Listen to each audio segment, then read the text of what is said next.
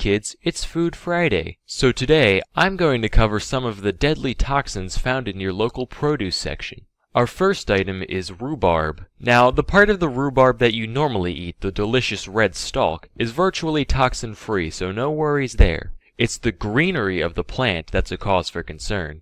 The leaves of the rhubarb plant contain small amounts of oxalic acid, which is toxic to humans. And it's not a fun poison either, not one of those drift off to dreamland types. It will mess your day up, particularly in the digestive and renal areas. Some symptoms include breathing difficulty, burning of the mouth and throat, eye pain, bloody urine, abdominal pain, nausea, vomiting, diarrhea, convulsions, coma, and only then will you finally receive the sweet release of death. Of course, you'd need like a shitload of leaves to actually reach the lethality point, about 11 pounds for a 150-pound person. To put that into perspective, the average person eats around 4 pounds of food a day total, so to eat that weight of anything would be very difficult. Next up are almonds. So you know how they say cyanide reeks of almonds? Turns out it's actually the other way around. Sweet almonds, the type people normally eat, contain a bit of the toxin, just enough to get a whiff.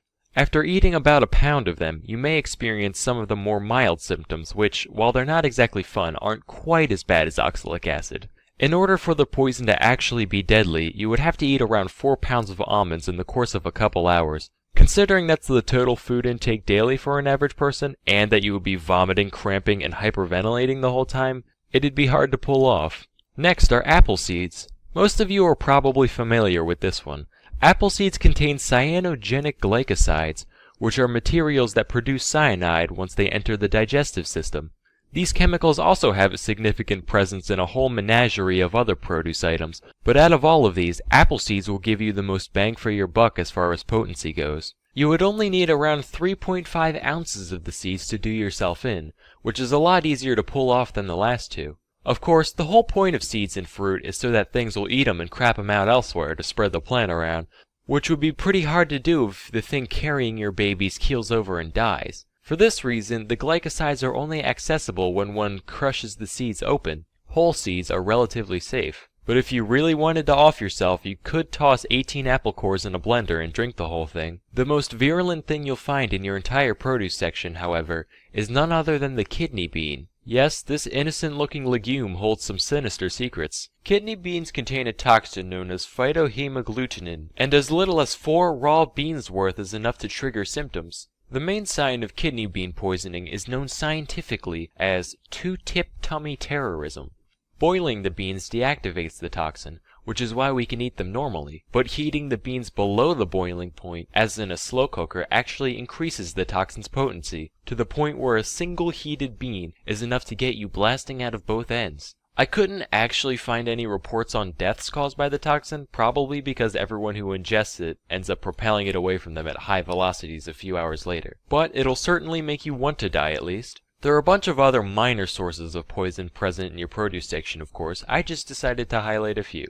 John Wilkes Booth, Lee Harvey Oswald, Hitler, all people who gained massive notoriety by killing one of history's famous leaders. But there are 2 Americans who committed an equally heinous crime as these 3, yet their stories are seldom remembered, mostly because nobody really cares about the presidents they killed. Originally I was going to talk about both of them, but the video ended up being way too long, so today we'll just stick to, this one I guess. Charles J. Guiteau was a pretty silly guy, and to understand how a guy could be so silly, you gotta start with his youth. Guiteau was born in Freeport, Illinois in 1841. His mom had postpartum psychosis and died when he was 7, alongside 3 of his 5 siblings. His dad, meanwhile, was mega religious and made a big point out of instilling those values in his son, often physically. This influence molded Charles into a boy who sought nothing short of total approval from others and who would react very harshly to any criticism levied upon him. As a teen, he moved to Ann Arbor, Michigan for high school. He tried to get into the University of Michigan, but he goofed on the entrance exam, so he did what anyone in his situation would do and said, well, so much for real life. I'm gonna join a commune. Specifically, he became part of the Oneida community in New York. In some aspects, this place was a pretty run-of-the-mill religious fellowship. From each according to their ability, to each according to their need, yada yada. But there were a couple of things that made it special. First off, they followed a doctrine known as Christian perfectionism, whereby everyone would strive to live their lives completely free of sin and reach a divine level of perfection while still on earth. Now this isn't really unique to Oneida, Oneida, but whereas most people would achieve this through staunch discipline and careful self-reflection, these guys would just get together and take turns roasting the shit out of each and every member over any minute flaw they could possibly have. Real great for the psyche. They also practiced what was basically an early form of eugenics, where aspiring parents would have to submit an application and be judged by the committee on their moral and spiritual fortitude. If they were allowed to mate, children would be separated from the mom about a year after birth and raised communally in the children's wing. After all, wouldn't want any of those hopelessly flawed toddlers to think they're deserving of any affection whatsoever. Oneida also believed in what they called free love, which meant that anyone could bang anyone at any time, as long as they kept it hetero, and exclusive relationships of any kind were actually frowned upon, which seems like kind of a weird habit for people trying to 100% FC this whole Christianity thing, but whatever. But wait, you're saying, how can you have selective breeding at the same time as extremely unselective breeding? Aha! See, that's where male continence comes in. Under this rule, a pair could go at it for as long as they wanted, with the caveat that the dude's not allowed to nut, pull out or otherwise. That way, it's not a sin. After all, as the Bible says, if the dick don't spit, you must acquit. Paradoxically, no such rule existed for the women. In fact, not only did the commune believe in female orgasms, they actually prioritized them, which is like unheard of in the 19th century. They'd even have the middle-aged women of the society train the teen boys in the art of holding in the old pelvic sneeze. That way, there wouldn't be any chance of conception in case the guy goofs up his first few tries. So anyway, young Gito joins this whole thing, and endured countless blows to his massive yet fragile ego, thinking he's at least gonna get a piece of this communal action. Except, the criticism towards him wasn't just a formality like it was for others. Everyone there genuinely fucking hated him, on account of the fact that he was a raving neurotic narcissist. He never caught a single piece of this allegedly free love, and after a while, they all started calling him Charles Get Out in the hopes that he'd leave. This is real. And after 5 long years of this abuse, Guiteau finally got the hint and moved to New Jersey. He tried starting a newspaper themed around the Oneida religion called the Daily Theocrat, except nobody cared, so that failed. He went back to Oneida and tried to sue the place in order to get back pay for all his voluntary unpaid labor while living there, but apparently I'm mad butthurt isn't a valid reason for prosecution, so that went nowhere. Finally he said, well, when your devotion to God has failed you, there's only one path in life left. Time to become a lawyer. He managed to pass an examination to gain admission to the Illinois bar, and subsequently joined a law firm in Chicago at the age of 27, where he met his soon-to-be wife, one Annie Bunn. Of course, Guiteau never really got to be a lawyer. He only argued in one actual court case. Most of his time was spent doing bill collection for random clients. This job gave him insight into how debtors think and operate, which allowed him to turn into quite the con man, dodging bills whenever and wherever he saw the opportunity. Even on the job, he'd frequently charge exorbitant contingency fees after the fact, upwards of 75%. And sometimes he'd just keep it all and completely ghost his clients. After all, what are they gonna do? Send another bill collector? Well, it turns out they did, so Guiteau and his wife fled to New York. Here he ditched law and started getting into politics. Specifically, he wrote and delivered a speech in favor of Horace Greeley, the 1872 Democratic presidential candidate. And he somehow got it in his head that if Greeley won, his campaign would be so greatly indebted to him that they'd fulfill his desires to be the Minister of Chile, as though a total rando like him could just, name a job and it would be his. In reality, the speech was an incoherent mess heard by next to no one, and Greeley lost by a landslide. As the years passed, Annie got real sick of living life on the run with a broke-ass bitch, and Charles was none too keen on her weighing him down either. But back in the day, you couldn't just divorce someone willy-nilly, you needed a valid reason for it. So Charles concocted the brilliant scheme of banging a prostitute and then having her testify in court. The plan worked, with the pair successfully divorcing in 1874, and the only downside was syphilis. Whoops. Guiteau started dabbling in theology again around this time. He published a book called The Truth, which was almost entirely plagiarized directly from John Noyes, the founder of the Oneida community. But despite being a man of God, Guiteau was still very much a two-time varmint, and moved frequently in the dead of night to keep collectors off his tail. His brother caught wind of this and wrote him a letter basically saying, hey, maybe you should pay your bills now and then so you can be, a functioning member of society. To which Charles replied, and I quote, find $7 enclosed. Stick it up your bunghole and wipe your nose on it, and that will remind you of the estimation in which you are held by Charles J. Guiteau. God damn. And to his own brother, the madman. Soon after he got arrested, bailed out by his sister, lived with her for a few months, attacked her with an axe,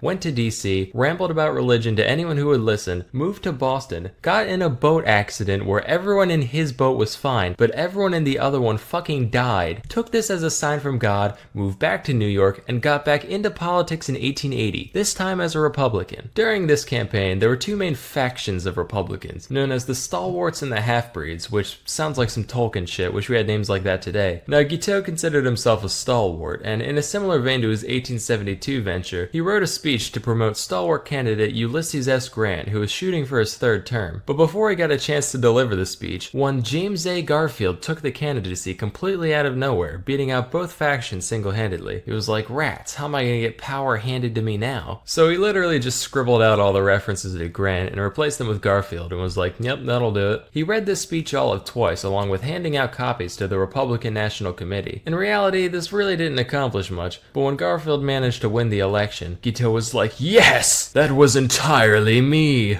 Garfield is in my supreme debt. As God is my witness, he shall make me a consulate in Vienna or Paris or someplace cool like that. He went to DC to await his inevitable appointment, but obviously nothing happened. So he started writing letters. A lot of letters. When that didn't work, he started actually stalking both Garfield and the Secretary of State, James Blaine, intercepting them in hotel lobbies, just being like, oh hey, yeah, it's me, the sole person responsible for your success. Say, how about a consulship? Alright, you'll get back to me, I get it. Whoa, haha, what a coincidence. Me again. How's that consulship coming? At first they simply ignored him, but eventually Blaine snapped, screaming, never speak to me again on the Paris consulship as long as you live.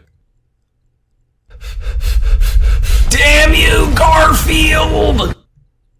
I sense a disturbance in the force. Maybe daylight savings just made Monday an hour longer. Wow, Garfield, that was quite the wisecrack. It's amazing how you managed to keep things fresh year after year. Burn in hell, beige dog. At this point, Guiteau completely renounced any faith in the current administration, and after a lifetime of clout chasing met only with disappointment, he decided his only option was straight up going postal. He convinced himself that it was now God's will to remove Garfield from this mortal plane in order to put his stalwart vice president, Chester Alan Arthur, into power. When he went to buy a revolver, he was given the choice between a wood grip and an ivory grip. He went with the ivory one for no other reason than he thought it would look cooler in a museum, and on July 2nd, 1881, he ambushed Garfield at the Baltimore and Potomac Railroad Station, shooting him twice in the back and mortally wounding him, all because he wouldn't give him a job. Garfield managed to hang on for 11 weeks before finally dying, which sounds like hell. Today's modern physicians actually believe that Garfield could have easily survived the incident if it weren't for doctors digging through him with unsanitized tools. Hey modern medicine, thanks for not being worse than literally no medicine. It means a lot. But that didn't stop Guiteau from being formally charged with murder. And that's exactly what he wanted. Matter of fact, Guiteau was over the moon, taking his new nationwide infamy as the fame he always deserved. His trial was just bananas, with Guiteau hurling obscenities at just about everyone there, including his own defense team, and formatting his testimony as an epic poem which he recited in full. He even dictated an autobiography to the New York Herald, which, get this, he ended with a personal ad for a nice Christian lady under 30 years of age. What a baller. When the guilty verdict was read, he called everybody there low consummate jackasses, and on June 30th, 1882, Guiteau smiled and waved to his adoring fans as he was walked to the gallows, where he recited a repetitive, deranged poem he wrote that morning, which was performed in a high-pitched falsetto voice, since it was written in the point of view of a child. He asked for a full orchestra to play during the reading, which I don't have to tell you that went nowhere, and promptly thereafter, he was hung. When the gallows dropped, people were probably like, ugh, Jesus, it's finally over. I just came here for a nice little execution. They subject me to all that? I want my money back, frankly. So it just goes to show, you can't always get what you want. Unless that thing is getting everyone to hate you, that's extraordinarily easy. But for everything else, you're gonna need a combination of hard work and know-how. While the former must ultimately come from within, there's plenty of resources out there for the latter, the best of which is a seldom talked about little startup called Skillshare. Sponsor time. Skillshare is an online learning community with over 25,000 classes in design, business, technology, and more. Premium membership gives you unlimited access to high-quality classes on must-know topics, so you can improve your skills, unlock new opportunities, and do the work you love. A wise philosopher once said that the most fulfilling pursuit in life is to get to know oneself. Nah, I just made that up. Sounds legit though, right? Now, mindfulness and meditation are all well and good, but how about drawing as self-discovery? Sounds hokey, but I can tell you that I've certainly learned a lot about myself over the years doing this thing, so I'm sure you will too. Join the more than 7 million people already learning on Skillshare today with a special offer just for my viewers. Everyone who visits the link in the description section can get 2 months of unlimited access to the 25,000 plus classes on Skillshare for absolutely free. So please, release that tension and get that comprehension today. Anyway, that's all for today.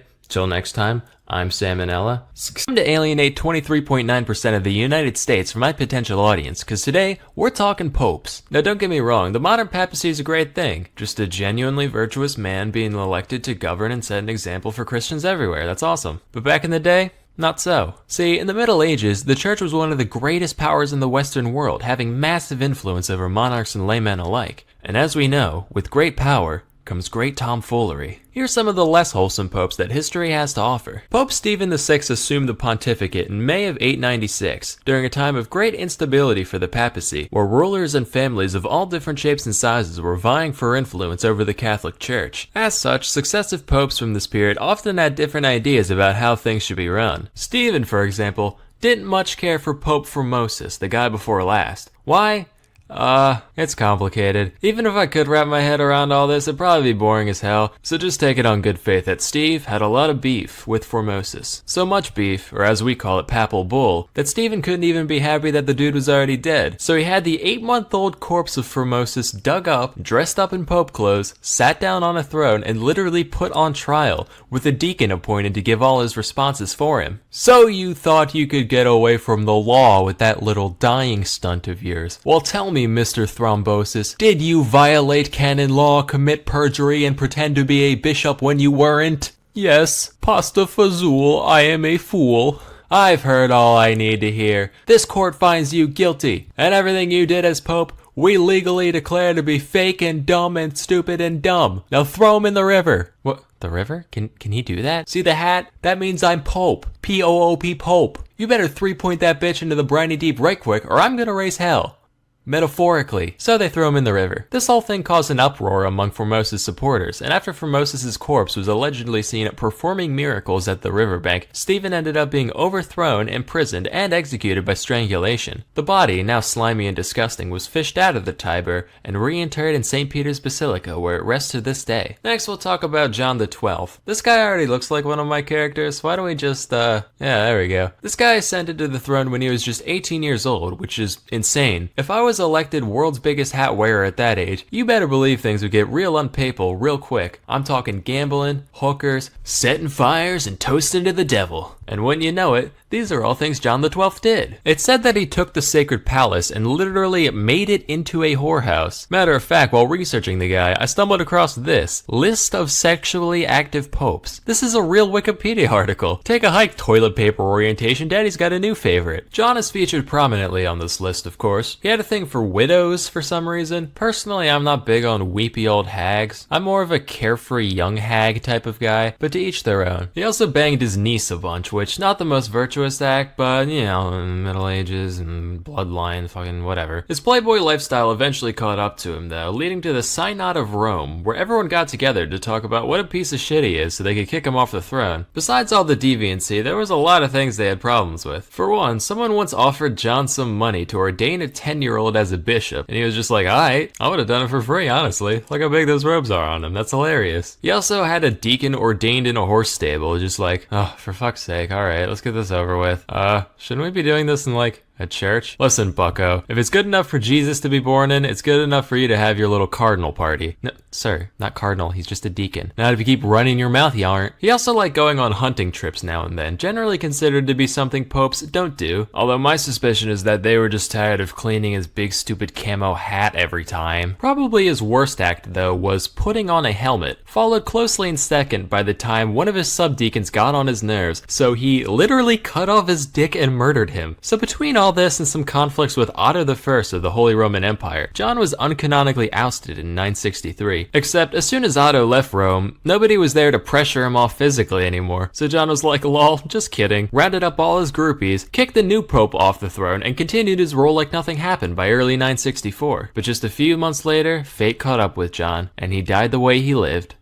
Committing adultery. Now let's be real, we all have our little guilty pleasures in life. Some people like a nice bag of Cheetos, others like scented candles, or poorly drawn educational videos. Alexander the Sixth liked watching horses fuck.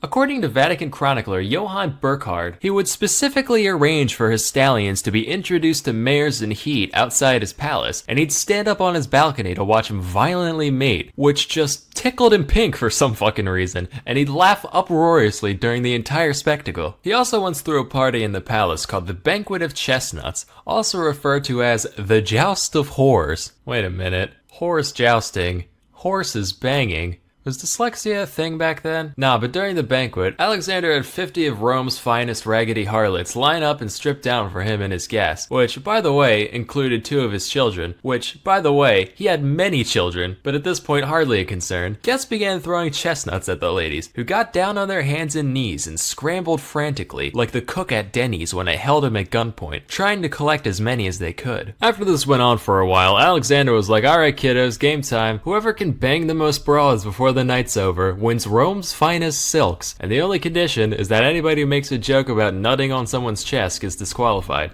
It's too easy. This is all according to that one Johann guy, mind you. Some secondary sources differ pretty significantly on the more lurid details of all this, so do take it with a grain of salt. But at the same time, this guy was the official record taker for the ceremonies he was involved with, so it seems equally likely to me that the other guys just wanted to save a bit of face, but who knows. In the end, primary sources are usually the most reputable source of information. After all, what better way to learn about stuff than from people who have direct experience in the subject? That's why you need to try Skillshare. Skillshare is an online learning community with over 25,000 classes in design, business, technology, and more. Premium membership gives you unlimited access to high-quality classes on must-know topics, so you can improve your skills, unlock new opportunities, and do the work you love. Let's say you have some kind of grand goal you want to achieve, like, say, starting your own papacy and taking over the world. Skillshare's got all the resources you'd ever need to bring that goal to fruition. You got 10 ways to boost your natural charisma, very important with any new religion. How do the wealthy create tax-exempt wealth? That's a given.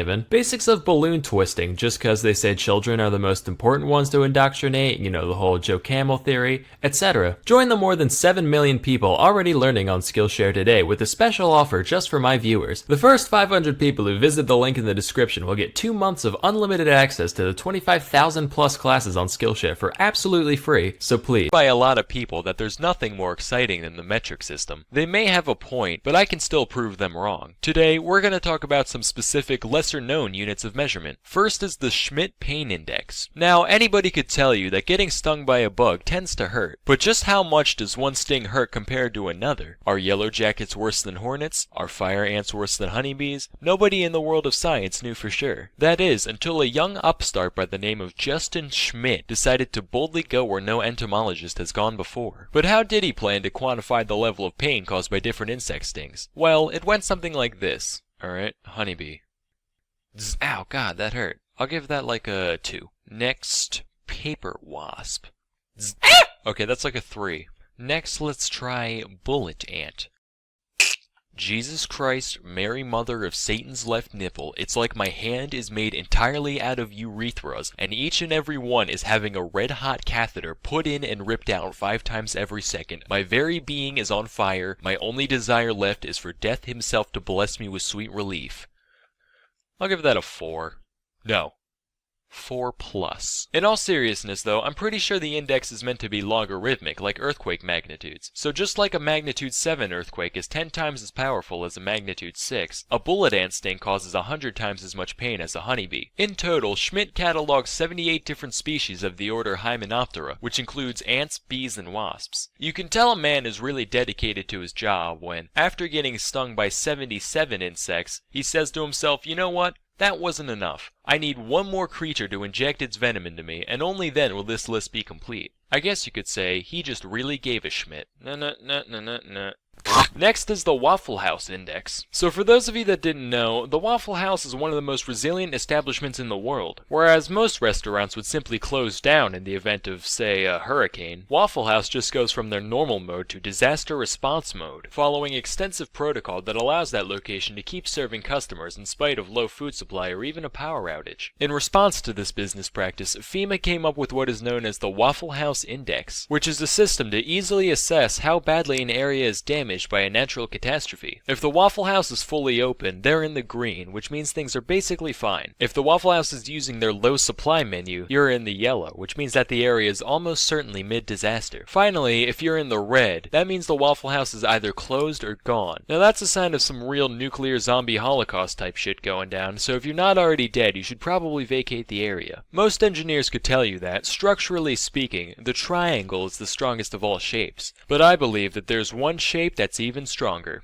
Godspeed, Waffle House. Next we have the APGAR score. So the APGAR score is a rating system used by hospitals to determine how healthy a newborn baby is on a scale from 0 to 10. It's called APGAR based on its 5 criteria, which include appearance, pulse, grimace, activity, and respiration. And each of these is rated on a scale from 0 to 2 to get your final score. Personally, I think this set of standards is a little flawed. Here's an example. Well, it's completely blue, and it doesn't really want to move at all, but it's got a really fast heartbeat, and it's screaming really loudly. I'd give this baby like a 6 out of 10. That's good enough. So in response, I've invented my own rating system. It's called the RAGU score. R is for reflexes. It's common knowledge that if you hold any healthy baby by its feet and then drop it, it'll always land upright. If your baby can't do that, that's a sure sign that it's defective. A is for abnormality. If your baby seems weird, that's typically a good indicator that it's weird. G still stands for grimace, just like in the APGAR test, only instead of looking at the baby's facial expression, you just bring grimace from McDonald's into the room and see how the baby reacts. If it starts crying, that's a good sign because grimace is absolutely fucking terrifying. And finally, U is for ugliness, just because that might sway your decision on whether or not you want to keep it. Now, if the baby passes the test, it gets to go home, but if it fails, then it gets shipped off to the factory and made into ragu, hence the name of the test. Some people might be upset by this fact, but you know what they say, prego today, ragu tomorrow. Anyway, that's all for today. Till next time, I'm Salmonella, and thank you for watching.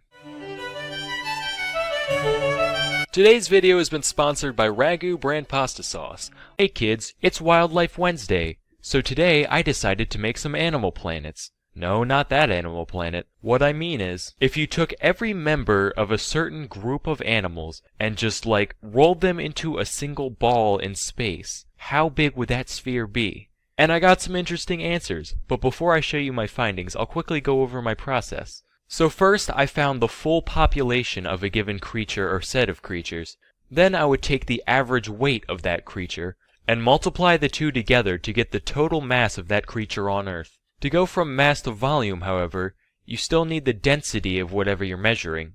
Fortunately, the density of all animals is quite similar, partly due to the fact that the vast majority of creatures are at least 70% water by weight. Couple that with the fact that the ratio of fat, muscle, and bone or exoskeleton in all creatures is at least vaguely similar, and we can estimate the density of all animals to be around the same. Water is exactly 1 kilogram per liter, and then I'm throwing in a plus or minus 0.1 as a rounding error for the other material involved. As such, the values at play here are going to have 2 significant figures at most. I've included a link in the description to a spreadsheet with all my data and calculations. Quick disclaimer before we get started, a lot of this is based on estimation, particularly in the case of animal population. It's actually quite difficult to get a definitive count of a given animal on Earth, so all of the following is simply based on science's best guesses. Also, this is by no means a comprehensive list, it's just those that I could find the most reliable data on. One more clarification, the amount of specificity I give is the amount I apply to a given sphere, right? So whereas a blue whale sphere is just that one species, an ant sphere would cover all types of ants. That being said, let's roll. First up is the blue whale sphere. Although they are freaking gigantic, there is only 10,000 of them on Earth. So the sphere only came out to around 140 meters in diameter. That's about the same height as the Great Pyramid.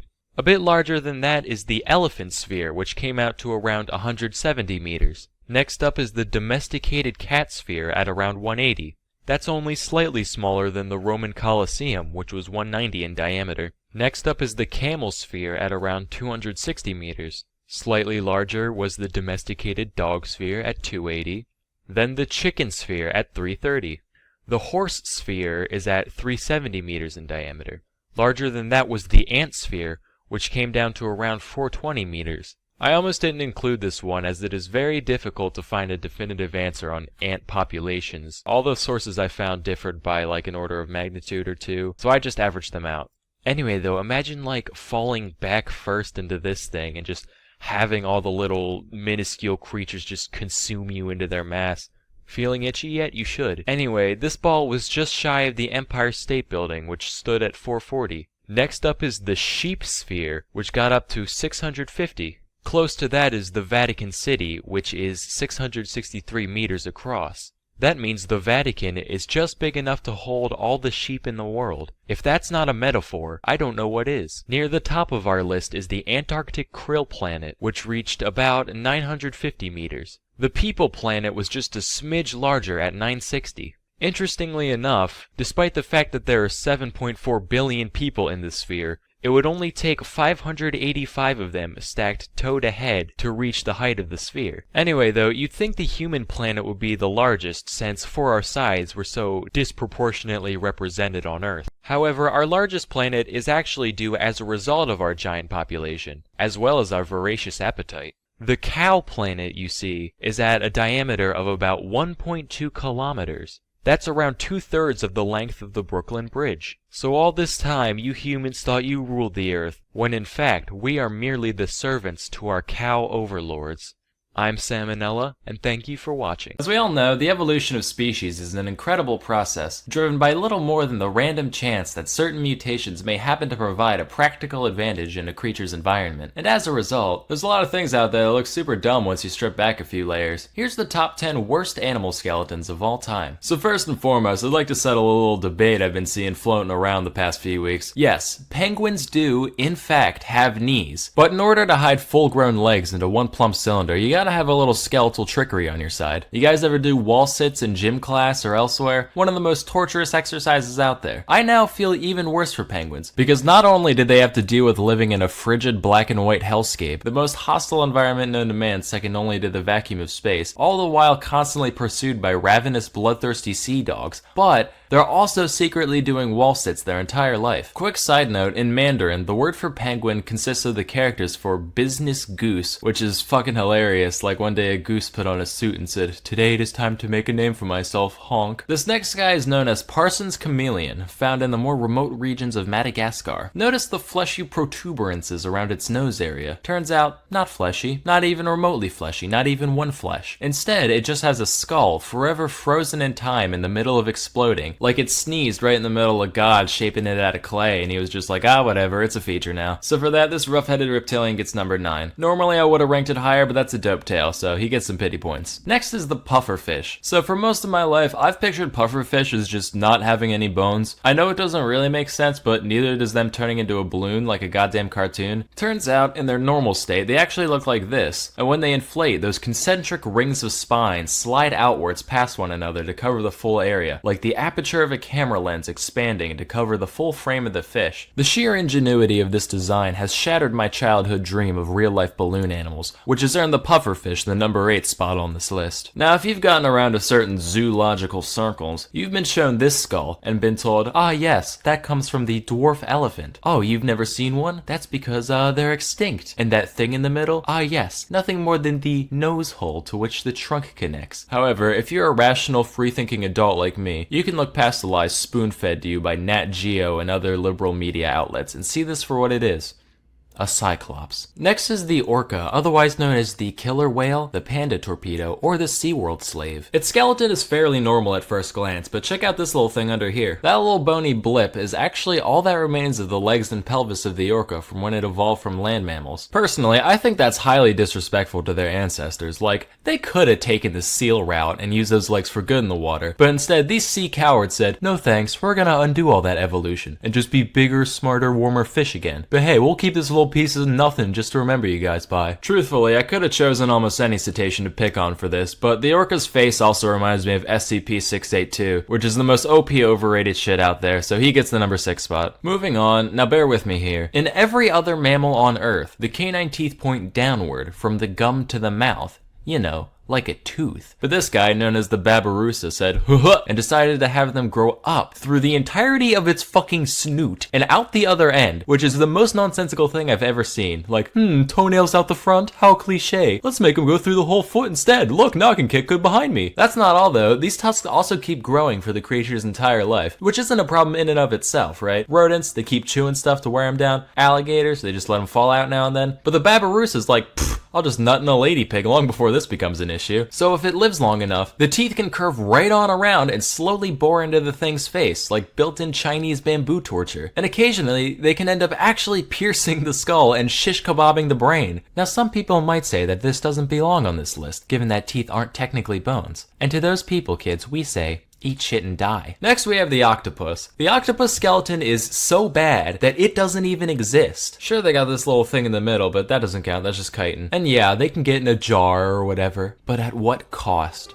At the animal picnics, the crowd shouts, "Bleh, shun the spineless freak." And at the animal wheelbarrow races, with nothing to grab hold of, the cephalopod holds a solitary vigil at the starting line. And lo, the octopus wins naught but a participant medal at the Grand Prix, and the number 4 spot on this list. Moving on, here's the skeleton of a fruit bat. Now, not a big deal to us regular folk, but imagine if humans had no context of bats and they dug this thing up. Like, class, archaeologists have recently found these fossilized remains, and using modern technology, we can see exactly what it would have looked like back when it was alive. This abominable creature is known only to scientists as Finger Boy, and is theorized to have fed upon fruit, insects, and the dreams of orphans, which it would siphon out from the ears of the errant little waifs whilst they slumbered. By the way, if you Google image bat skeleton, like, more than half of them have the ears built in, just like, I feel the extraordinarily bat-like wings and figure of our decoration are much too subtle for our consumers. Better slap these on. At number 2, we have the anteater. From its oboe-like skull to its gorilla fist and hands, one can only wonder who let this creature exist. Fun fact, if you take the anteater's skull and blow into its nose, it plays a beautiful song recounting the animal's entire life, and then security escorts you out of the museum. Looking at this, I can only pose the question asked for generations long before my own.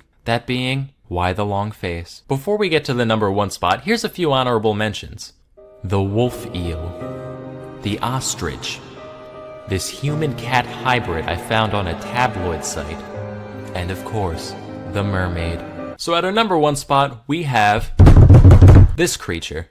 That's supposed to be a mirror. I know most of you can't see yourself in it on account of your filthy Dorito-smeared screen, so just take my word for it. So what's wrong with humans, you ask? Well, a lot of things, but for now let's stick to the skeleton. First off, these bones right here, these are known as the metatarsals. All part of the foot, right? No, that's a bunch of primate propaganda. In most other groups of land mammals, what we'd consider our ankles is actually the quote-unquote knee of the animal. Thanks a lot, walking upright. Also, it's estimated that around 80% of people will experience chronic back pain at some point in their life. Thanks a lot, walking upright.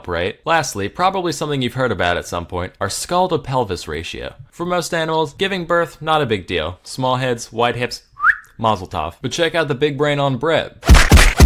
Throws a real monkey wrench in the works there. For a while it led to some problems till those extra brains figured out how to work around it, so I guess you win this round, humans. But that doesn't stop you from also winning the number 1 spot on the worst skeletons of all time. But hey, just cause you'll forever be flawed on the inside, doesn't mean you can't improve yourself on the outside. That's why you need to try Skillshare. Skillshare is an online learning community with over 25,000 classes in design, business, technology, and more. Premium membership gives you unlimited access to high-quality classes on must-know topics, so you can improve your skills, unlock new opportunities, and do the work you love. For all my life, I thought I knew how to make a grilled cheese. Then I saw this class, and I realized I didn't. Now I do again, but those few minutes between seeing the thumbnail and finishing the course were a dark time in my life. But let's say you don't like grilled cheese. Well, you must be either vegan or dead, and either way, you probably smell terrible. What better way to soak up that earthy must in your home than with a hand-selected houseplant known to improve air quality? You can even put googly eyes on it. Aw, it's like I have a friend. Join the more than 7 million people already learning on Skillshare today with a special offer just for my viewers. Everyone who visits the link in the description can get 2 months of unlimited access to the 25,000 plus classes on Skillshare for absolutely free. So please. It's Misc Monday,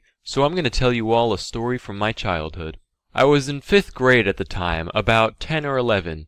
I was in that YMCA aftercare program at my school, you know, where they watch kids for a while before their parents pick them up, right? So the story centers around 2 other kids there. One was a 5th grader, we'll call him Carl, and the other was a 1st grader, we'll call him Tyrone. So to preface, Tyrone was a bit odd. He didn't talk much, he was always just kinda looking around, but generally he was a good kid. So one day I'm sitting there minding my own business when I see Carl walk into the bathroom. And then about 10 seconds later, I see Tyrone follow him in there. I didn't really think anything of it until I hear Carl shout from inside the bathroom. I look over and Tyrone comes running out crying. So the counselors ask him what happened. Tyrone points at Carl and says, "He pushed me." They asked Carl if it was true, and Carl gives the full explanation of what actually went down in the bathroom.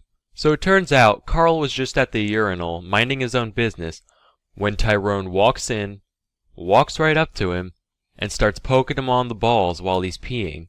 So Carl, who was still, midstream, couldn't really use his hands to stop him, so he reflexively did this sort of hip check to push the kid away.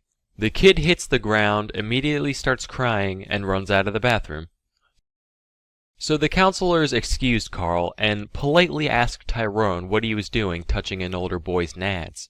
Tyrone replies, I just wanted to make sure he got all the pee out. So ultimately, it just ended with the counselors explaining to him that you shouldn't touch other people's junk. I'm just glad he decided to pull this sort of thing now in a public school to another kid. Imagine if he did this in a public restroom. It would have probably ended with some guy getting arrested. Thankfully, Tyrone never touched another sack again. I'll be teaching you how to read these things. The symbol is technically known as NFPA 704, but nobody really calls it that. Most people refer to it as a fire diamond, or a safety square, or if you're British, a figmenty pigmenty crosser tosser, whatever floats your boat. Anyway, when you see the symbol, usually on a door or a container or something, it means there's a hazardous material present, and the numbers and symbols on the diamond give information on exactly how dangerous that material is. So first off, notice the 4 colors, right? Each one represents a different type of hazard. Red is for flammability because fire and burning things are usually red. Yellow is for chemical reactivity, I guess because chemical reactions involve swapping electrons and electricity is yellow, sure. Blue is for health hazards because fuck you. And then white is just extra space for other stuff. So the 3 colored diamonds, or if you want to be politically correct, the African American diamonds, each have a number from 0 to 4. And each of these is like a threat level for that category. If the number is 0, it basically means you'd have to be some kind of professional to manage to fuck things up in that fashion. Sand, for example, has a 0 in its flammability. The only time sand burns is when it's wedged in the cracks of your Speedo for too long. However, please note that the health section does not apply to ingestion. For example, motor oil has a blue rating of 0, but that in no way makes it safe to drink. If the number is 1, that means there's a threat present, but you'd still have to be like an advanced level dumbass in order to really find it. Cellulose, the primary chemical found in paper, has a flammability of 1, so don't, hold it over a fire for a while, and you'll be fine. 2 is where things start being kind of a big deal. Capsaicin, the chemical that makes peppers spicy, has a health risk of 2. You finish chopping your jalapenos, and then you go touching your jalapenos. It's not gonna kill you or nothing, but it's gonna mess your day up for sure. If you see a 3, that's when you know you gotta watch out. Gasoline, it's got a flammability of 3, and we all know gasoline. You see gasoline walking by, you better take the cigarette out of your mouth, get the static off your clothes, fix your hair, make yourself presentable, don't make eye contact. That's the only way to keep yourself safe. And then 4 is the highest number on the scale. If you see a 4, the best thing to do is just start walking backwards, because if you're close enough to read that 4, chances are you're not where you need to be. Nitroglycerin has a reactivity of 4. If you soak a tissue in nitroglycerin and give it to your friend to sneeze in, that sneeze will result in his entire goddamn face getting blown off. So yeah, 4s are nothing to sneeze at.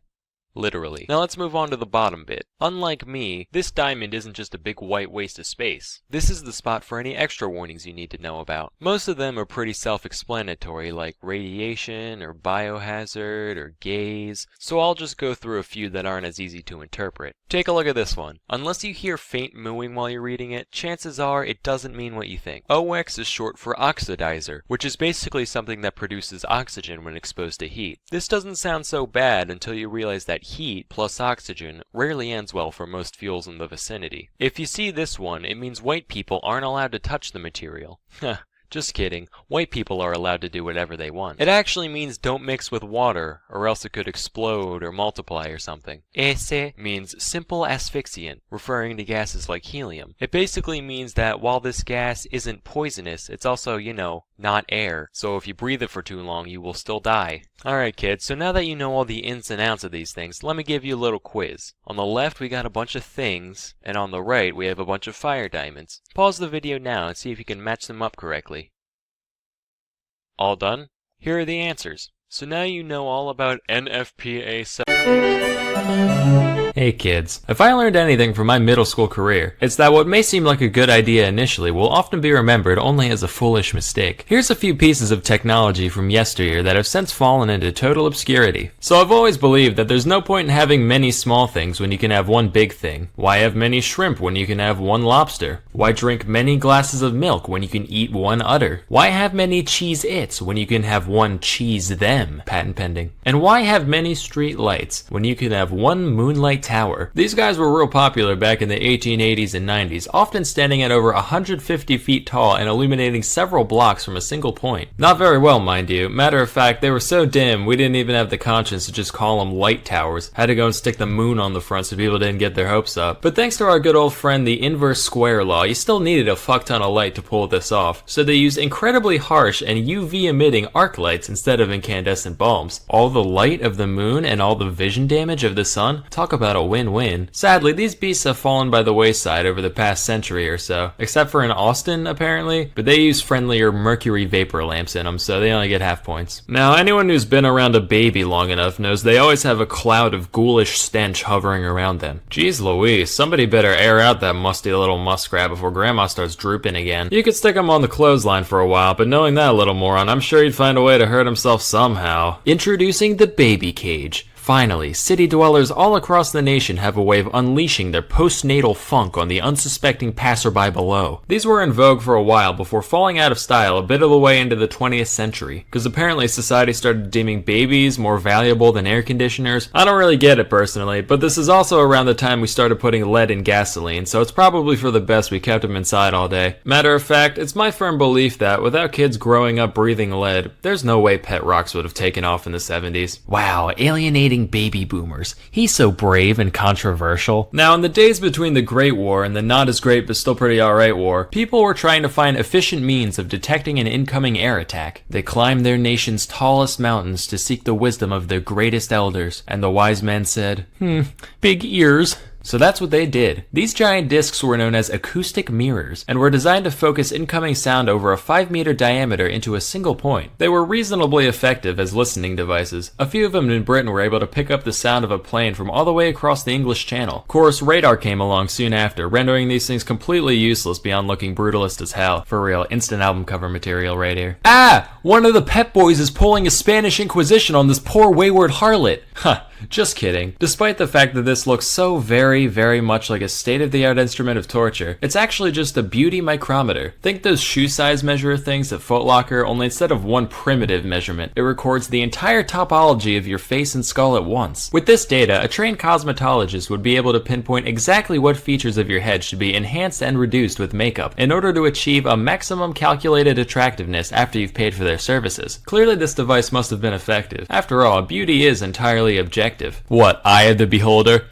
Check the name tag, buddy. Apparently, though, women didn't like being strapped into a birdcage and having their every minute flaw meticulously laid out in front of them, so this thing never really took off in the end. Next, we have the Umlauf. This was a device made during World War II designed to let infantry shoot around corners. It's like the Germans sat down and watched that part in Tom and Jerry where the conniving rat bends the gun barrel back at his adversary. They said, Mein Gott. They came in a variety of angles between 30 and 90 degrees, and even came with a little periscope so you could see what you were shooting at. But as we all come to find out when we reach adolescence, cartoons are the arbiters of deceit, because these things would invariably break within the first couple hundred shots or so. And even when they did work, the rounds would fucking explode from the massive acceleration, turning a deadly bullet into an ineffectual spray of shrapnel. These were so ineffective that only the 30-degree model ever saw significant production beyond prototypes, and even that was very limited. Say, you ever look at regular mousetraps and go, not enough property damage? Well, check this out. Patented in 1882, it's the revolver mousetrap. brought to you by the makers of the Snail Trebuchet and the Cockroach Claymore. Thanks to the marvels of the modern era, all those tiresome hours of intense varmint slang can be outsourced to one little gadget on the floor of your kid's playroom. Now when you hear a gunshot in the middle of the night, you can rest easy knowing that, one way or the other, there's one less pest for you to deal with in the morning. Boom. 1850. Steam locomotives are all the rage. You're in the transport business, but all you can afford is a couple dumb horses. Sure, they move things from point A to point B almost as well at a fraction of the cost, but your cool rail-riding friends called you a whack-ass and it really hurt your feelers. Well, have we got the invention for you? The Impulsoria uses an ingenious system of treadmills to turn that horse to be beckoned into a force to be reckoned with. Sure, it's expensive as hell to make and limits your services entirely to railroads, but just look at it. Instant Pussymobile. Slap some rims and a spoiler on that, you're laughing. This machine is recorded at having a maximum output of 2 to 4 horsepower, which sounds about right, and it didn't see much use outside a couple exhibitions. Now, if there's one hobby that people in the past enjoyed, it's smoking. Whoo boy did they like smoking. And with every great wholesome activity comes a million novelty items to go along with it. Everyone's seen the long cigarette, but how about the really long cigarette? Want to smoke in the rain? Here you go. Going snorkeling? Hey, you know what's more important than oxygen? Nicotine. But hey, want to know the only thing better than a cigarette? 2 cigarettes. You know what? Fuck it. Have the whole pack. You earned it. Of course, if you're trying to cut back, you can always share it with a friend. Aw, how heartburning. But you know what's even more fun than addiction? High-quality documentaries. That's why you should check out CuriosityStream. From the face behind the Discovery Channel, CuriosityStream lets you stuff your little meatuses full of all the bizarre knowledge the world has to offer. And with over 2,400 titles, there's no way there isn't something that interests you here. Remember Secret Life of Pets? Trash movie. Turgid prose, stilted dialogue, pandering humor, and above all, highly unrealistic. On the other hand, The Secret Life of Dogs is an absolute treasure. Did you know they turn their tongues into weird inside-out ladles when they drink? Just one of the many fun facts found inside. Normally, full access to CuriosityStream only costs $2.99 a month or $20 a year, which is nothing. That's like a McDonald's run every 4 months. But if you still have your doubts, you can get 30 days free if you sign up at curiositystream.com/salmonella and use promo code salmonella. Hey kids, now some philosophers have called boats the airplanes of the sea, but while every glamorous Glennis has its slow-mo shun, so too does JJ the Jetplane have his awful counterpart. Her legacy in many ways resembles my middle school career, a 3-year-long travesty plagued by blunder after blunder due to both gross incompetence and sheer misfortune, with the only silver lining being that it's remembered by relatively few. Meet the USS William D. Porter, nicknamed the Willie D, which was a perfectly acceptable alias in the days before Don't Ask, Don't Tell. She was a Fletcher-class destroyer, which, if you know Fletcher as well as I do, you know he's pretty high-class at destroying. Like when he snapped off my DS screen during summer camp because he was trying to get a better look. Didn't even apologize. He was just like, well, you're not supposed to bring video games to camp anyway. Even though everyone did. Fuck you, Fletcher. You were a counselor. You're supposed to be more mature than us. You're the reason I grew up with a lingering resentment towards authority. And my only reprisal is that I got to draw you as a disgusting fat lard for millions of people. Actually, I think his name might have been Eric. Anyway, in July of 1943, the ship was commissioned by the Navy and led by Lieutenant Commander Wilfred A. Walter. As her first real job, the Willie D was assigned to a top-secret escort mission across the Atlantic. Walter was like, alright man, time to prove ourselves. I want to see you all on your A-game. And as its first act under military command, the ship didn't raise anchor properly and tore a massive chunk out of the ship next to it while pulling out. Okay, rough start, but definitely not a sign of things to come. The next day, she met up with 3 other ships, including 2 destroyers and a battleship known as the USS Iowa, and the fleet set off towards Africa. Given the clandestine nature of the operation, they were ordered to maintain total radio silence so as not to alert any subs that might be lurking below. Suddenly, boom, bang, borf, Hare Krishna, huge explosion off the starboard quarter. They're like, holy shit, evasive maneuvers. But after however many minutes, the transmission comes in saying, hi, this is Wilfred D. of the Willie Walter. So a depth charge may have accidentally fallen off the ship, and we may have also forgotten to turn off the safety mechanisms on said charge, causing it to detonate immediately. So if you heard a little noise a bit ago, no cause for alarm. Also, sorry for breaking radio silence. Love you, bye. Shortly thereafter, a strange phenomenon was spotted near the ship. Officer, what in the rhyme of the ancient fuck is that? Appears to be a large wave, sir. Jesus Christ, they have that now? Basically everything that wasn't tied down ended up being swept off, and one of the boilers in the engine room got foobarred. But fortunately, no crew members were taken away, except for the one that was. Later, the 4 ships congregated in the waters east of Bermuda when the Iowa decided to test its anti-air abilities and launched a bunch of weather balloons for target practice. A few of these drifted towards the Willie D, and they took some potshots just for fun, probably wrecking some happy albatross households in the process. But Walter was like, men, it's time to redeem ourselves. Spit those crayons out. Don't you know the purple ones are bad for you? Time for some impromptu torpedo drills on the Iowa. Yay! That was Narnar and the Pow Pow. They're gonna douse their trousers when they see how good we tore those pedos. Say, you guys remember to take the primer out of all of them before launching, right? Yes, sir. Yep. What? Fortunately, the Iowa didn't really have much valuable cargo that could be damaged in the event that the torpedo struck. Oh, except for 32nd President of the United States Franklin Delano Roosevelt, who was being escorted to Cairo as the whole point of the mission. The next 5 minutes aboard the Willie D were just total fucking chaos. Humid sacks of rice, hogs and bats sniffing each other, massive stereos. Commander, we really should radio them. No! I am not breaking any more rules! Do the flashy light thing!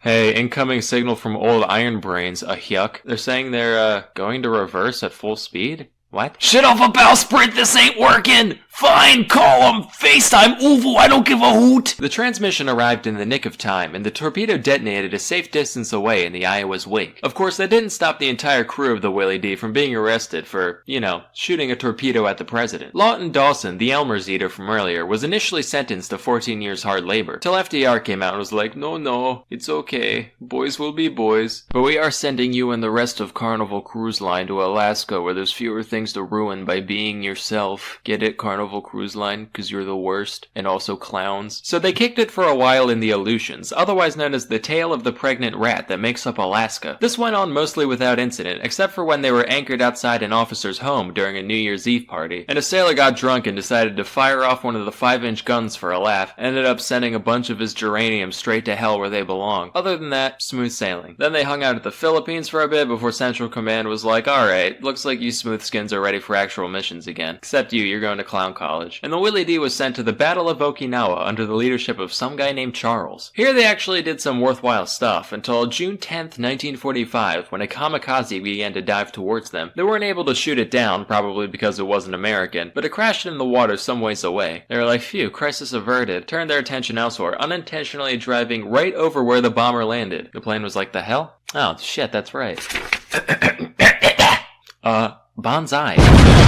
About 3 hours of desperate repairs went by before the order to abandon ship was given, and miraculously, every crew member made it out alive by the time the ship sank, just 12 minutes later. So it just goes to show, everything has its silver lining. Everyone on the dipship gets to live, every filthy Chuck E. Cheese ball pit has a delicious prize at the bottom, and the vast nexus of pointless diversions we call the internet actually has a couple productive things to do on it too. Sponsor time! Skillshare is an online learning community with over 25,000 classes in design, business, technology, and more. Premium membership gives you unlimited access to high-quality classes on must-know topics, so you can improve your skills, unlock new opportunities, and do the work you love. If you're like me, you've been mildly interested in, actual animation for years, but felt too intimidated by the community to really get your hands dirty. Skillshare has plenty of tools to smooth that learning curve down into a gentle exploratory slope. How about this one? Simple character animation. Create a walk cycle with Duik. Look at me! See you later, goof shits, I'm off to autonomize Kurdistan. Join the more than 7 million people already learning today with a special offer just for my viewers. While Skillshare is already less than $10 a month, the first 500 people who visit the link in the description can get a full year subscription for 40% off. So please, quit ruminating and start substantiating today. Anyway, that's all for today. Till next time, I'm Salmonella, and I'm a fellow with rubella.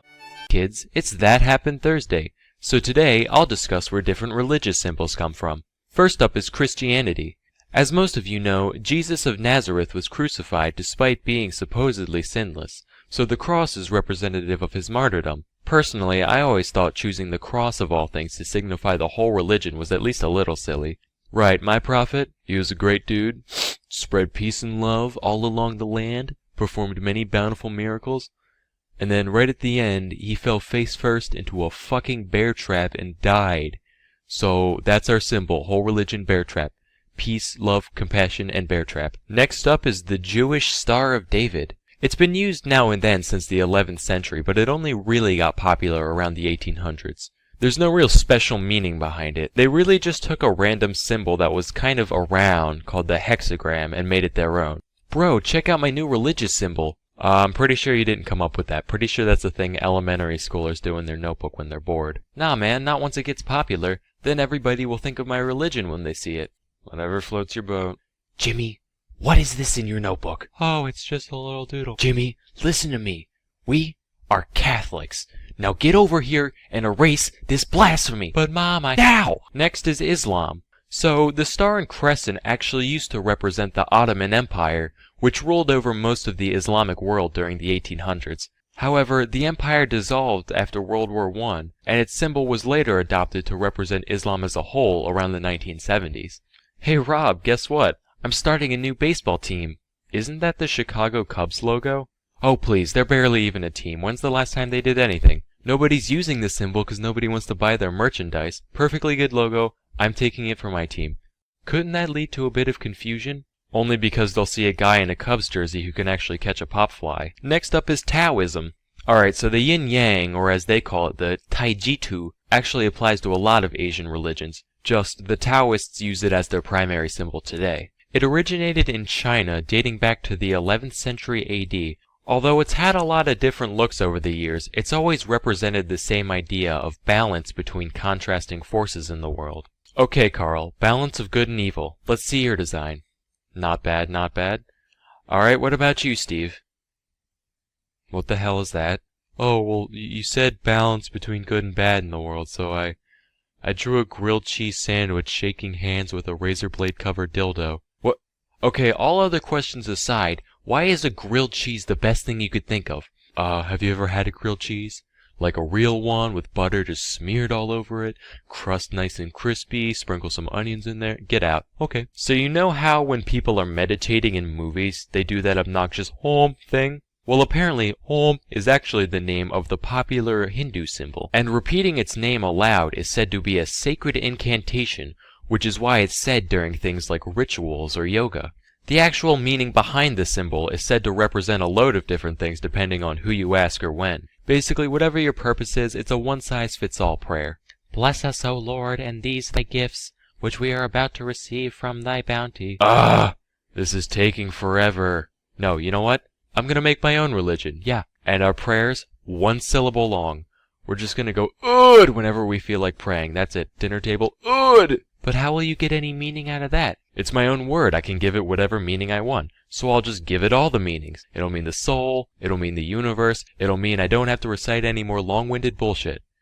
Anyway, pass the corn. So unfortunately, that's all we have time for today. At some point I'll do a second video covering some of the more obscure religious symbols. But until tomorrow, I'm Salmonella, and thank you for watching.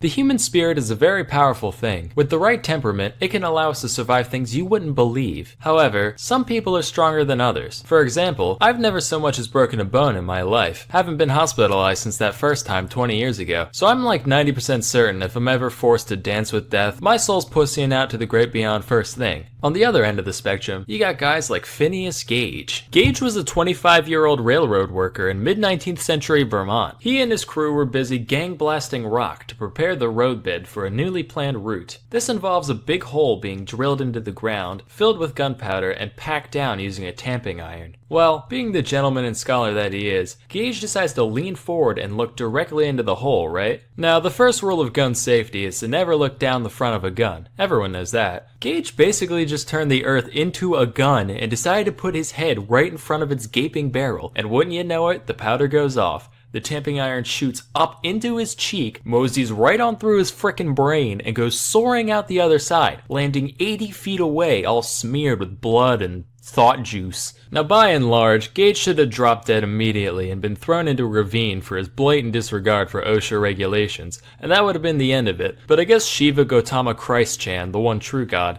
decided Gage still had unfinished business down here on Shit Outta Luck 3, because after a few minutes of twitching on the ground, he got up, looked around, and thought, well, now's a good time as any for my yearly checkup. According to the doctor he went to, while Gage was retelling the story of what happened, he suddenly started vomiting all over the place, the effort of which, and I quote, pushed out about half a teacupful of the brain, which fell upon the floor. He didn't say what they did with it after. I'm picturing his dog just running over and immediately scarfing it down, then being plagued with the memories of a human railroad worker for the rest of his life. In the months following, Gage made a near complete recovery, physically anyway. He did lose a bit of his mind, which caused him to lose his mind a bit. Whereas Gage was once an upstanding, hardworking citizen, his untimely brain blast transformed him into an angry, incoherent drunkard, mumbling, quote, the grossest profanity whenever he deemed fit, and showing little to no regard for human life whatsoever. Naturally, he was fired from his job at the railroad, so Gage ended up wandering the earth, earning money any way he could. For a while, he hung out at Barnum's American Museum in New York City, basically making an exhibit of himself, standing there with a tamping iron like, "Hi, this went through my brain.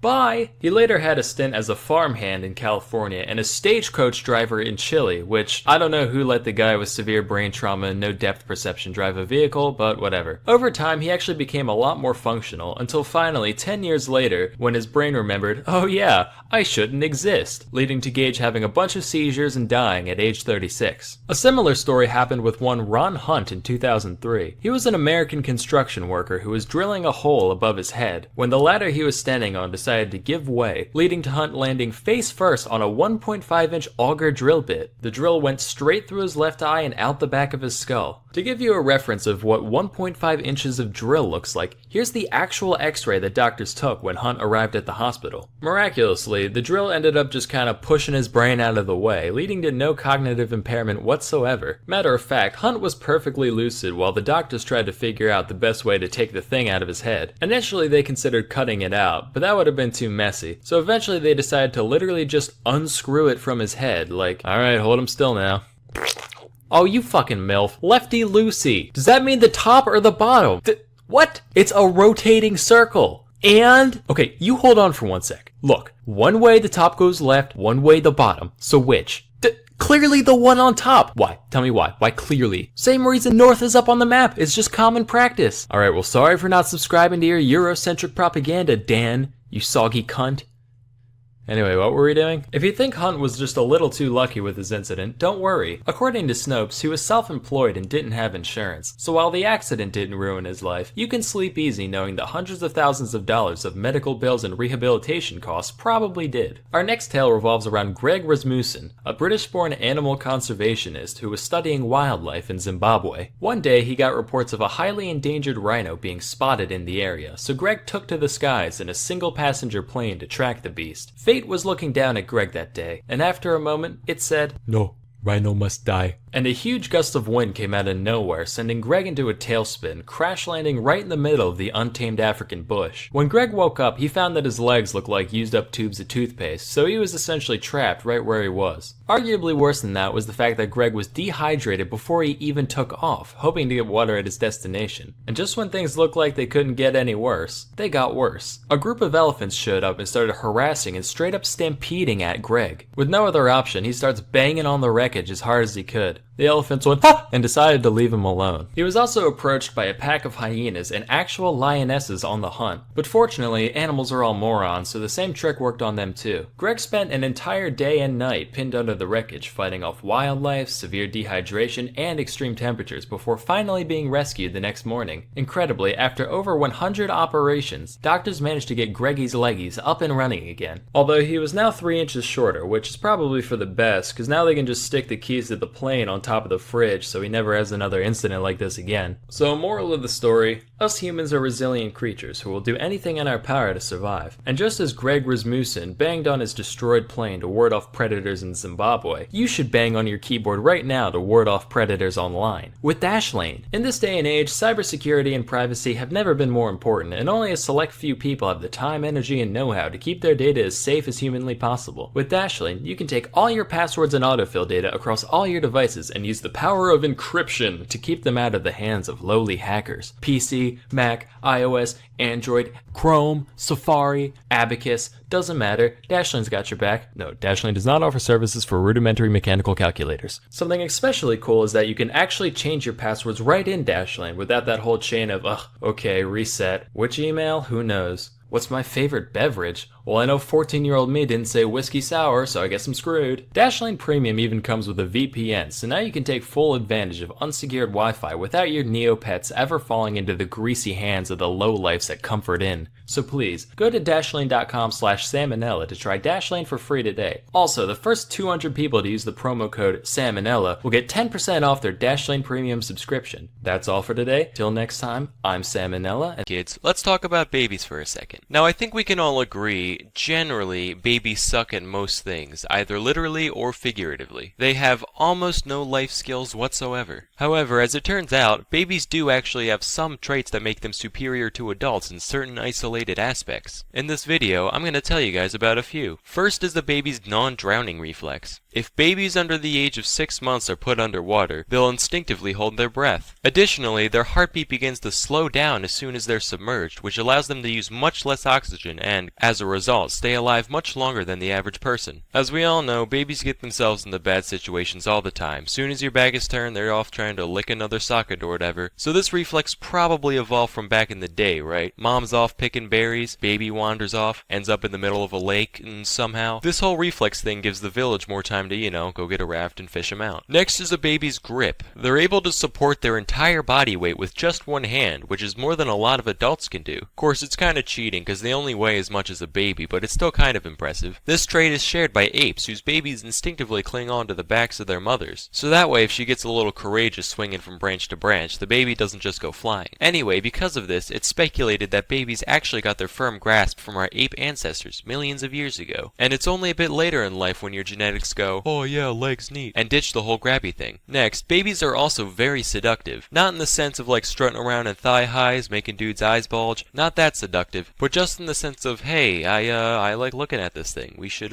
keep it alive for a while. Here's an example. If people saw a 5-year-old on the streets rolling around in a pile of its own shit, they'd be like, ugh, what a scumbag. But if an infant did it, people would still be like, oh man, little guy, I want to take you home, clean you up, put you in little hats. Yeah, it has to do with a baby's facial features, like their large forehead and eyes, which set off a bunch of baby caring instincts in our brains, causing us to perceive cuteness. It's only when they hit like 2 or 3 when that all goes down the shitter. Lastly, babies have a surprisingly good concept of morality. According to a study by Yale University's Infant Cognition Center, babies are born with an innate sense of right and wrong. Here's how the study went, right? So first they put on a puppet show for the baby with these 2 rabbit dolls, and they made one of them act nice and the other one act like a dick. Then at the end of the show, the babies were offered either puppet, and in almost every case, the babies took the nice one. And you might say a strong grip on morality doesn't qualify as a superpower. Personally, I disagree. People are terrible at keeping their basic sense of right and wrong unless their society maintains it for them. Let me give an example. A few days ago in the Philippines, the president of the entire country basically said, hey, we should just start murdering every drug addict alive. Right now. And this isn't seen as insane over there. No, millions of Filipinos are now on board with this. It is fucked. You see, babies lack the mental capacity to justify atrocities with shit like it's about the greater good,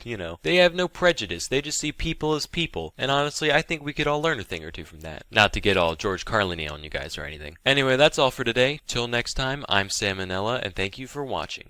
You've probably seen this scene in TV or movies at some point. A couple of people end up stranded on a desert island, totally isolated from all civilization. It seems like there's no hope for survival, but then one of them looks 3 feet to the left and, oh my god, it's a tree full of fully grown, plump, delicious, smiling, golden-skinned bananas. Amazing. We're saved for the time being. Hey, don't eat those. They're made of lies. See? Listen, why do fruit exist? For a delicious, nutritious snack for humans and animals alike to enjoy?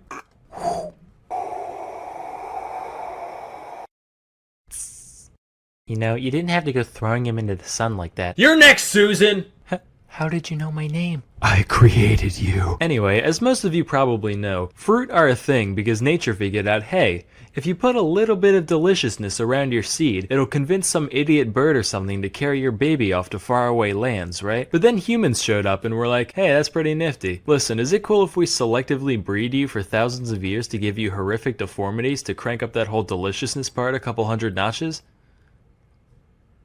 Alright, cool. Let's take a look at bananas, specifically the Cavendish variety that we all know and love. On the inside, we got like 2% seeds, 93% delectable banana meat, and 5% that brown part at the bottom that your mom says is perfectly fine to eat but you still don't trust. Great for a snack. terrible for reproducing efficiently. Meanwhile, check out the thing on the right here. That's Musa acuminata, one of the suspected ancestors of today's nanners. Much smaller and jam-packed with seeds, with just enough flesh in there to make it worth some smelly primate's time to crack open a yellow one with the boys. Here's another wild type banana, Musa balbesiana. Less sweet, way starchier, harder to get into, hella seeds, same shit different day really. But hey, if you stick that boy in the ground, you've got an okay chance of making a new banana tree. You bury a modern banana, all you're gonna end up with is a dirty banana. And not that one club in Miami, I mean an actual dirty banana. That's because, like a lot of cultivated fruit, culinary bananas are so inbred and malformed that they can't produce offspring even if they wanted to. So, word of advice for you men out there, if ever a lady points out how poorly endowed you are, just show her this JPEG. She'll say, wow, I didn't realize it was so potent and fertile. You really opened my eyes, thank you. Bananas aren't the only piece of produce to follow this pattern though, not by a long shot. For example, take the watermelon. According to Monsanto, everybody's favorite corporation, the first evidence of human cultivation of the watermelon dates back to Egypt around 5,000 years ago. Back then, they were only 2 inches in diameter, around the size of a tennis ball. The flesh was supposedly tough and bitter, much like that of a tennis ball. Of course, just as the growth of a delicious green baby takes time, so too did the evolution of the modern watermelon. In fact, even as late as the mid-1600s, watermelons looked way different from what we have today, as shown by this painting by Giovanni Stanchi. Notice the thicker rind, the larger seeds, and the weird segmentation on the inside. Definitely a cooler still life subject, but ultimately inferior as a summertime snack. How about vegetables? Tell me, do you enjoy cabbage, Brussels sprouts, kale, collard greens, broccoli, or cauliflower? I mean, I guess I like broccoli and cauliflower. The rest are kind of gross though. Wrong! All 6 of these vegetables are actually the same thing. That means you like them all. That's not how that works. I'll be good. Anyway, these veggies are all just cultivars of the same species, Brassica oleracea, otherwise known as wild cabbage. Every part of the plant is edible to some extent, but there's not much of it to go around. So a bunch of different people throughout history said, alright, what if we just take one specific part of the plant and go fucking insane with it? And that's what they did. Those who bred for giant leaves got kale, going for huge dense flower buds gets you broccoli, juicy engorged lateral leaf buds equal Brussels sprouts, etc. Speaking of segues, let's check out eggplants. The OG eggplant was first domesticated in India, where it can still be found in the wild today. It looks nothing like an eggplant though, they actually resemble little green berries the size of grapes. The only thing it seems to have in common with the classic purple eggplant is how little both of them have in common with an egg. However, if we add the RGB percentage values of their color and merge their shapes, we do get what looks approximately like an egg, so I guess that solves that mystery. This whole transformation really is a testament to man's greatness though. That's like starting out with a frog and selectively breeding them until you end up with Grimace from McDonald's lore. Speaking of which, did you know Grimace used to be evil and have 4 arms? This is a real thing. I'd like to think that when they lopped off his extra limbs, all his evil energy went with him, and now there's just 2 plump purple cylinders scampering around the countryside waiting to pull unsuspecting kids under ball pits, never to be seen again. That's just my McDonald's headcanon though. Anyway, back to whatever we were talking about. Next is corn, or sorry, maize. I call it corn like a normal person. If it was supposed to be called maize, these would be called mazes. Obviously, that's like the perfect opportunity, but they're not, so put an etymological sock in it. Or stocking. Anyway, I was totally expecting old corn to look like those baby corns you find in Chinese food and literally nowhere else. Turns out those actually are just baby corns. One suspected ancestor of corn is known as teosinte, which looks like this. Gee whiz, Sam, that sure does look like garbage. Good eye, Billy. That's because it was garbage. Whereas modern corn has a kernel count in the hundreds, teosinte only has 5 to 12, with each one being encased in a hard shell that's basically impossible to get into short of boiling it or chipping a tooth. The fact that people decided to domesticate it in the first place makes sense once you realize that most grains are basically the same thing. But honestly, that just makes me wish people figured out how to turn a piece of wheat into a big chunk of whatever to gnaw on. This whole thing disappointed me so much that I actually moved it to the top of my list of reasons not to visit the Mayans if I ever get a time machine. Nonetheless, as you can see, human endeavor can accomplish amazing things. And just as a few thousand years of selective breeding can turn this into this, a few hours of learning a week can turn you into, you know, a more talented and interesting version of you. And what better way to do that than with Skillshare.com? Skillshare is an online learning community with over 22,000 classes in technology, design, business, and more. Premium membership gives you unlimited access to high-quality classes on must-know topics so you can improve your skills, unlock new opportunities, and do the work you love. They've got great courses in just about any creative pursuit you can think of. I used to be totally musically illiterate till I took this course. Then I made this.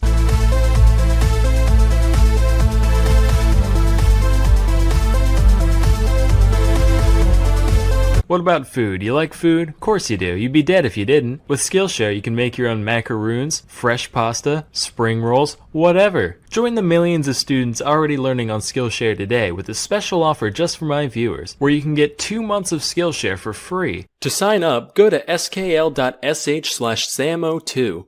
Again, for those in the back, go to skl.sh/samo2 to get 2 months of unlimited access to over 22,000 classes for free. Act now for this special offer and start learning today. Anyway, till next. Kids, when living things evolve, it's almost always for the better. After all, the reason genes get passed down is because of the fact that they help the organism survive. Occasionally, though, adaptations that might help an animal in general can become huge drawbacks in other ways. Today, we're going to talk about some inherited traits that can end up screwing certain animals over if they're not careful. First is sloths. So, evolutionarily, life has found two distinct methods to handling survival on land. You got the plants and the fungi who just kind of hang out, and then you got the animals who actually, do things. The sloth is the one member of the animal kingdom who was brave enough to say, alright, I made the wrong choice here. This whole mobility thing, way overrated. So you know what, fuck it, I'm changing teams. The sloth's sedentary lifestyle is made possible by the fact that the creature has the metabolism of the average college kid, sleeping 16 hours a day and only crapping like once a week. However, while this lifestyle is easily sustained on a diet of Hot Pockets and alcohol, it doesn't work as well when you eat nothing but leaves, which provide very little energy relative to volume. Because of this, you can have sloths who straight up kick the bucket just from being too full. Their sad, slow sloth stomachs spend so much energy over so much time trying to digest the matter, that by the time they're able to start absorbing energy, they've already fallen out of the tree dead from exhaustion. I learned about this next thing from my Uncle Harvey back when I was 8. He said to me, "Hey Sammy, did you know sharks die if they stop swimming?" At first I was skeptical, because this was the same man that told me that the squirrel on the road was just taking a nap. Several firm prods with a stick proved to me otherwise, so by this point in time, I figured Uncle Harvey just had a generally poor grasp on the concept of death. Apparently though, he was right about the first thing. Some species of sharks, such as great whites and whale sharks, need to constantly move forward in order to push new water into their mouths and through their gills so that they don't suffocate. It's kinda like when you were a kid and you had to keep running to keep the kite in the air, only instead of a kite, it's your respiratory system, and instead of the kite falling down, you would choke to death on your own deflated organs. Anyway, this method of breathing is known as ram ventilation. Following this logic, one would think that rams would then breathe through something called shark ventilation, but no, apparently they just breathe like everybody else. Next we have ferrets. So in some cultures, ferrets are referred to as polecats, and there are two main theories as to why that is. Some biologists believe that the name is based on the fact that ferrets are an evolutionary hybrid of the pole and the cat, as evidenced by their shape and features. However, others believe that the name is actually an outdated piece of Nazi propaganda, designed to show that Polish people are so dumb they don't know what a cat looks like.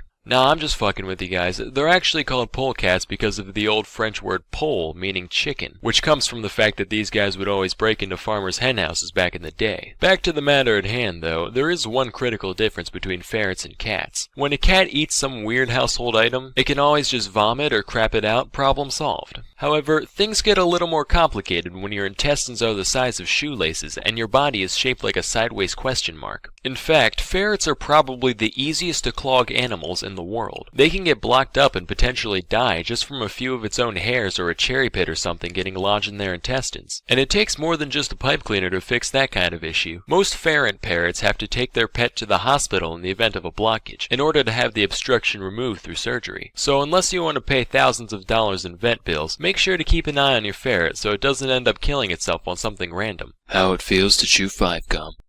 Help! I can't shit no more! 5-gum. Stimulate your ferrets. Anyway, that's all for today. Till next time, I'm Salmonella, and thank you for watching.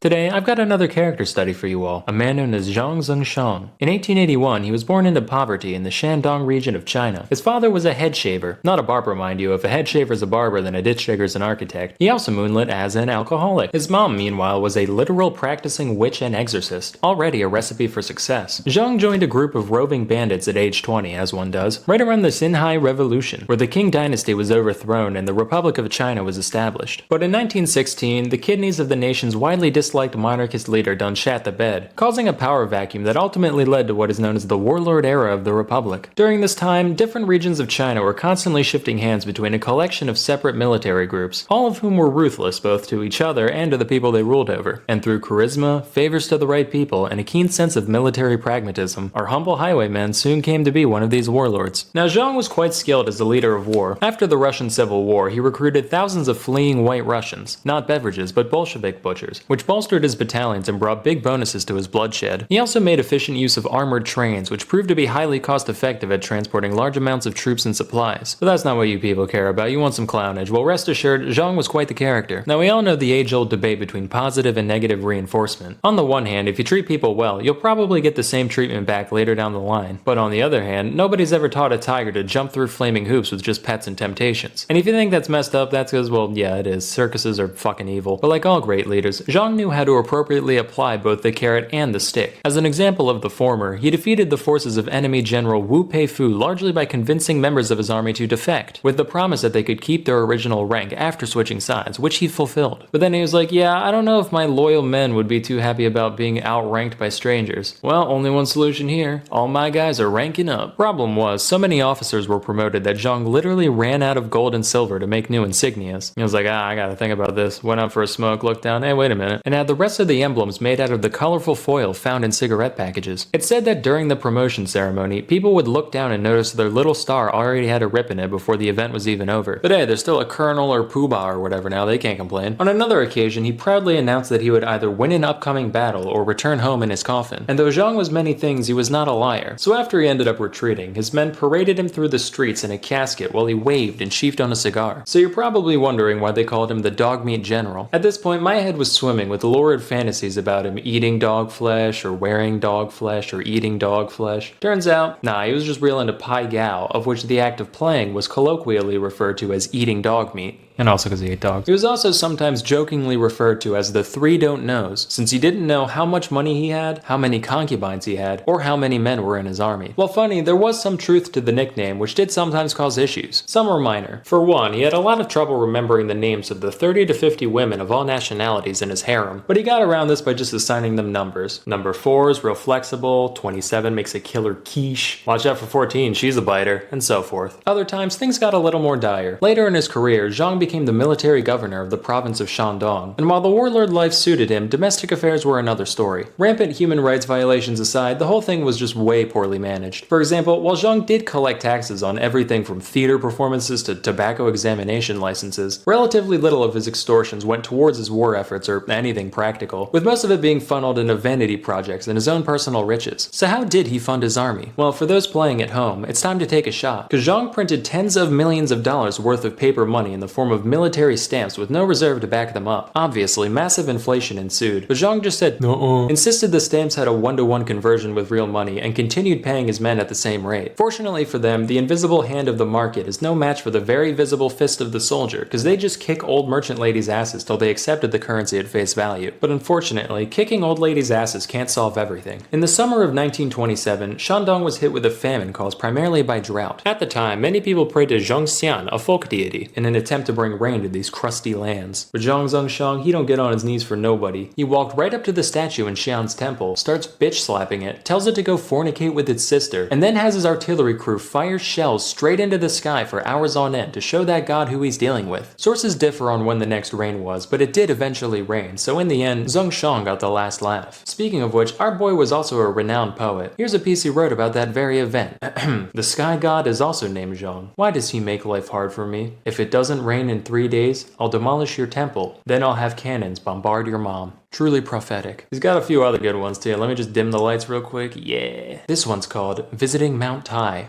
From afar, Mount Tai looks blackish, narrow on top and wide at the bottom. If you flipped it upside down, it would be narrow at the bottom and wide on top.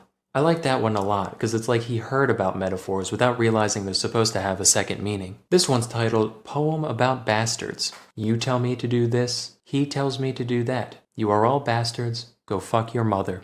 poignant. But unlike most poets besides E. E. Cummings and Emily Dickinson, Zhang was quite well endowed. He was often referred to as General 86, as when Zhang Jr. stood up straight, he could reportedly reach the length of 86 Mexican silver dollars stacked atop one another. Given a thickness of 2.4 millimeters, this would put him at around 20.6 centimeters or 8.1 inches. That's especially impressive given that he was likely malnourished during puberty due to both poverty and the 1896 famine. You racists. I thought of a few other jokes about this, but I couldn't fit them in the narrative, so I'll just rattle them off. Should have been called the horse meat general. When he got out of the pool, he was General 12. This one just says dong hung dong. You get the point. But all great things must eventually come to an end. After suffering a series of defeats at the hands of his enemies and a subsequent failed rebellion against a quickly reunifying China, Zhang was forced to run away in 1928, bringing his mom with him to Beppu, Japan. His time here was relatively uneventful, except for when he shot a former prince in the back for trying it on with one of his concubines. In court, he said the gun just happened to go off while he was pointing it at the center of the guy's mask. For some reason, they're like, nothing suspicious here. Gave him the choice between 15 days in prison or a $150 fine. He chose the latter. Zhang's story finally came to an end in 1932 when he went back to Shandong not as a conqueror but as a visitor. Unfortunately, it seems it takes people more than 4 years to get over murder because he was unceremoniously assassinated by the nephew of an officer that he had executed. All in all, Zhang left behind quite a strange legacy. Given the litany of horrible crimes that I've seemed to kind of gloss over, he's generally regarded as the stinkiest stain of an already messy portion of the tapestry that is Chinese history. The only remaining question is if one can Another riveting tale from the annals of history. Our story begins in New York in 1932 with a man named Michael Malloy. Not much was known about Malloy except for the following. He was around 60 years old, homeless, an alcoholic, Irish, and a former firefighter. So one day, a few guys were hanging out in the local speakeasy, including Tony Marino, the owner of the joint, and a couple of regulars by the names of Francis Pasqua and Daniel Kreisberg. And who else stumbles in but old Dusty McGee looking to get his morning fix? Marino's like, you know, I've had it up to here with that Michael Malloy character. He never pays his tabs, smells like the crevice behind an unwashed ear, harasses my clientele. Did you know the Hindenburg disaster didn't actually happen?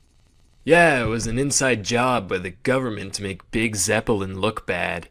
Personally, I'm glad. One less industry controlled by the fucking Krauts. The Hindenburg disaster doesn't happen for another 5 years, dumbass. Ah, bite me. And every day, he ends up like that.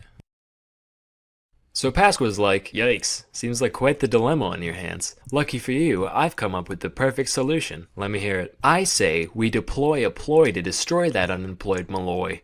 Shut up. Anyway, go on. I'll take out a life insurance policy on him. Then we let him drink as much as he wants. Obviously he's gonna kick it. I mean, look at him. No self-control.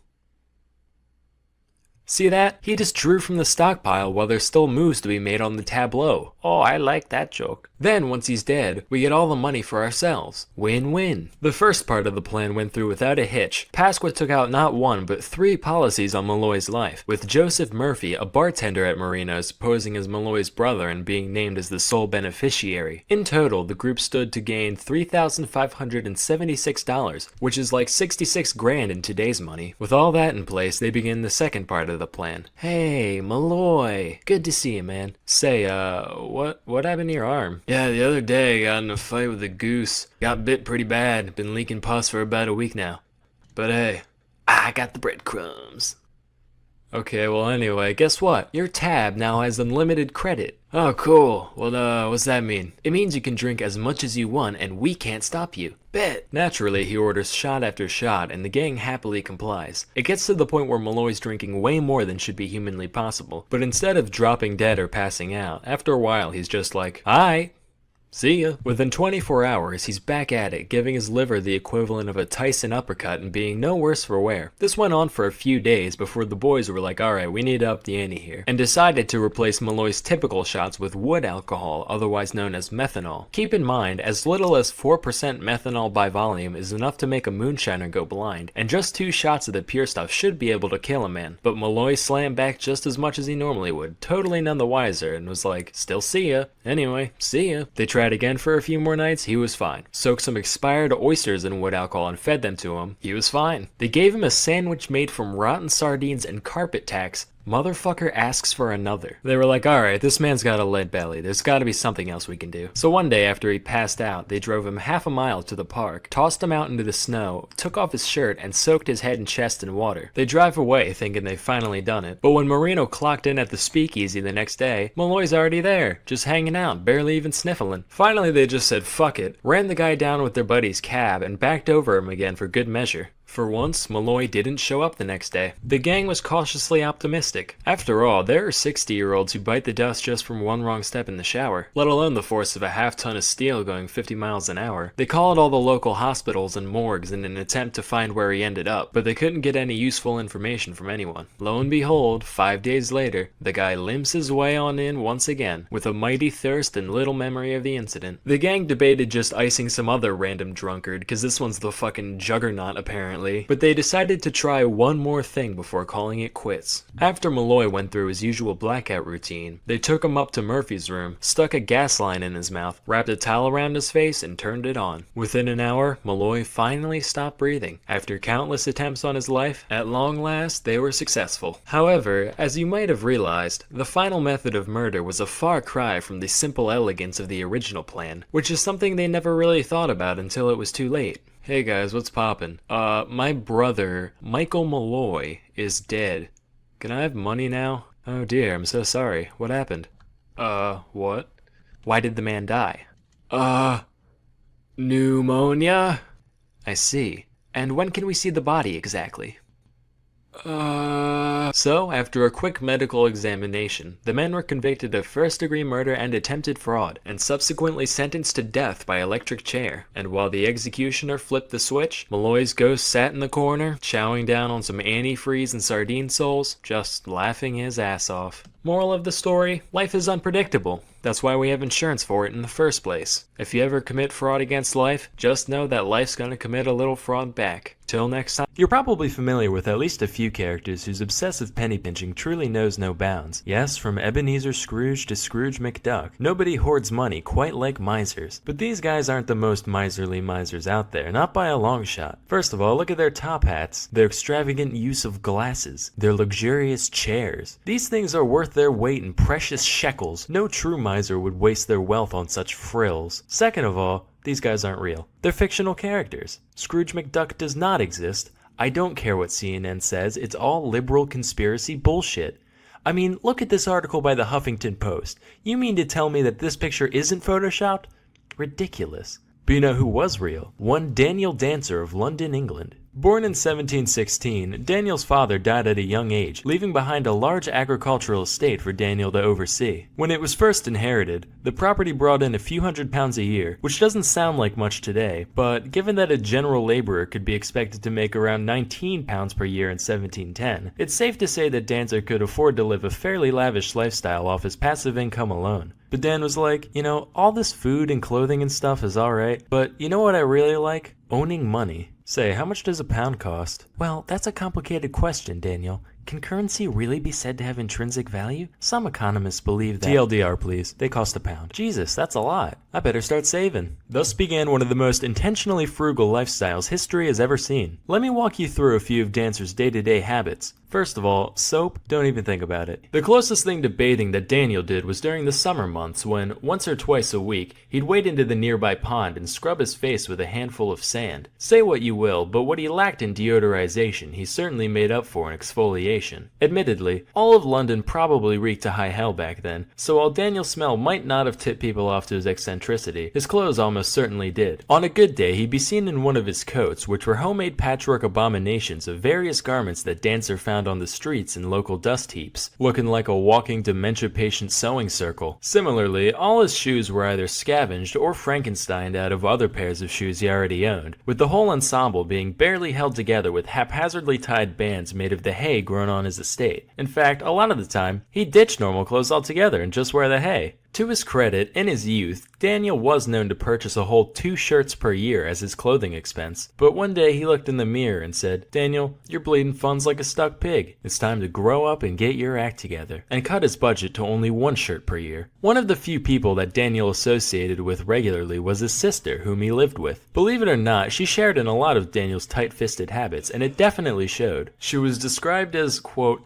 having more the appearance of a walking dunghill than one of the fair sex. Couldn't have said it better myself, honestly. Dancer prepared all of his food for the upcoming week ahead of time, consisting of only 14 hard dumplings and 3 pounds of beef stretched out over the entire 7-day period. Every day, he'd eat only a single meal that was basically equivalent to 2 wads of dried out dough and 1.5 quarter-pounder patties from McDonald's. He kept this habit up for years without fail, except for one time when he stumbled upon a fully intact, rotting sheep carcass during his daily stroll. He was like, "Good lord, this is just obscene. Who would leave a perfectly good pile of arguably edible meat and organs just sitting around like this?" So he dragged the thing home and made him and his sister a nice big pile of spoiled mutton pies, which they subsisted off of for several weeks. That's a real life hack right there. Who needs refrigeration if it's already rancid, am I right? Despite Daniel's rabid fear of any unnecessary spending, he did own a dog named Bob that he was quite fond of. At this point, I'm almost certain that Dancer just decided to base his entire life off of linoleum by no effect,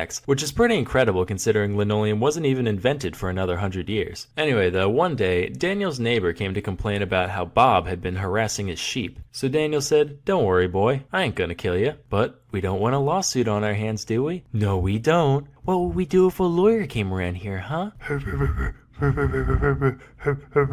"That's right, and make his children watch, yeah." So he decided to take the dog to the local farrier, which is basically a blacksmith that specializes in horseshoes and the like. "Hey, could you make my dog, like, not have teeth anymore?" What kind of business you think I'm running here, boy?" "Come on, man, you file down horses' hooves for a living. Teeth are just tiny mouth hooves. That's close." "Sorry, buddy, but close only counts in horseshoes and hand grenades."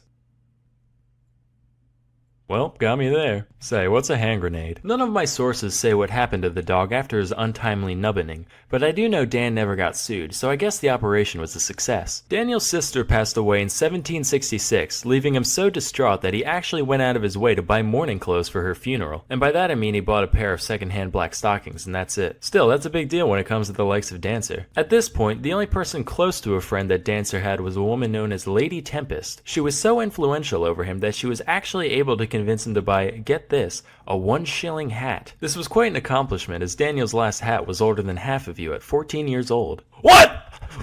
I'm not! You don't... Meow. You..." Of course, the next time Lady Tempest went to hang out with him, he was still wearing his old disgusting hat. When questioned about the one he bought, he goes, "Oh yeah, that frilly old thing. Sold it for a 6 pence profit. Super easy too. I tell you, forget house flipping. Hat flipping is going to be the cool new thing pretty soon." Lo and behold, 250 years later, he was wrong.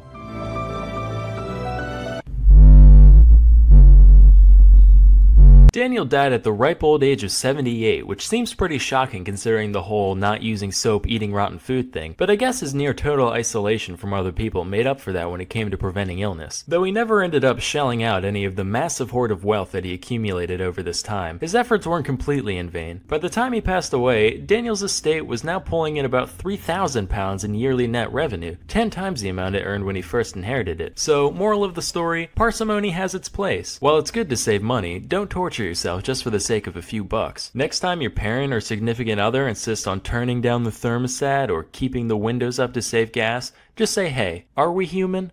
Or are we Dancer?"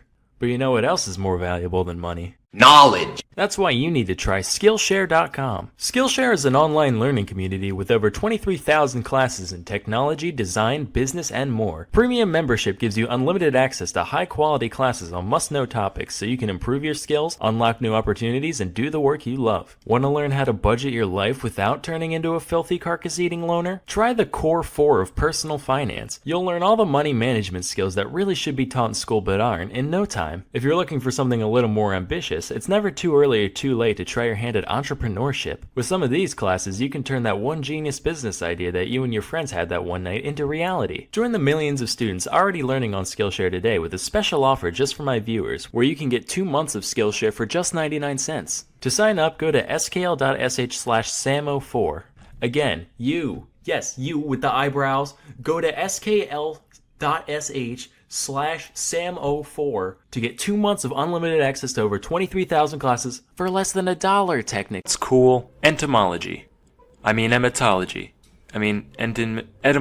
There we go. Today we're going to talk about some words, some combinations thereof, and where they come from. First is the phrase white elephant. Now for those out of the loop, a white elephant is a possession which its owner cannot dispose of and whose cost, particularly that of maintenance, is out of proportion to its usefulness. And also a game played during the holidays for people who prefer random garbage over actual personalized presents. According to legend, this saying dates back to the monarchs of Siam. Whenever one of the king's courtiers drew his displeasure through whatever means, he would offer them a gift of a white elephant.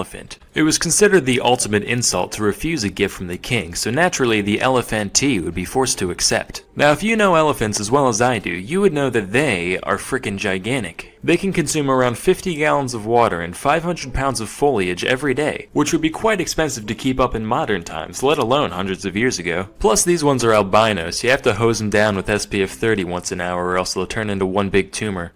Okay, not really, but they definitely needed their shade. Also, Southeast Asian cultures considered white elephants sacred, so you weren't allowed to make the animal work, and you'd have to hire a load of people to care for it on a daily basis. Basically, the person getting the gift would have to choose between financial ruin or letting it die and being socially ostracized and possibly even killed. I thought this whole thing was pretty clever, so I've started doing my own version. Whenever someone gets on my nerves, I spray paint progressive comments all over their house. That way, they'll have to spend the whole day angrily scrubbing it off, and then the neighbors will be like, Wait, does that mean he likes the N-word? Bigoted scum. Next is balls to the wall. This one harkens back to the days when planes flew in the air. The throttle of many aircrafts would be controlled with either a lever or a plunger, either of which were often topped with a sphere for easy handling. Thus, when you wanted to throw the plane into max thrust, you'd put the balls to the wall. In a similar vein, the phrase balls deep comes from pinball machines. When you want to launch the ball full force, you pull the plunger all the way back, otherwise known as going balls deep. Nah, just kidding. That one actually means what you think it does. Next is getting your goat, a phrase used when someone or something annoys you. The origin of this phrase is still disputed by etymologists, but one theory traces back to the sport of horse racing. In order to stop horses from getting nervous before a race, their owners would stick a goat in the stables to keep them calm. Apparently the presence of a goat has some kind of therapeutic effect on horses, kinda like a therapy dog, except they can't pet it on account of hooves, so they just sniff it for a while, I guess. Cut to a pack of young hooligans looking for something to do besides bootlegging and getting polio. They decide to break into the stables at night and escort the goat to an undisclosed location. Then when the race starts, instead of running straight ahead like a normal person, the horse would run into the crowd and drop kick a grandma or whatever, and the old crotchety oil tycoon who owns the horse would stand up, shaking his cane, yelling, "Those punks really get my goat." Thanks to modern medicine, anxious horses today can instead be given horsey Xanax to calm them down, which unfortunately means that the days of hot-blooded goat getting are over. However, some would argue that stealing horse tranquilizers can be equally rewarding in its own way. But enough of that mumbo-jumbo. Hey, speaking of which, you ever wonder where mumbo-jumbo comes from? Nice segue, Sam. Thanks, Sam.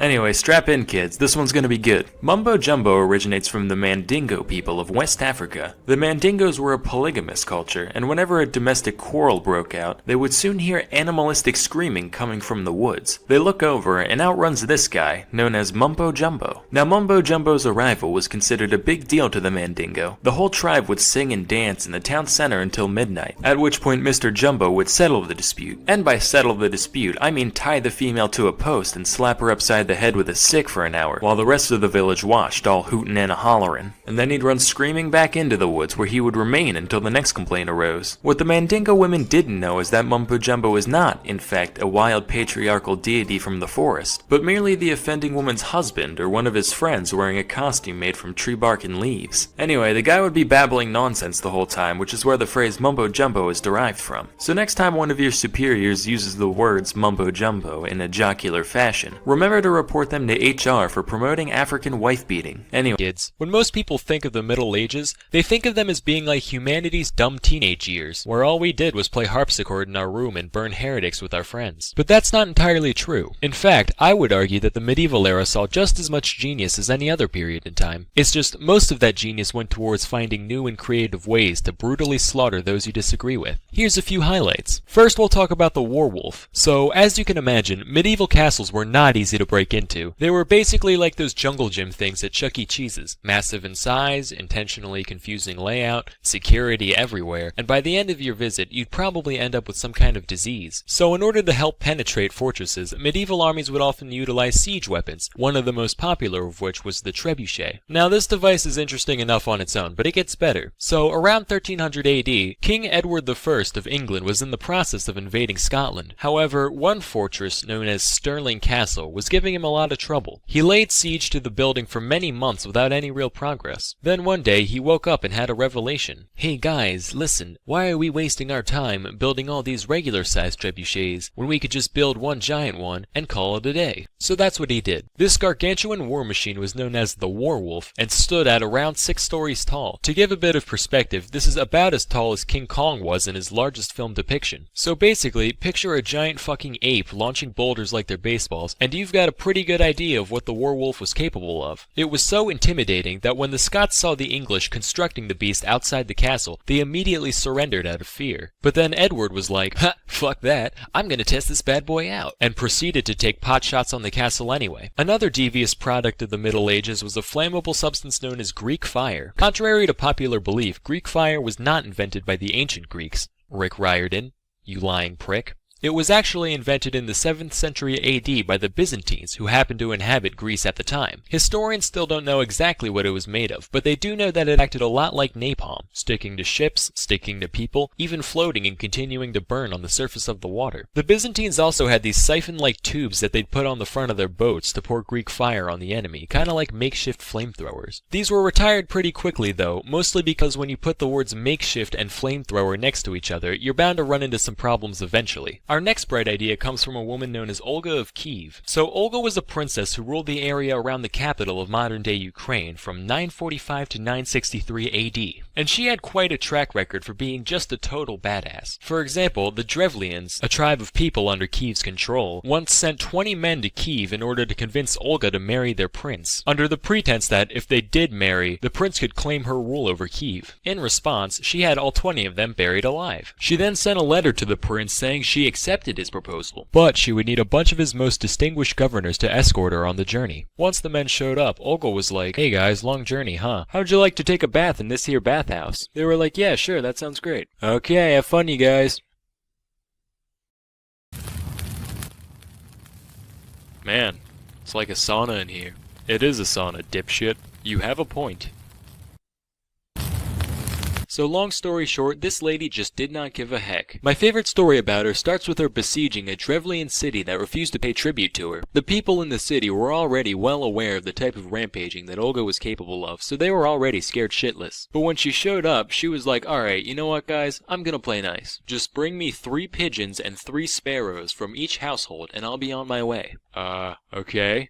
What are they for exactly? We're just hungry. I mean, we got some food too. We could just give... I'm sorry, did I fucking stutter? Alright, birds it is. Then, once the creatures were in Olga's hands, she had each of her soldiers tie a cloth-bound piece of sulfur to one of the birds' feet, which was then set alight. The birds were then released all at once, and when they flew back into the city, their nests acted like little piles of tinder, resulting in nearly every house in the entire city erupting in flames simultaneously. And while the whole place burned to the ground, Olga just sat and watched. By the way, it's worth mentioning that, after her death, Olga was canonized as a Catholic saint, presumably around the same time as Saint Tiffany, who went around pushing in the soft spots of babies, and Saint Jerry the Goat Fucker, who, as the name implies, fucked a lot of goats. In conclusion, pay your taxes. To my loyal subscribers, I'll see you in 3 months.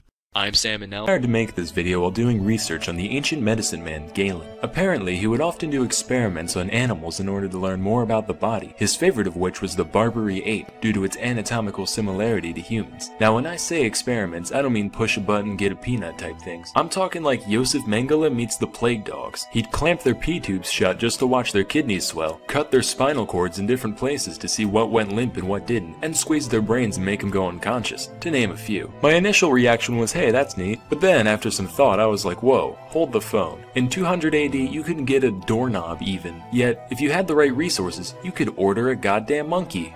Many monkeys, in fact.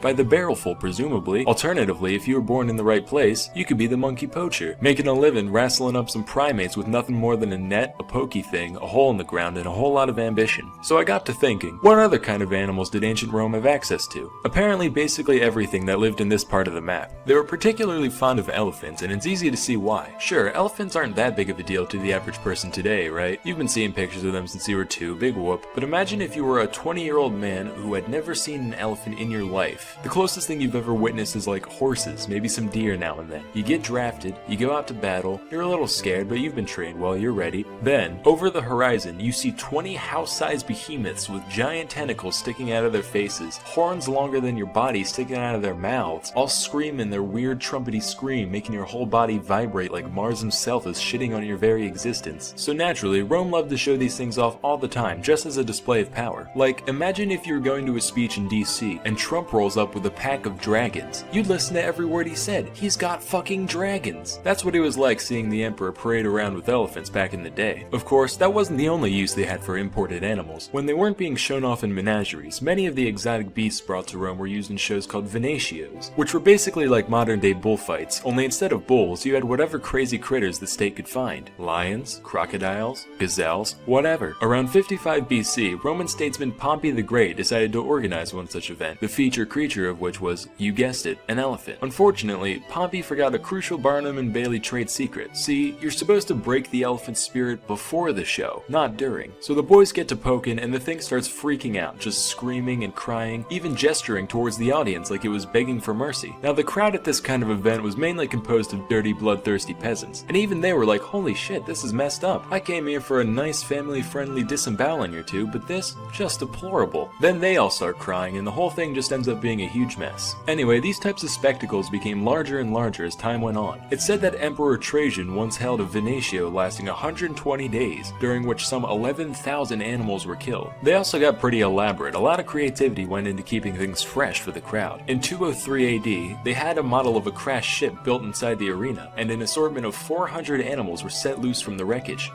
and then killed. That's what we should do for the next Super Bowl halftime show, honestly. Just pack every team's mascot into a decommissioned submarine. Then, when they all run out, we have the troops gun them down while the national anthem plays in the background. Anyway, the ingenuity of the people organizing these events really knew no bounds. One time they tied together a bear and a bull just to see what they'd do. Unfortunately, all that happened was the stock market crashed. Also, fun fact, one Emperor Commodus is credited with the invention of a unique crescent-shaped arrow designed specifically to decapitate ostriches and watch them run around headless for a while. Seriously, they did that so often that they needed a device to make the job easier. Sometimes, just to shake things up, they'd have the animals kill the people, which was known as damnatio ad bestias. This form of execution was typically carried out using lions, but other beasts were used as well, including dogs, bears, and at one point even an eagle, although the guy was crucified first, so it wasn't much of a fight. So, moral of the story, if you ever end up in ancient Rome and you want to see some animals, you'll still have access to almost all the same creatures we see in zoos today, and the only catch is that something has to die at the end. Kids, guess what? You could be a freak of nature and not even know it. Yep, not every deformity is visible to the untrained eye. Today, we're going to talk about a few physical defects that you, the listener, might have. First is situs inversus. So situs inversus is when a person is born with some or all of their organs mirrored along the vertical axis. This can range from a heart that's on the right instead of the left to the entire body cavity being flipped around. The condition is pretty rare, affecting about 1 in every 10,000 people. According to Wikipedia, plenty of people live their lives with this condition without knowing about it. Considering that even little kids know that their heart is supposed to be on the left, I find this a little hard to believe, but who knows. At any rate, the first doctor visit where you find all this out sure would be interesting. Whoa, I think your testicles are on backwards. What? Hold on, maybe I'm just holding them weird. Let me just... no, yeah, they're definitely on backwards. I don't follow. It's not that hard a concept. The left one's on the right and the right one's on the left, that's all. Okay? Does that mean anything? Well, I mean, I wouldn't want to be the guy with the backwards nutsack, but that's just me. What do you mean? Just, you know, Kinda weird, isn't it? What is weird about it? How are they different? Can you see it? Can you feel it? Is it dangerous? Look, I'm a doctor, not a cosmetologist, alright? Next is bell clapper deformity. This is a condition that affects 1 out of every 125 males. So in a normal nutsack, the nuts are anchored to the sack in a certain way that limits their mobility. But if you have bell clapper deformity, this anchor isn't present, meaning your nads are free to swing around much more independently than normal. Being that we, as males, don't often compare our scrotal dynamics with other men, most people aren't aware of their deformity, at least not at first. However, having free-floating testes comes with a significantly higher chance of suffering from testicular torsion, which is where your sperm tube gets all twisted around as a result of rigorous exercise or other mechanical means. This condition is extremely painful and oftentimes requires a visit to the hospital in order to prevent that nut from literally dying from hypoxia. Wait a minute, these aren't on backwards, they're just all twisted up. What? Fix them? Yeah, I'm trying. Try harder. Hey, you ever try to untangle a pair of earbuds through a plastic bag? This is like that except sweatier. Cut me some slack, alright? Don't get your balls in a twist. More of a twist. Next is the accessory spleen. So most of us have at least heard of the spleen. For those of you that don't know a lot about it, basically it's a softball-sized organ right around here that helps out your bloodstream and immune system. But apparently 1 out of every 10 people have not 1, but 2 spleens. Sadly, the second spleen isn't another full-sized organ, but rather a little enclosed ball of spleen tissue about the size of a peanut M&M. Since it is self-enclosed, it's technically considered another organ. But because of its small size, it's not all that beneficial to have one or anything, it's just kinda there. Hey, I haven't seen you around before, are you new on campus? Oh, yeah, I just got here a couple days ago. Well hey man, welcome to UCLA, if you want I can— Wrangle Rock! What is that? It's a good show! Oh, that's Toby. He's my accessory. Do you listen to The Offspring? Is it talking to me? Do you listen to The Offspring? Well, I mean, I used to when I was younger, not so much nowadays. Well, you're gonna go far, kid. I'm gonna go now. Do you think he got the reference? Yeah, Toby, I'm sure he did. Finally, we have fetal alcohol spectrum disorder. The only reason I'm including this one is because of something that happened in health class during my freshman year of high school. Our teacher was telling us all about how you should never drink during pregnancy. She also said that between 2 and 5% of people in the United States have some form of FASD. Then she goes, looking around the room, I do see a couple people that have the distinguishing facial features. Not gonna name names, of course. And then she just continued on with her lesson as if she didn't just drop a huge bombshell on all of us. So needless to say, this scared the shit out of me. Cause although I consider myself a little bit on the intellectual side, for all I know, I could have been lined up to be the next Einstein, and then my would-be genius brain just got Jaeger bombed into a merely above average one. So as soon as I got home, I pulled up a chart that showed all the distinguishing facial features for FASD, and compared it in the mirror. Thankfully, my philtrum was distinct and my upper lip was plump, so I'm in the clear as I know now. Statistically speaking though, there's a good chance that at least a few of the moms of the people watching this video are not the angels that they make themselves out to be. So, you know, food for thought. It really is a curse though, learning about this chart here, because the features are subtle enough that those who are affected still look normal to the average person. But once you're on the lookout for them, next thing you know, you're on Facebook, your friend posted pictures of her kid, all the comments are like, oh my god, he's so cute, what a perfect little guy, and you're the only person there who knows otherwise. Anyway, that's all for today. Till next time, I'm Sam. Another hot, steamy load of knowledge dripping down your neck and chest. Today, we're gonna talk about the greatest mind to ever live. Nope, not him. Nope. Keep trying. Who I'm really referring to is the ancient Greek philosopher known as Diogenes of Sinope. Diogenes followed the school of thought known as cynicism. Far from the yelling at CNN, sitting down during the pledge kind of cynicism we know today, cynic philosophy centers around the rejection of conventional desires in favor of a simple, moderate lifestyle. But while many philosophers made a virtue out of self-discipline, Diogenes took all that to a whole new level. He was the most down-to-earth guy out there. Literally, he lived on the ground, in a big tub in the marketplace where he'd beg for a living. For a while, his only possession was a wooden bowl, until one day he saw a child drinking out of his hands, and he was like, what do I need this shit for? Now, though his way of life and perspective was unique enough, it's the way Diogenes showed it that really set him apart from the rest. When someone today wants to go against society, they dye their hair blue and make a blog post about how there aren't any obese women of color in Super Smash Bros. On the other hand, when Diogenes has something to say, He just jerks off in public. Takes a dump in the amphitheater, pisses on passerby, whatever. The way he saw it, he was just performing much needed bodily functions while also protesting the superficiality of the civilization around him. Keep in mind, though he was an unwashed, publicly defecating homeless man, that's not all he was. His wit was easily on par with his philosophical contemporaries, and his lack of inhibition meant that everyone knew it. For example, here's an often pondered question of the day. How do you define a human in the simplest of terms possible? Plato decided to tackle this question, and he came up with featherless biped. And in the ancient Greek world, they didn't have any kangaroos or gibbons or nothing, so people were the only things around that both walked on two legs and didn't have feathers. Plato thought he was real clever with that one. Diogenes, on the other hand, he wasn't having any of it. So he said, "Alright, you pompous prick, I'll give you a featherless biped." So, in reality, we do not learn, and what we call learning is only a process of recollection. Oh goddammit, not you again. What's up, fuckers? Hey, check out this person I found. Isn't it such a human? Look at him, wow. What a guy. Anyway, love to stay and chat, but I saw some trash outside that looked delicious. Smell you later, deliberator. Yes, my student? Yeah, what the fuck? Here's another anecdote. Macedonian King Alexander was a big fan of Diogenes, so he decided to pay him a visit. And he said, "Hey man, big fan. If there's any favor I can do for you, anything at all, just let me know, I'll make it happen." Now to put this into perspective, this is Alexander we're talking about. The guy who had his cousin straight up assassinated so he could take the throne. The guy who would later go on to conquer the majority of the civilized world. And you know what Diogenes says? He goes, "Yeah, you can do me a favor. Move over, you're in my light."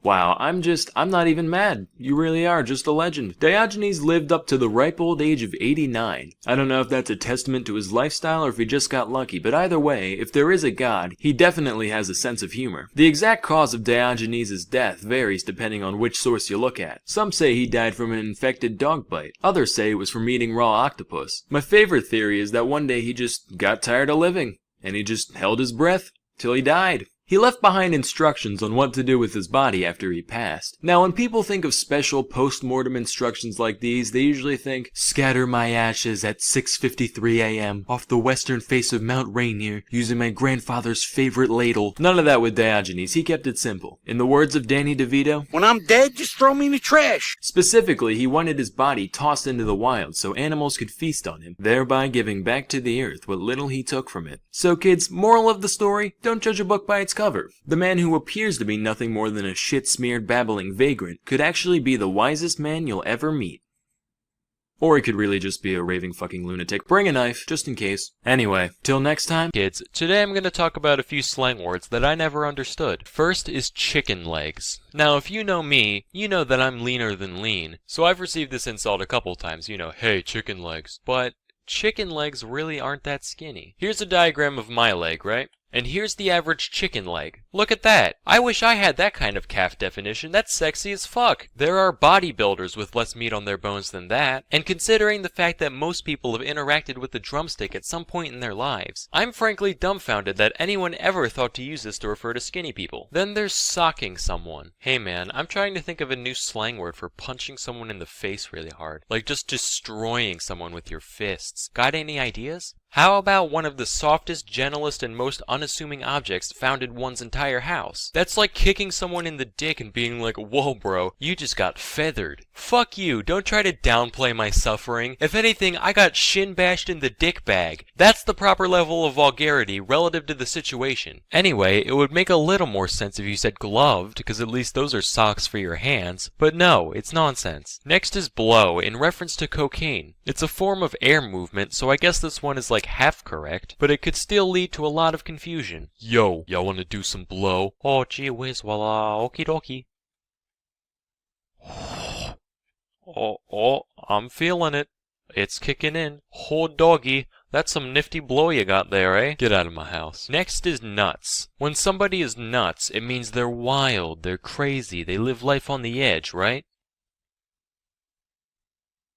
What the fuck is so exciting about this? Finally, box. So box is a common slang word for one's lady bits, right? Now I've only been around 2 vaginas in my life. I came out of one of them when I was born, and I spent most of my time around the other one with my eyes closed, so my knowledge on that subject might be a little shaky. However, I have been around hundreds of thousands of boxes in my life. I know those inside and out, so that should make up for it. And let me tell you, these two things could not be less similar in shape. You see, boxes have corners. If your pussy has corners, you should probably start taking the tampons out of the container before you put them in. Likewise, if you compare the properties of either object, you'll notice that they're basically opposites in every way, so as a slang word, it's totally unfitting. Anyway, that's all for today. Till next time, I'm Salmonella, and thank you for watching. Whether you're a precocious young lad down by the swimming hole or a grizzled crime scene investigator, everybody's got some interest in dead bodies. Yes, from Weekend at Bernie's to Weekend at Bernie's 2 to Weekend at Bernie's 3 Revelations, stories about wayward corpses have certainly carved their niche in today's media. So, I thought I'd spin a few yarns about some real-life people who were kept out far past their expiration date. Our first tale follows one Elmer McCurdy. He was an outlaw during the twilight days of the Wild West. Thanks to his former life as a miner, McCurdy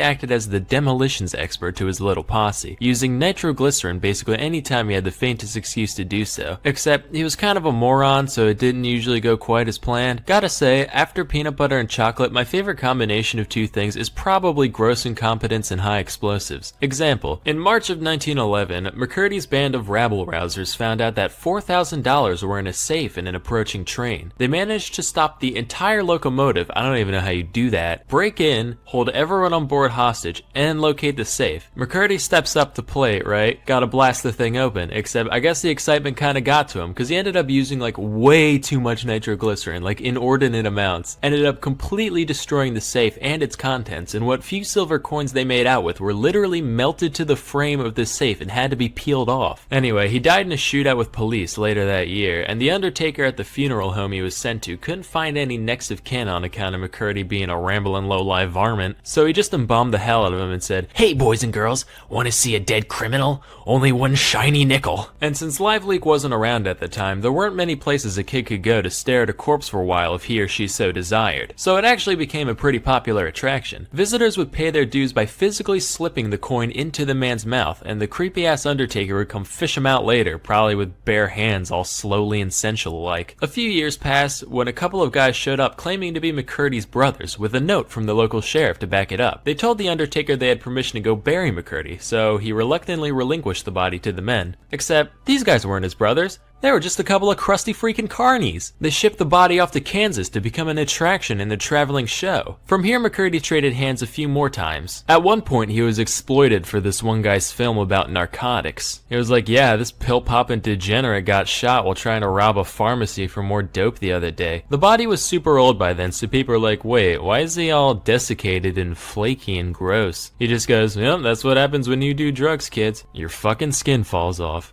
Stay above the influence. At some point in his journey, he ended up getting coated in wax and paint to look a little less rotty, before ending up in a warehouse in 1949. Here's the thing, he was in there alongside some actual wax figures, and after spending 19 years in storage, nobody knew he was a real corpse anymore, so he ended up getting sold in 1968 as a mannequin to one Spoonie Singh, owner of the Hollywood Wax Museum. He tried to lend the guy out a couple times during his stay, but people found him too gross or unrealistic looking for whatever purposes they had in mind. So he ended up getting sold again and used as a prop of a hanged man at the Pike Amusement Zone in their Funhouse ride, with zero knowledge that he was an actual dead criminal. It wasn't until 1976, 65 years after his death, that an episode of The $6 Million Man was being filmed at the complex, and a stagehand tried to move the prop around, only to have its arm break off in his hand. He was like, ugh, lousy stiff. Wait a minute, that's curious. This mannequin's got human flesh and bones inside of it.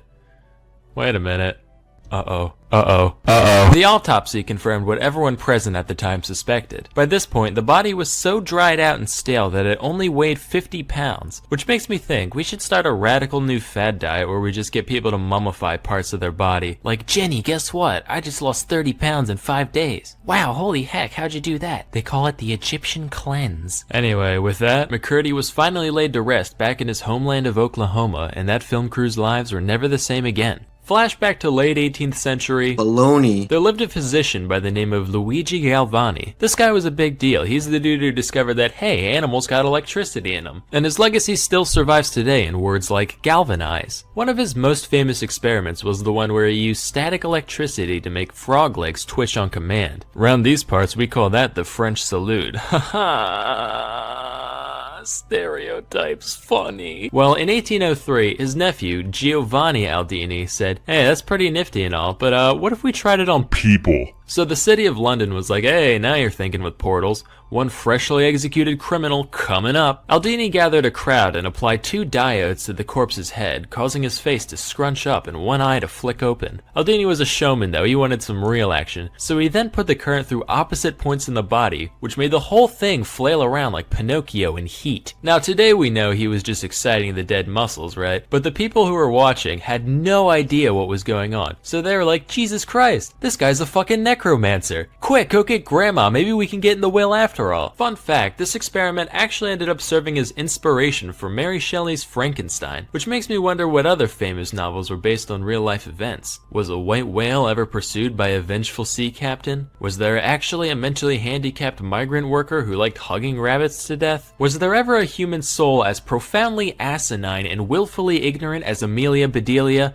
God, I hate her glassy-eyed face so fucking much. I just want to mash it into a running waffle maker, be like, ha, isn't that ironic? Grab her by her vacant fucking head, throw her out of a 747 and say, hey, why didn't you shoot yourself when you had the chance? Get it!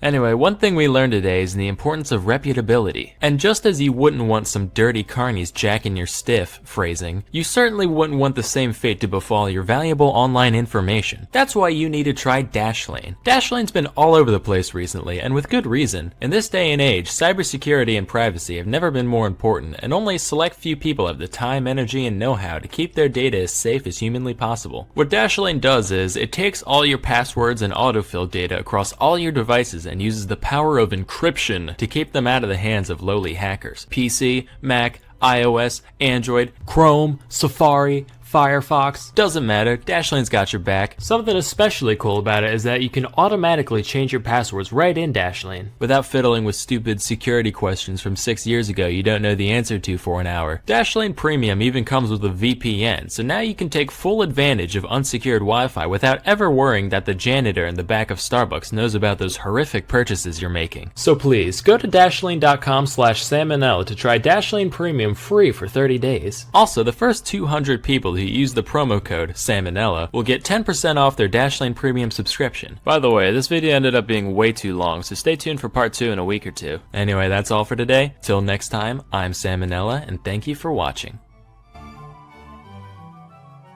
Kids, today I'm going to talk about South Sudan. It's the newest country in the world, becoming fully independent just in 2011, so I'm going to explain why the state came into being and what it's like there today. So to understand why South Sudan exists, you kind of have to know a bit about Sudan as a whole. So before 1956, Sudan was under the joint control of Egypt and Britain. At the end of 1955, they gave a declaration of independence and became their own thing. The independence movement, however, was led by this guy, Ismail al-Azhari, and he was like, hey everybody, we are an Arab-oriented Muslim nation. But then like 8 million Sudanese black people were like, whoa now, hold your camels, Ishmael. Us Africans, we ain't all about your Allah. He was like, yeah, well, who cares? Oh, I see. So they got into a civil war between the primarily Arab-Muslim North and the traditionally oriented African South. That went on for 16 years until finally the North's like, alright fine, you can do your thing. Like, you're still part of Sudan, but you can govern yourself for the most part. We'll take our falafels elsewhere. And that peace treaty lasted 11 years, from 1972 to 1983. Eventually, the South was like, well, things aren't that bad now, but the Arabs still technically control us, so it could get worse. And I'm not in the mood for any Sharia law anytime soon, so we should probably go back to fighting. So then there was another civil war, which was basically a continuation of the first one, and that ran on from 1983 all the way to 2005, when finally the two sides made a comprehensive peace agreement, which led to South Sudan becoming totally self-governing in 2006. Then after 5 more years of fiddling around with paperwork, South Sudan became a fully fledged independent nation in 2011. So notice how there were 2 civil wars before the South gained independence. I guess you could say 2 coups make a Sudan. So now that they finally got what they want, it must be great to live in South Sudan now, right? No, not really. It's actually just about the worst place you could ever choose to live in. Seriously, if somebody gave me the choice of moving to South Sudan or living the rest of my life with my dick inside an anthill, I'd be slathering on the honey before they even finish their sentence. Let me talk about a few reasons South Sudan sucks so bad. First, let me talk about ethnic groups. Europe, as we all know, contains a lot of ethnic groups. Scots, Serbs, Slovaks, Slovenes, Spaniards, Swedes. And those are just the big ones that start with S. There's like 100 others. The same is true with Africa. There are thousands of localized ethnic groups sprinkled all over the continent, whether or not you could tell from first glance. As such, South Sudan is home to a bunch of different peoples, each with their own languages and customs. And these groups have a long history of disagreeing with each other, like they don't get along much. So that's one thing. Second, remember how South Sudan was at war with the North for basically all of the past half a century? Well, as a result, the whole place is pretty geared for war and not much else. Their infrastructure is abysmal and they've got all these guns just lying around waiting to be shot at something. Third, South Sudan has a bunch of oil reserves in different locations around the nation, and we all know how much people like oil. Everybody wants control of whatever wells they can get. So between these three things, the whole place is basically one big whirlpool of chaos. At any given time, the South Sudan government is at war with at least 7 different armed groups from around the country, each of which is also at war with the other groups. And if that's not enough of a shitstorm, the government ended up basically splitting in two in 2013. This is what happened. So you've got the president, his name is Salva Kiir, and yes, he does actually wear a hat like this. It was a gift from George Bush, true story. And then the vice president, his name is Riek Machar. I'm probably saying those wrong, but it's fine. They don't have internet in South Sudan, so nobody can call me out here. So anyway, Salva Kiir, he's very aware of the fact that the country's in a very precarious spot at the moment. So he starts taking greater control of the government and the military, dismissing old people and installing those that he sees fit. And so Riek Machar, he's like, well, gee whiz, Salva Kiir, for someone who calls himself a president, that's pretty dictatory of you. Well, for someone who calls himself the vice president, that's pretty annoying assholey of you. Sir, all I'm saying is, I'm getting pretty sick of you and that gay hat of yours. I'm not wearing a hat. As president of South Sudan, I order you to put on a hat.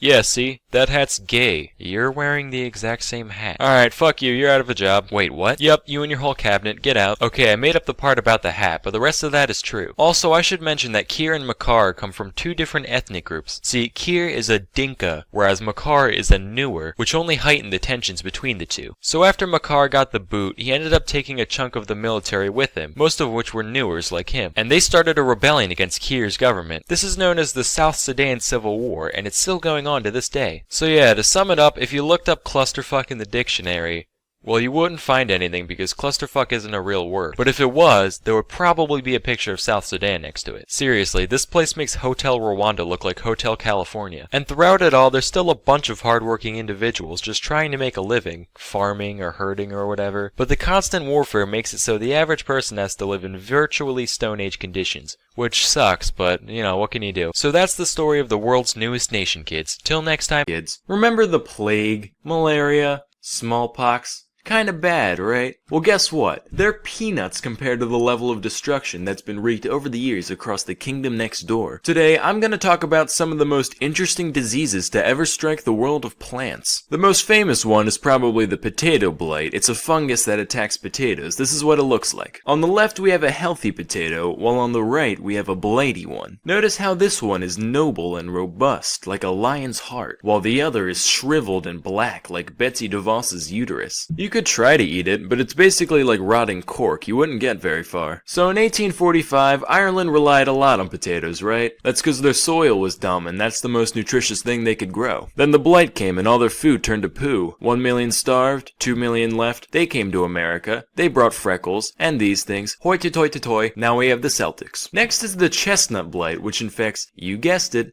the elderly. Wait, no, that's shingles. Chestnut blight infects American chestnut trees, which once populated a huge portion of the South and Mid-Atlantic regions of the country. Key word: once.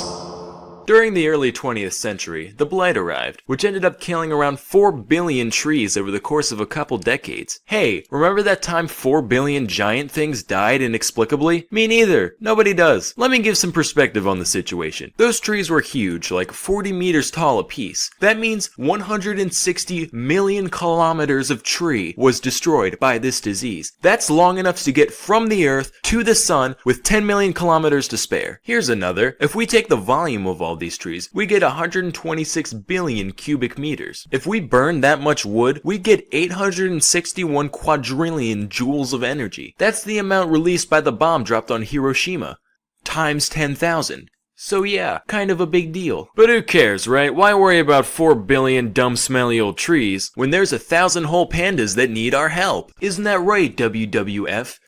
You populist scum. Anyway, moving on. This next one is called, get ready, broom rape. I'm serious. Broom rape. Broom rape. Wikipedia, broom rape. Naked broom rape. Imagine if we gave human illnesses names like that. I'm sorry, Sam, but you have urethra cactus. I would just end it right there. Doesn't even matter what the actual symptoms are. Anyway, broom rape is considered a parasitic plant. This is what it does. The seeds of the broom rape will hang out in the soil for years until the roots of a host plant come along. When they do, the broom rape bursts out of its shell and immediately starts leeching off the other organism.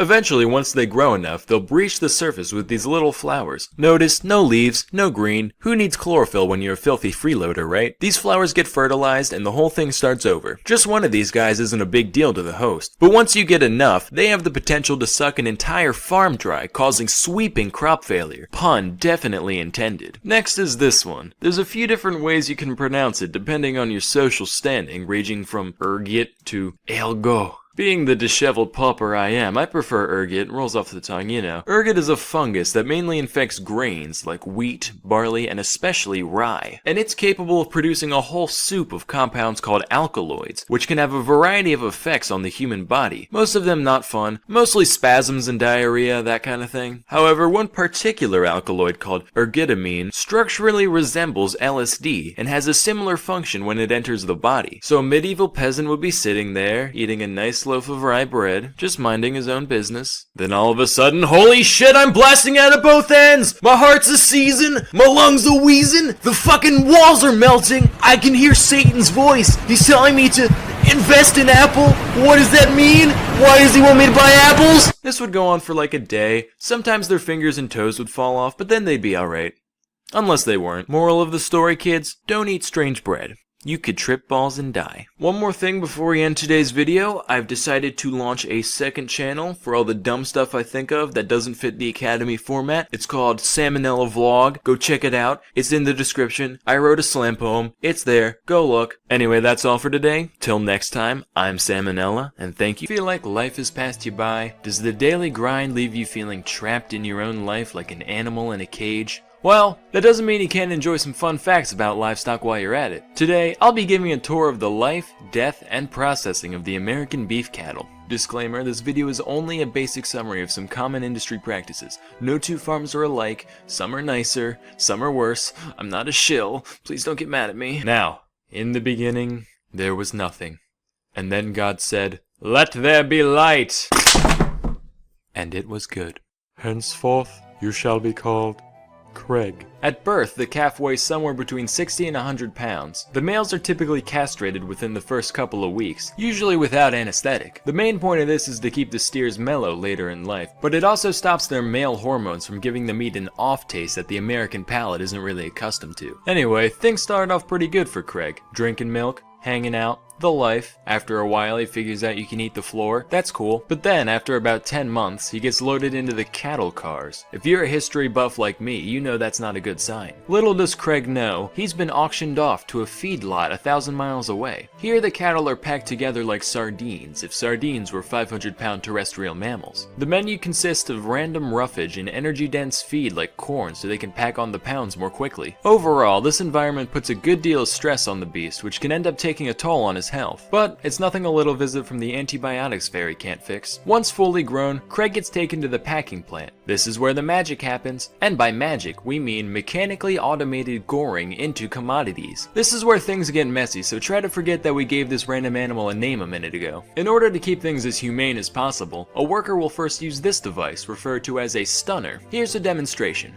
This renders the beast instantly unconscious, or worse, but potato at this point. Its ankle is then attached to a conveyor rail, which will gently guide the animal along the rest of its journey. First, the cow gets to talk to this man. He's called the sticker. Can you guess what he does? If you said that he gouges out throats for a living, you'd be correct. Over the course of about a minute, the flow goes from torrential downpour to incontinent poodle, by which point our beloved bovine can continue on his way. At the next station, the cow is subjected to high voltage electrical stimulation. Hopefully the nervous system is all out of steam by this point, but if not, the boys on the killing floor will have a great story to tell their wives. Haha, just kidding. The FDA estimates that 93% of meat worker marriages are in shambles. Who knew that 11 hours of pure slaughter every day could desensitize a man? Anyway, electrical stimulation basically works to speed up the onset of rigor mortis. Getting this process out of the way means the meat won't toughen up once it reaches the freezer. Next, the carcass undergoes a thorough power washing. Like the noble mortician, this hose works to make a lifetime of filth disappear. Unfortunately, though beauty is only skin deep, manure runs to the core, so the cow must be disemboweled to prevent contamination later on. And we might as well get rid of all these other gross bits while we're at it. Then the feds stick their nose in things to make sure everything is as it should be. Yup, it's a cow. Finally, we send it down the line, evacuate the spine, bifurcate the hind, reticulate the spline, and power wash it again just for good measure. This whole process from bashing to slashing to splashing takes a mere 15 minutes to complete. That means it takes the same amount of time to process 3 half-ton mammals and 1 scheduled license renewal. Try puzzling that one out. After hanging out in the cooler for a couple days, the beef is broken down into its many cuts. Chuck, loin, sirloin, what have you. This is the good stuff. That'll get shipped off as is to barbecues, bar mitzvahs, and bargain bins all across the country. Then you got all these misfit bits hanging out wherever else. Still technically flesh, so we have machines pluck it off, pulp it, and use it to make hamburgers, hot dogs, and the like. Then all the garbage even Americans can't stomach is sent off to the rendering plant to be made into whatever else. So there you have it. I don't really have an outro, except, kinda gross, right? Anyway. Hey kids, it's That Happened Thursday, so it's time to learn some history. Today's lesson is on the weirdest 16th century Danish astronomist that you'll ever meet. Okay, that isn't saying much, but trust me, he's an interesting guy. Meet Tycho Brahe, or Brahe, or Broham, I don't really know, let me look it up. Alright, apparently I was right the first time, it's Tycho Brahe. Already you can see that something ain't quite right. He looks like Jamie Heinemann's gay cousin. So his claim to fame, among other things, is that he spent around 30 years collecting astronomical data with nothing but the naked eye, data that was later utilized by minds like Newton. However, if you think he just sat around staring at the sky all day like some kind of loser, then you're way off base. First off, besides the whole astronomer thing, Tycho was an immensely prominent noble for a long period of his life. It was to the point where he owned 1% of the entire wealth of Denmark at one point in the 1580s. Today, people like Bernie always talk about the 1%! Bitch, I am the 1%. Oh dear, I am somehow even more bold. Honestly, imagine a single scientist having that much money today. If you gave that kind of cash to Stephen Hawking, he would probably turn into Skynet. Beyond being a stargazing fat cat, though, Tycho is also just a straight-up lunatic. Here's a story. So he got into a little scrap in his college years, right? That ended up in a sword duel where he lost part of the tip of his nose. You'd think he would have learned his lesson. But later on in his life, he somehow got himself into another sword duel, this time in the dark, and he lost the rest of his nose. Maybe that's where all the money came from, honestly. Just put out a bunch of nose insurance beforehand. Oh, it's already broken, I don't need the rest. Get myself into another fight. So finally he got himself fitted with a new brass prosthetic nose, which he wore for the rest of his life. But that's just the tip of the crazy iceberg. Tycho, being fabulously well endowed, financially, get your mind out the gutter, one day decided to hire a dwarf for his court. Just to, you know, do dwarf things, I guess. The guy's name was Jep, and Tycho was in full belief that he could also tell the future. Hold on, I'm getting a vision. I see you giving more money to a little person. Oh wow, must have happened. Ha ha, silly Jep. Damn. Seriously though, imagine one of today's astronomers pulling something like this. So, Mr. deGrasse Tyson, what discoveries have you made today? I've discovered something about myself, Steve. Go on. I want to own a dwarf. I want to call him Jeb and have him do dances for me and, like, be my footstool if I asked him nicely.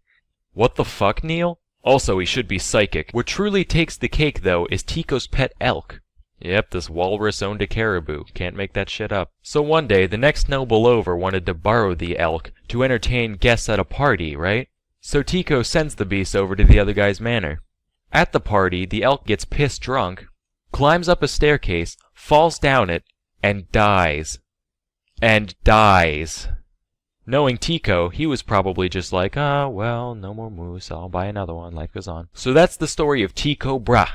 Remember, kids, eccentricity can get you far in life, but dwarf owning can get you kids. Today, I'm going to talk about the different kinds of straws. So first you got straw. This was the first kind of straw to be used by humans. Many of this straw is still called straw because it was discovered before plural nouns were invented. Good for roofing, good for feeding livestock, and it can also be used to make straw men, which are good for holding back society. Straw rating, 6 out of 10. Then there's classic straws, a beverage conduit incredibly simple in form, yet highly effective in function. In fact, these devices have caused me to create a new philosophical principle. I call it Onella's straw. It's totally identical in every way to Occam's razor, except for the fact that it only applies to straws. Anyway, straw rating, 10 out of 10. Next on the food chain are bendy straws. These are proof that just bending something a little can make it that much better. Bend a breadstick, you got a pretzel. Bend a sword, you got a scimitar. Bend the rules, you got a badass. Bend the truth, you got a nomination. Bend a straw, and you've got, a slightly more convenient straw. Straw rating, bendy 10 out of 10. Next is the last straw. I don't really know what it looks like. All I know is that it makes girls never talk to me again. Straw rating, cry wank out of 10. Then you got crazy straws. In the words of Dr. Ian Malcolm, your scientists were so preoccupied with whether or not they could, that they didn't stop to think if they should. This quote is frequently misattributed to having been talking about bringing dinosaurs back to life, when in reality he was talking about the invention of the crazy straw. The crazy straw is a perfect example of humanity's tendency to overdo things just to get our sick kicks. When my gaze falls upon a small child across the room at Olive Garden, gently sipping chocolate milk through a crazy straw, all I see is a misguided youth wasting his life. Straw rating, 9 out of 10. So after all this, I figured, hey, if we already got the crazy straw, we might as well double down here. So I invented something that goes beyond just crazy. I call it the menace to society straw. Patent pending. Straw rating, fuck you, God is dead.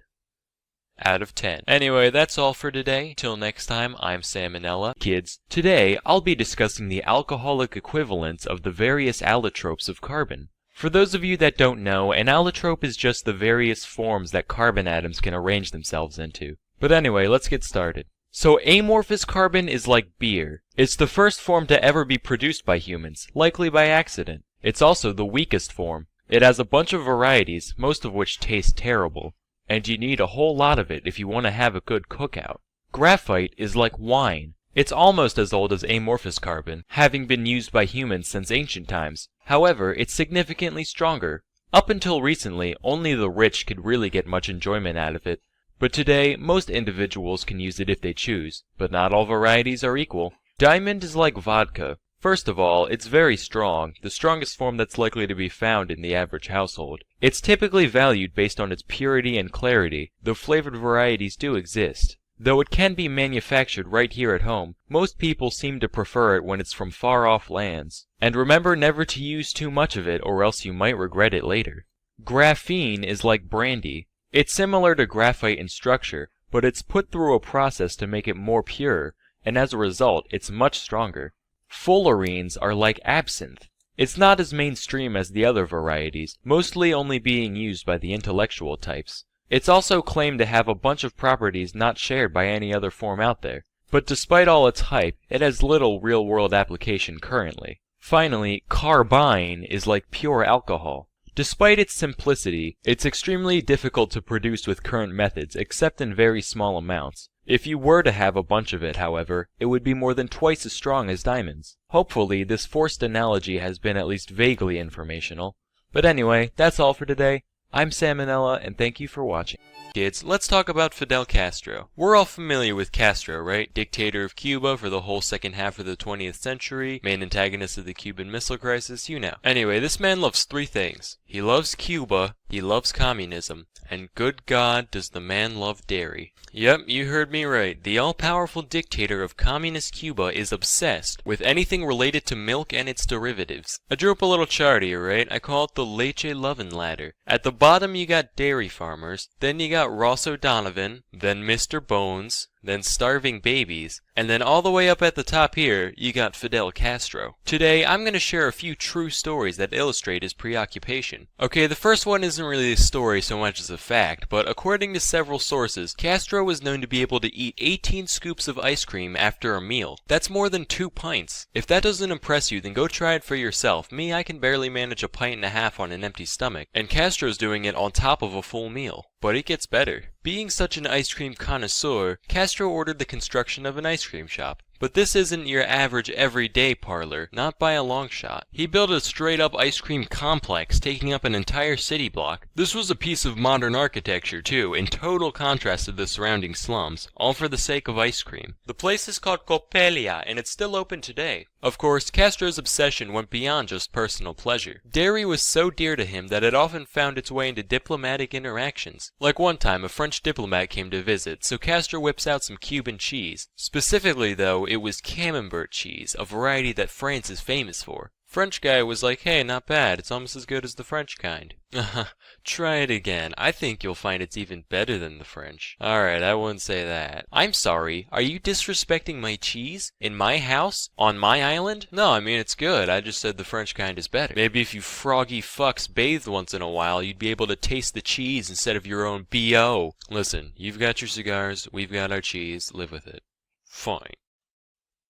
Fuck him, it's good cheese. I'm paraphrasing just a little bit, but that's basically how it went down. So already it's obvious that dairy is of great value to Castro. Most exceptional, however, is how this value reflected in his leadership. Naturally, having an entire nation at his disposal, Castro wanted to bolster the Cuban dairy industry as much as possible. But there was one problem. Cuba initially had two types of cows called La Reinas and Zebus. La Reinas came from the days when Spain ruled Cuba, and Zebus originated from India. Both of these cows are well suited to the Cuban environment, having a very high tolerance for heat. However, they don't produce much milk, they're mostly just raised for their meat. So Castro decides to import thousands of Holsteins from Canada. Holsteins are the classic black and white cows, and as we all know, you can juice these guys for days. They are utterly superior. Only problem is, they're used to living in Canada, so when they're plopped down under the scorching Caribbean sun, it's going to stress them out. They're not going to be laughing cows by any means. So as a result, Castro's imports still didn't put out enough milk to satisfy his desires. At this point, your average run-of-the-mill dairy queen would have given up. But Castro, he's more than that. He's a dairy dictator. So he ordered the construction of a giant air-conditioned complex with the sole purpose of providing a comfortable environment for his Holsteins. And it helped a little bit, but they were still stressed out. They still weren't putting out at their natural levels. And as you can imagine, climate controlling an entire facility is very expensive, so Castro was forced to abandon the project. But like the astronaut he is, Castro held on to his dream of finding the Milky Way. So he gathered a team of scientists and farmers and ordered them to breed together the Zebus and the Holsteins in order to produce a heat-resistant, lactose-pumping super cow. The breeding efforts were mostly a bust, never producing the bovine master race that Castro longed for. However, there was one exception. Under Castro's program, a single individual was born that met his expectations with flying colors. The cow was named Ubre Blanca, Spanish for white udder, and she produced world record-breaking volumes of milk, peaking at 110 liters a day. That's more than 29 entire gallons of lactation. Needless to say, Castro was absolutely euphoric at this isolated success of his. To say he went ballistic would be an understatement. He went intercontinentally ballistic. Like, India hasn't got shit on the levels of cow worship that Castro performed. Daily updates were published in the Cuban national newspaper describing Ubre Blanca's health and productivity, and when she died in 1985, Castro commissioned a giant marble statue of the cow in her honor. He also had scientists harvest tissue and egg samples for the sake of preserving her DNA. After Ubre Blanca's death, Castro's plans for the Cuban dairy industry got even more desperate and ridiculous somehow. This is based off of an actual conversation that he had with his team of scientists in 1987. Okay guys, hear me out. What if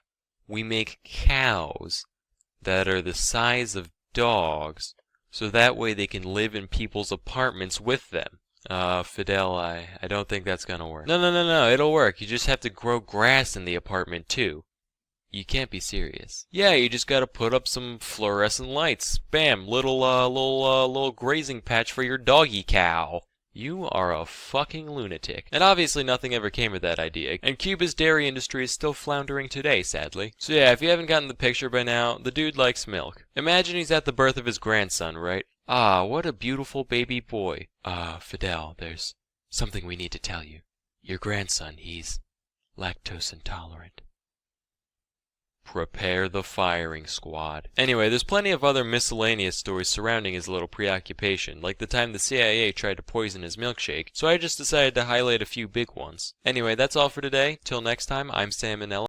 Let me ask you, do you watch the news often? Have you attended a school in your life? You ever look at a dollar? If the answer to any of these questions is yes, then chances are you're familiar with at least a couple United States presidents. But if you're like me prior to last week, you've probably never heard of a United States emperor. Excuse me, good sir, but I should inform you that we're actually living under an emperor as we speak, at least according to my degree from the University of Reddit. Hey, that's great. Whoa, look over there. It's someone criticizing Elon Musk. And he's making typos. Anyway, let me tell y'all a story about a man named Joshua Norton. Norton was born in England at some point in the 1810s. Very little is known about the guy's younger years other than the fact that he spent most of his youth in South Africa as part of the UK's colonization programs. He came to San Francisco in 1849 with a modest amount of wealth to his name, and worked his way up in the real estate and commodities markets to become one of the city's wealthiest citizens. All was normal in the life of Mr. Norton, until one day when he got a little too big for his britches. You see, in 1852, China was facing a huge famine, so they completely banned the export of rice. Naturally, San Fran's rice price began to skyrocket in response to the reduced supply, peaking at 36 cents per pound. Norton saw this and decided to buy a $25,000 rice shipment from Peru at 12 cents per pound, thinking he'd corner the market. Keep in mind, that's around $750,000 in today's money. Little did he know, that wasn't the only shipment coming out of Peru, and by the time he was able to sell it, rice was already back down to 3 cents a pound. Now, according to my calculations, that put Norton at a net loss of a whole frickin' lot. He subsequently got into a years-long court battle with the vendor who sold him the shipment, which only cost him more money, and ultimately left the man destitute. So, Norton did what anybody would do after losing everything. He drank a nice hefty dose of fuck it all and said, you know what? The courts can eat my shorts, the house can eat my blouse, Peru can eat my shoe. I declare myself emperor of these United States. And I'm telling every newspaper in the city about it. And then he did. Now, the papers could have just been like, what a lunatic, and that would have been the end of it. But instead they said, you know what, this guy's kind of a meme. Let's publish his declaration, just for gits and shiggles. People across the city had their laughs, and Norton's rise to power began. From here, he issued several more commands to the media, and unlike nowadays, people loved having regular Norton updates shoved in their face. Among these announcements was a decree in 1859 to formally abolish the United States Congress. He also gave out a mandate to both the Protestant and Roman Catholic churches to formally ordain him as emperor. Although these edicts were ultimately ignored by the powers they were addressed to, they still served to build Norton's reputation around the city, and before long he was a fully fledged local celebrity. He was easily recognized by passerby, typically sporting a blue naval uniform and a beaver hat with a peacock feather in it. Pretty soon, Norton could expect to receive the royal treatment wherever he went. People started to address him formally on the streets, he got to ride public transport for free, and he even got occasional tax payments from people sympathetic to his impoverished living situation. Oh, and get this, Norton became so famous that toy stores in the city began selling dolls of the man for kids to play with. How many people can you think of that were so legendary that they got dolls made after them? You got Emperor Norton, Mr. T, and the bear that Teddy Roosevelt decided not to shoot. That's it, really. Also, though not backed by actual law in any way, his declarations came to be taken relatively seriously by the populace around him. For example, according to Norton, saying Frisco instead of San Francisco would be punishable by a $25 fine. Talk to any Frisco native and you'll find that this attitude survives to this day. With the help of a local printing firm, Norton even issued his own currency, which was actually accepted by many residents of the city, despite having no backing behind it whatsoever. In fact, a few Norton bucks are still floating around today as highly valued collector's items. I tried doing the same thing a while back, but unfortunately, Onella rubles are still only worth their weight in Onella rubles. Of course, it wasn't all magpies and molasses for our good friend Josh. He was once arrested by a policeman named Armand Barbier, who wanted to throw him in an asylum for his apparent insanity. Needless to say, when the public caught wind of this, they lost their fucking minds. Irate citizens wrote complaints in droves. All the newspapers published scathing editorials towards the police department. Stray cats were thrown into wood chippers. I don't have any evidence for that last one. I'm just, assuming based on what I would do in this scenario. Anyway, pretty soon, the chief of police got the memo, and Emperor Norton was released unscathed. Thankfully, Norton issued a royal pardon towards the man who arrested him, and from that point onward, whenever Norton passed a member of the force, they would stop and salute him. So, although in many ways he appeared godlike, Norton was but a mortal. And, as mortals sometimes do, Emperor Norton decided to drop dead on a street corner on January 8th of 1880. However, he left behind a legacy the likes of which most of us could only dream of. Beyond just the comedic value of his many exploits, Norton definitely had his prophetic moments, with some of his orders actually coming true decades after they were given. On multiple occasions, he ordered a bridge to be built between San Francisco and the Oakland Bay Area, which was eventually constructed in the 1930s. He also told people to form a League of Nations to uphold international interests. Unfortunately, a man yelling in California wasn't quite enough to convince the leaders of the world that such a thing was necessary. But who knows? Maybe little Nordo could have stopped World War I if he had been just a bit louder. I hope this tale has inspired some of you young impressionable kids out there, not because I expect any of you to succeed in the same way Norton did, but just because it's my personal belief that the world could always use more oddball vagrants. Wait a minute. Oddball vagrants.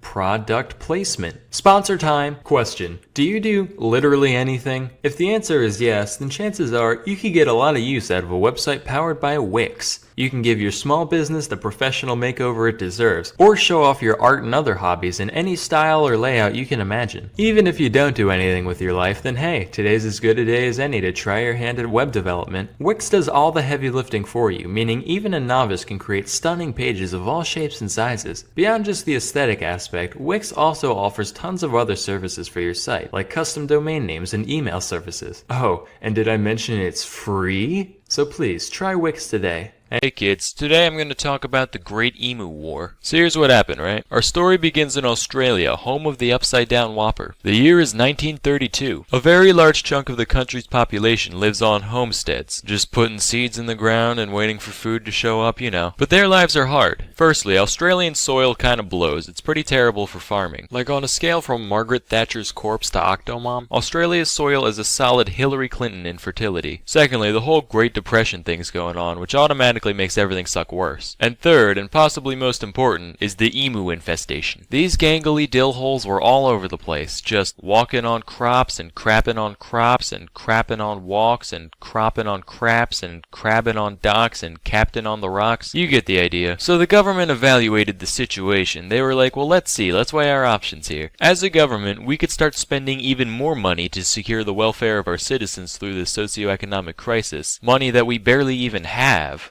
Or, alternatively, we could just start fucking slaughtering emus, so at least it looks like we're helping. So that's what they did. Major G.P.W. Meredith of the Australian military was put in command of the operation, and he had a total of 2 soldiers at his disposal, each of which had a light machine gun. Additionally, the pair was given a total of 10,000 rounds of ammunition to be spent on taking out emus. So on paper that sounds like a piece of cake. They're basically just big turkeys on stilts, so how hard could it be? Well, apparently, pretty frickin' hard. Let me learn you kids a thing or two about emus. First of all, emus are tough as hell. Their bodies are basically like meat-laden tanks. They can definitely take a bullet or three and still keep running long enough to get away. Secondly, these fuckers have tactics. Like guerrilla warfare, it ain't got shit on emu warfare. They start out in a big herd or flock or pod, I don't really know. Let me Google it. Okay, a group of emus is technically called a mob. So you got a big mob of emus, right? And as soon as they sense danger, they break up into a bunch of little mobs and start scattering in every direction. So if you're spraying them down with a machine gun, you can't just whip it around all over the place. You have to focus your fire on one group at a time, meaning most of the others could get away pretty easily. I don't know if they had like a huddle beforehand or if this is just some coincidental product from their ridiculous bird minds, but it was effective either way. So between these two things, taking out the emus ended up being a huge struggle. Here's the story on what happened. So the crew went out in search of emus. The first time they found a mob, they started shooting before the guns were in range, so most of the emus got away. The second time, they waited until the emus were closer, but then the gun jammed, so most of the emus got away. And this sort of pattern went on for a while. At one point, they tried getting on the back of a truck first so they could chase down the mob, but the truck wasn't fast enough to catch up, and the ride was so bumpy that they couldn't aim properly, so most of the emus got away. By the time they got a fourth of the way through their ammo, after 2,500 shots, only 300 or so had been killed, which is tiny compared to the 20,000 birds said to be roaming the outback. At this point, they were like, alright, if I have to look at one more of these Jimmy-legged big bird wannabes, I'm gonna start screaming, so you know what? Fuck it. Let the farmers handle it. Then the farmers were like, hey jackholes, we're still starving out here. You still haven't given us those subsidies you promised. We had to feed the kids fucking dingo meat, which, you know, it's a nice change of pace to have the kids eating the dingoes for once, but that's beside the point. Could you dicks keep at least trying to help us? Thanks. The guys were like, alright, don't get your bogans in a bundle. We'll keep going if only to prove a point. So they kept going, just finding mobs, thinning them out slightly, rinse and repeat, until finally they only had like 100 bullets left. In total, the unit only had 986 confirmed kills. Some emus might have also died from their wounds after the fact, but still, a very large portion of the hordes was still alive. So the military was forced to surrender for real this time. Yes, that's right, kids. The emus won the war. Of course, their victory didn't last too long, because after the failed operation, the government put out a bounty on the emus. And that worked pretty well. Something like 50,000 bounties ended up being cashed out over 6 months in 1934. So the lesson here, kids, is that if you want to commit mass murder, don't crowdfund,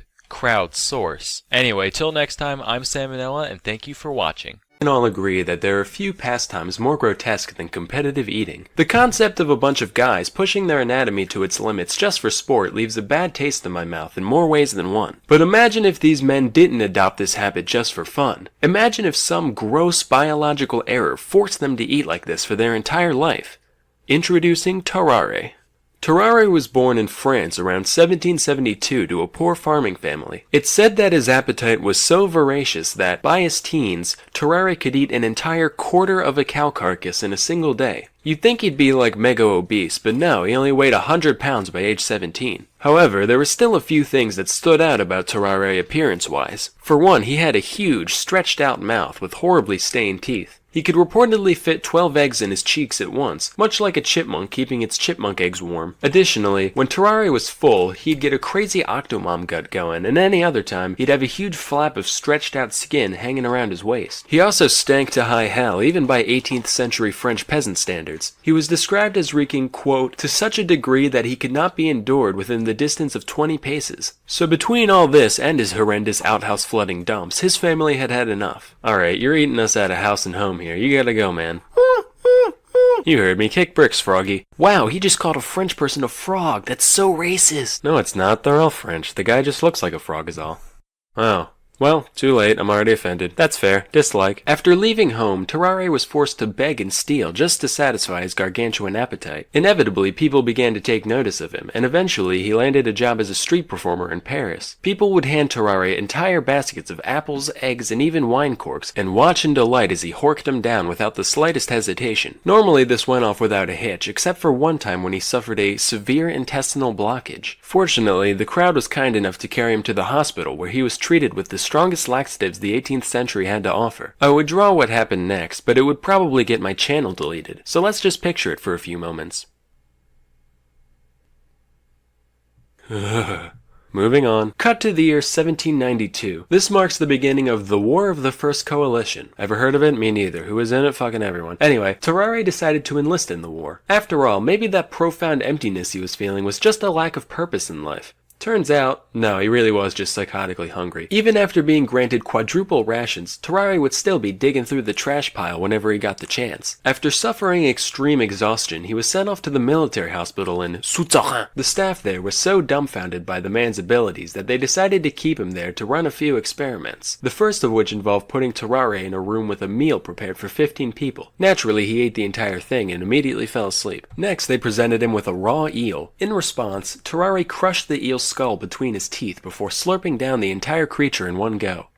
Now, this is hair-clenchingly horrifying for a couple of reasons. Firstly, he put a whole frickin' eel in his stomach, but secondly, there had to be some point during digestion where the meat was gone but the bones still remained. Now, for those of you who don't know, an eel skeleton looks like this. That means Terrare had all of those needle-sized ribs stabbing into the walls of his stomach at once, and he was fine. He also ripped a live cat apart with his bare hands, drank its blood, and ate everything but its bones, and then later gagged up the fur and skin like an owl, but, you know, that's neither here nor there. After reviewing our data, I've come to the scientific conclusion that, yeah, we got a goddamn demon on our hands. But as we all know, with great devour comes great responsibility. Since Terrare was still technically enlisted, the military decided to utilize his abilities for the greater good. Hey Terrare, it's me, the General. Listen, could you eat this box with a note in it for me? If you do it, we'll give you a wheelbarrow full of bull organs.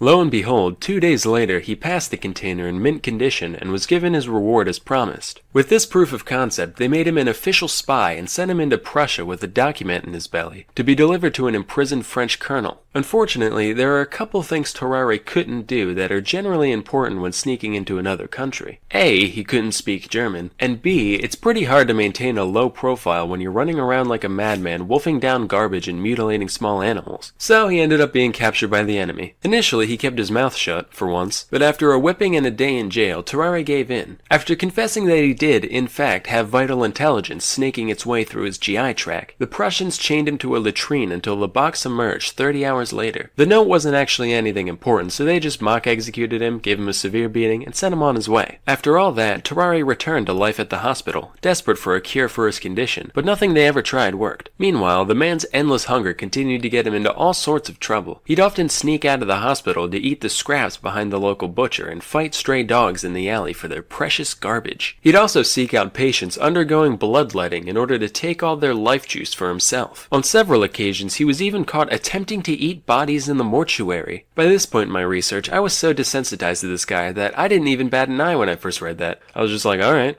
Guess he must have been hungry. Anyway, the hospital staff begrudgingly tolerated Terrare's buffoonery, until one day when he went too far. Well, Terrare, you've only had 3 mess hall raids, 4 miscellaneous trash-related mishaps, and 1 cadaver defiling, so I'd say, so far, this week's been pretty good. Doctor, we should probably inform you that a 14-month-old child has gone missing from their room. Terrare, look at me. Did you eat a fucking baby? Terrare was promptly kicked out of the hospital and spent 4 years out and about doing, whatever horrific shit you can imagine. When he came back, he was suffering from advanced tuberculosis and died shortly after arrival. During his autopsy, the surgeons found that, when they looked into his mouth, they could see all the way down his throat and into his stomach cavity. As you can imagine, his whole abdominal region was profoundly deformed. Basically, if this is a normal human, this is what they found inside Terrare. Just like the man's mind, we can see that around 90% is devoted towards food and 10% towards everything else. So, moral of the story here is that, no, you know what, not even I can find anything resembling a moral here. Not all stories have a point to them. Sometimes they're just sad and disgusting from beginning to end.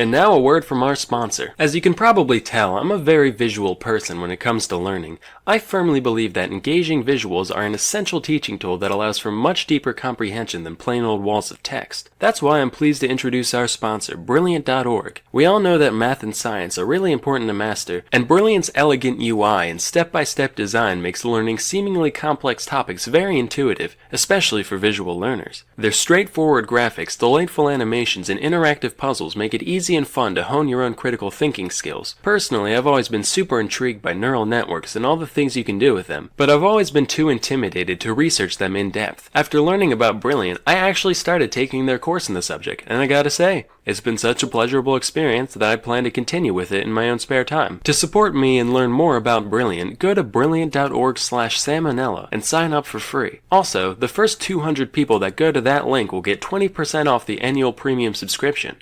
So, long before the era of the wiki, there used to be these things called encyclopedias, where for a small fee of thousands of dollars, they would mail you a tiny fraction of the knowledge we have access to today, and you could put it on a shelf, and it would sit there and make you look learned. But while not reading an encyclopedia is easy, not creating one is much easier, and yet we do it. Encyclopedia Britannica is still in circulation today, and it's maintained by around 100 full-time editors and more than 4,000 contributors. So whose idea was this? Who was the first person to sit down and say, today I feel like writing down everything? To answer that, we must look nearly 2,000 years in the past, to the mid-70s AD. Pliny the Elder, author, philosopher, veteran, imperial administrator, and one curious buckaroo. Early in his life, Pliny's father took him to Rome to study law. Then, as a young adult, he spent several years as a junior officer in the Roman military. His interest in literature made him a few high-ranking friends there, and when he came home, he took to writing. Unfortunately, a certain apocryphal fiddler was in charge at the time who wasn't exactly kind to intellectuals. So Pliny kept it on the DL, mostly writing about things like grammar and rhetoric, which at the time few people found worth freaking out over. Fortunately, in June of 68, Nero finally took a hint and killed himself, and following the chaos of the Year of the Four Emperors, one Vespasian came out on top. Vespasian was a general and a friend of Pliny's, so when he became emperor, he promoted Pliny to procurator, which was like the governor of a province. Suddenly, with this guy on the throne and a cushy job to pay the bills, Pliny found himself in a position to make complete use of his own potential. By day, he continued his administrative duties, but during nights, he wrote. And over the course of a few years, with nothing but his own wits and whatever authors he could get his hands on, he created a work known as the Historia Naturalis. This consisted of 37 books, each broken up into many dozens of chapters, covering just about every topic there is. While it wasn't quite an encyclopedia in the modern sense, it's still the earliest surviving attempt at an all-encompassing scholarly work, and it is a trip. I've been reading it. It is fascinating, not only as a reflection of what people did and did not know in the Roman Empire, but also as a reflection of Pliny himself, who is a character and who made zero attempt to hide it. So today, I come to you with a brief summary of the first part of a brief summary of all human knowledge according to one dude circa 77 AD. Now, the original thing makes for a fairly long read. Even removing most of the more uninteresting details, I've only managed to fit the first 2 books into today's video. As for the other 35,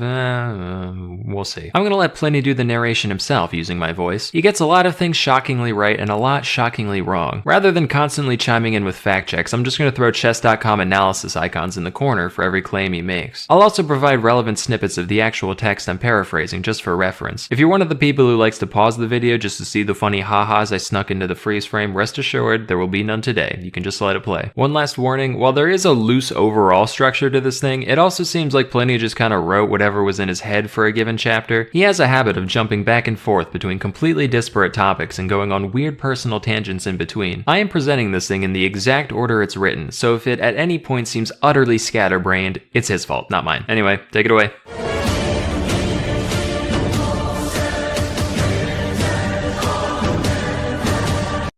Yo.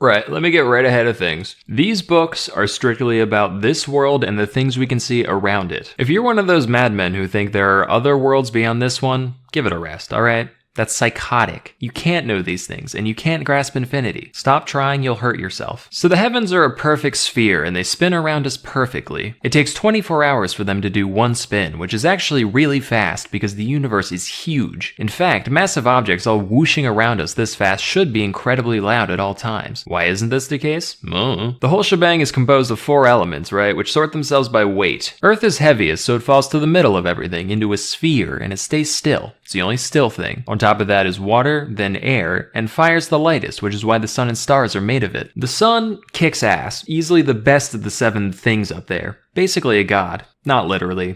Don't try to answer questions about God's nature, by the way. You'll just confuse yourself. There's at most one God, and he's everything, and he doesn't do weird human shit like getting jealous or banging other gods. I swear, people just make up new gods every time they want something specific. Let me tell you, there was a temple on Palatine Hill dedicated, through my tax dollars by the way, to fever. Like, the illness.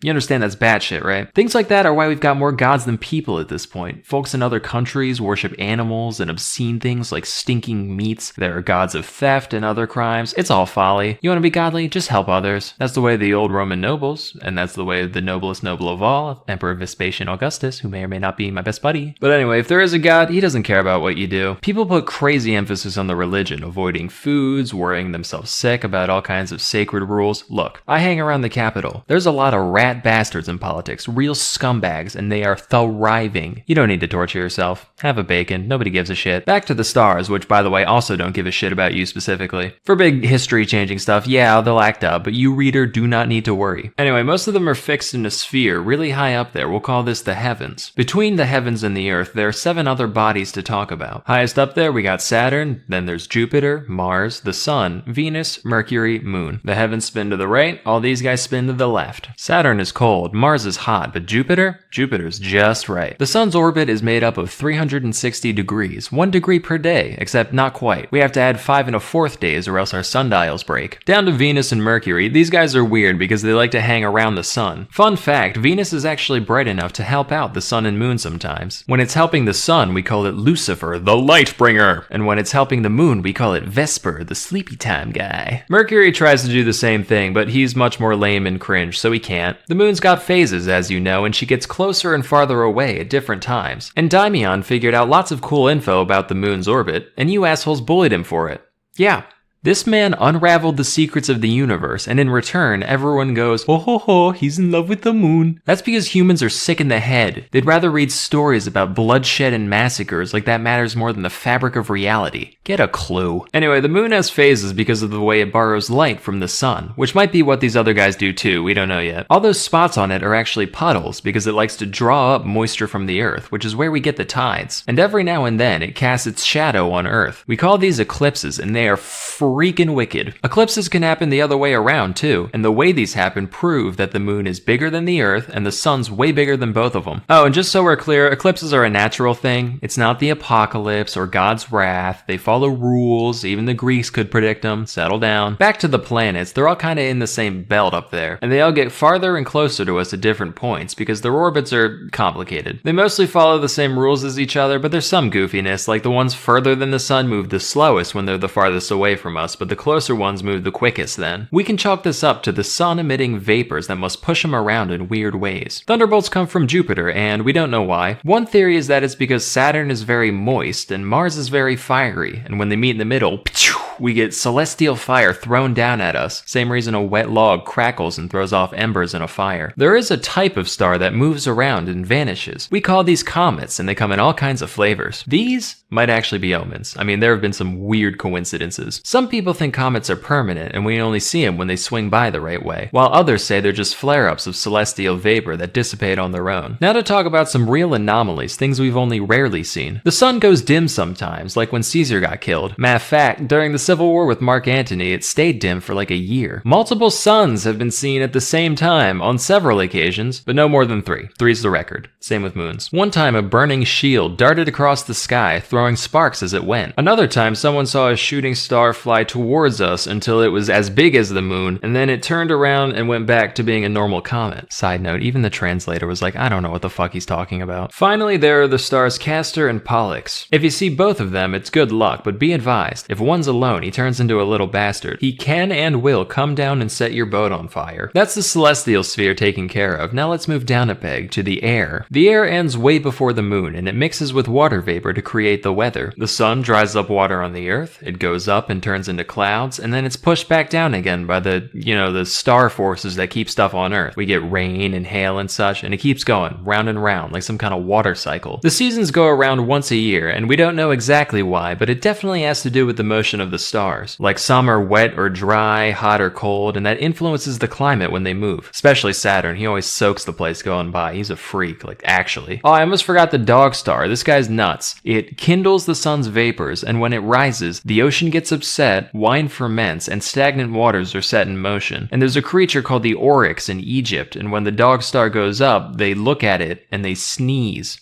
out of worship. It also makes dogs go rabid, hence the name. But the stars and the seasons they create have profound effects on nature, and it's not just the weather changes that do it. Some flora and fauna have weird links to the heavens. Pelagium blooms right on the winter solstice, even when hung up to dry in the house, and heliotrope follows the sun even when it's cloudy. The moon makes oysters bigger and ants lazier, and diseases in the eyes of livestock will grow and diminish based on its phase. That's just a few examples. Hey, let's talk about the winds. The ancient Greeks have published a lot of great observations about the winds. Those were warish, disconnected times, which makes their work all the more impressive. Nowadays, in this great peace, every shore of this sea welcomes Romans. And what are we doing? When's the last time we sent anybody out to investigate this world with inquiry in their heart? Plenty of expeditions, sure, but that's just because you got some shit to sell. Rather than pursue science that could benefit all of mankind, you're hawking olives in Byzantium just to watch your abacus go up. Greed. But anyway, how many winds are there? The ancients recognized 4, but that's clearly not enough. The next generation overcorrected, brought it up to 12, and shit got messy and elegant. So today, us modern folk take the middle of the road with a nice even 8 total, 2 for each quarter of the heavens, and they've got a bunch of fun names. And yeah, if we wanted to add in the old reject winds, we could, and there's even a couple extra secret winds only recognized by a select few. Plus, there's certain winds that only blow in certain regions of the world, but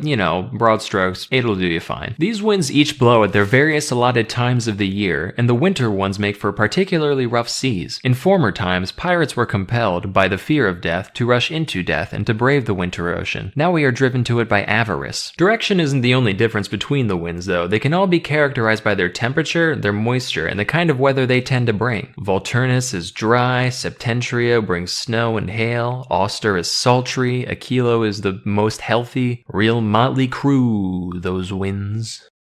But while those guys are generally pretty calm, we must also consider the sudden, violent gusts we call storms. Storms are self-contained events that come in a few flavors themselves, like eknephius, which brings thunder and lightning, or typhon, which doesn't. Certain storms also give rise to whirlwinds, which are these giant, loud pillars of wind and moisture that destroy everything in their path. They are so dense that they can actually support themselves on the ground, and if they happen over the sea, they suck up the water as they go. Thunderstorms produce lightning, and lightning is crazy. It has this unique property where it can damage things on the inside while leaving the outside unharmed. It can empty casks of their wine without breaking the vessel itself, and it can melt gold and silver without burning the bag they're in. One time, a noblewoman named Marcia was struck by lightning while pregnant, and while the baby got fried, she herself survived without injury. Many people believe that when lightning strikes a man, it can be used to predict his future, with terms and conditions, of course. Some historians also state that man is capable of invoking lightning. The author L. Piso said that the ancient king Numa did it all the time. Then his successor, Tullus Hostilius, tried to imitate him, but he didn't do the ceremonies right, so he just got electrocuted. Is any of this true? Maybe. At the very least, I buy the fortune-telling thing. Now, we all know that we see lightning before we hear thunder. That's nothing special. It's just because light has a greater velocity than sound. It's the same event, thunder's just the sound that lightning makes. Fun fact, man is the only animal that isn't always killed by lightning. Any other creature, instant death every time, but we're special. Lightning can strike just about anything, except for laurels, seals, and eagles. They're all safe. It also never descends more than 5 feet into the ground, so if you're someone who's scared of lightning, your best bets are deep caves or a tent made out of seal skin. Besides all this normal weather, we do have records of some real weird stuff falling from the sky. It has rained milk and blood on many occasions. One time it rained flesh, and the fallen meat that wasn't eaten by birds just didn't rot. You know, your casual immortal meat storm. One time it rained wool, another time there was a shower of baked tiles. What a country, huh? Stones have been known to fall from the sky now and then. The Greeks like to brag about how the philosopher Anaxagoras correctly predicted such an event, but I find that dubious. We know a stone fell, it was like a wagon load big, but I think Anaxagoras just got lucky. I mean, the guy said it would fall out of the sun.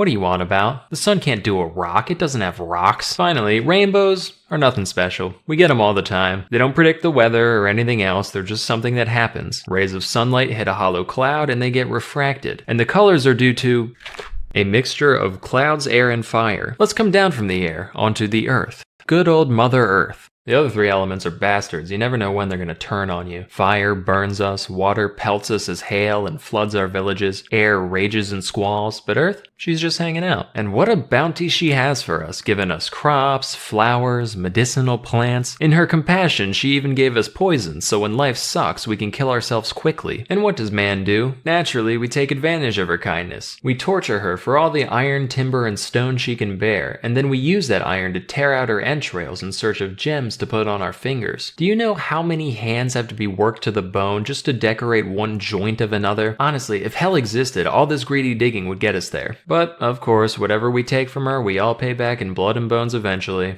World keeps turning. Just wish y'all weren't such ingrates about it. Anyway, as we said, the Earth is a perfect sphere, except for, mountains and valleys, but close enough. There's a question we get all the time when people first learn about this, particularly from the commoners. They'll go, right, if Earth's a ball, why don't people on the other side fall off? To that I say, why doesn't the whole thing fall down? Where would it go if it did? Up into the other sky? That doesn't make sense. No, the Earth is right where it belongs. Then they'll say, alright, fine, but why's the ocean flat then? Guess what? It's not. Here, take a glass of water, fill it to the brim, then drop a little something in there. See that slight subtle curve? That's the ocean. You can see it when a ship goes out to sea. The bottom bit will disappear over the horizon before the mast does, and so it goes all the way around. One time some Indians got blown off course by a storm and ended up in Germany. Side note, this was not the first nor the last time the translator started his annotation with this exact 11-syllable sigh of frustration. The ocean they must have crossed had to be massive, like half the globe. Real quick, let's think about how much of the world is even inhabitable. We got one hemisphere over here, which is divided into 5 zones, right? On the top and bottom, miserable, nothing but cold and darkness. In the middle, sun's too close, burns everything, miserable. So already we only got a fifth of the place to ourselves. Then take into account all the seas and mountains and wilderness and other crap in the way, there's barely anything left. And this is what every war in history has been over, this tiny portion of what amounts to a speck in the universe. Even if you conquered the world, you'd have barely started. And how much of it can you bring with you to the grave, huh? So the Earth is in the middle of the universe, and we know this because of the equinoxes. Day and night, perfectly balanced on these 2 dates. We're right in the middle. It just makes sense. There's plenty of other proof that we live on a globe. Certain stars can only be seen from different parts of the world, and that's because the Earth's in the way. Just ask a sailor, they'll see new stars squink their way out of the horizon as they go. Also, eclipses show that the time of day depends on your east-west position. A few years back, the same eclipse of the sun, same exact event, was seen at 8 in Campania, but at noon in Armenia. Try splaining that one, planists. Here's another. One time, a courier named Philonides ran from Sicyon to Elis, which is a distance of 1,200 stadia. The way there took him 9 hours, but then the return trip took him 15. And it's not because he was tired or took a break somewhere. Brother, he ran against the sun. Likewise, the length of shadows on a given day depends on your latitude. In Egypt, on the summer solstice at noon, their sundials cast a shadow half the length of the pointy bit, whereas in Venice, at the very same hour, the shadow's as long as the pointy bit. If you keep going south, eventually you'll reach a point where the sun's straight up at the solstice. We dug a well in a town called Syene just to check, and sure enough, it's light all the way down. If you go even further south, you'll notice the sun do that twice a year at equal distances from the solstice. There's also a place in India where there just aren't shadows, ever, and as a consequence, the people there don't know what hours are. But because of the way the sun moves, you'll notice that the longest day of the year is longer the further north you go. In Alexandria, on the summer solstice, they get 14 hours of daylight. In Italy, it's 15, and in Britain, it's 17. Following this pattern, we believe that at the very North Pole, it's 24, meaning they get 6 months of daylight at a time, with 6 months of night on the other side. The difference in climate based on latitude is clearly reflected in the nations that live there. For one, the Ethiopians.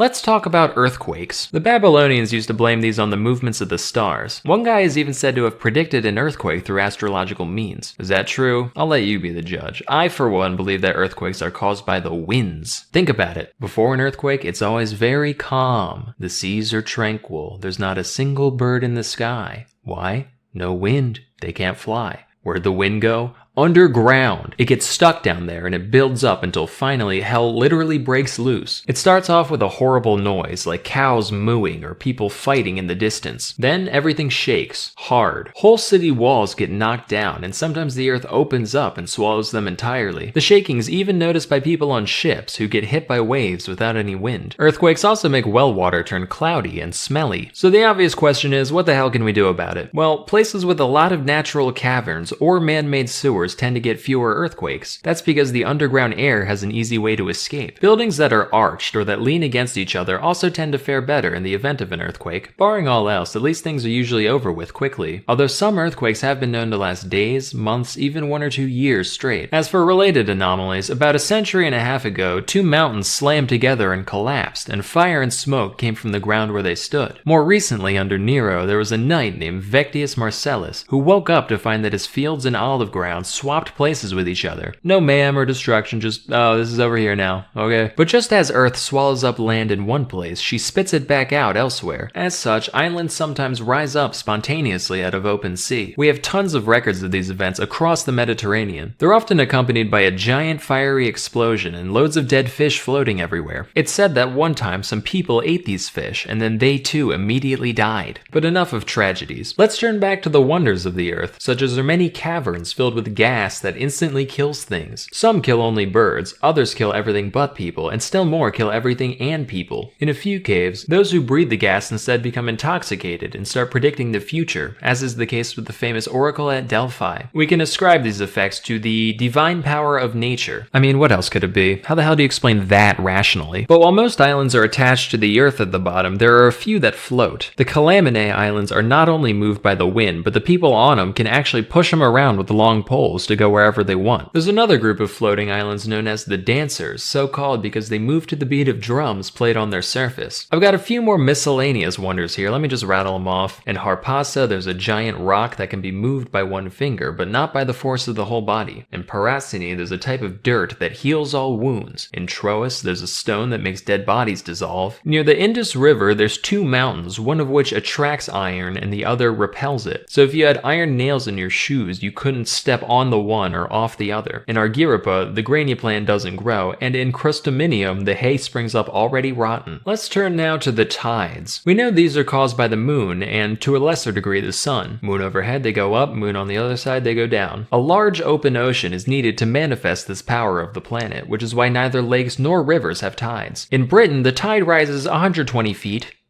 The tides do a full cycle twice a day, except in Euboea, where they do it 7 times. Aristotle said that animals only die when the tide is ebbing, but really that's only true of people. Watch.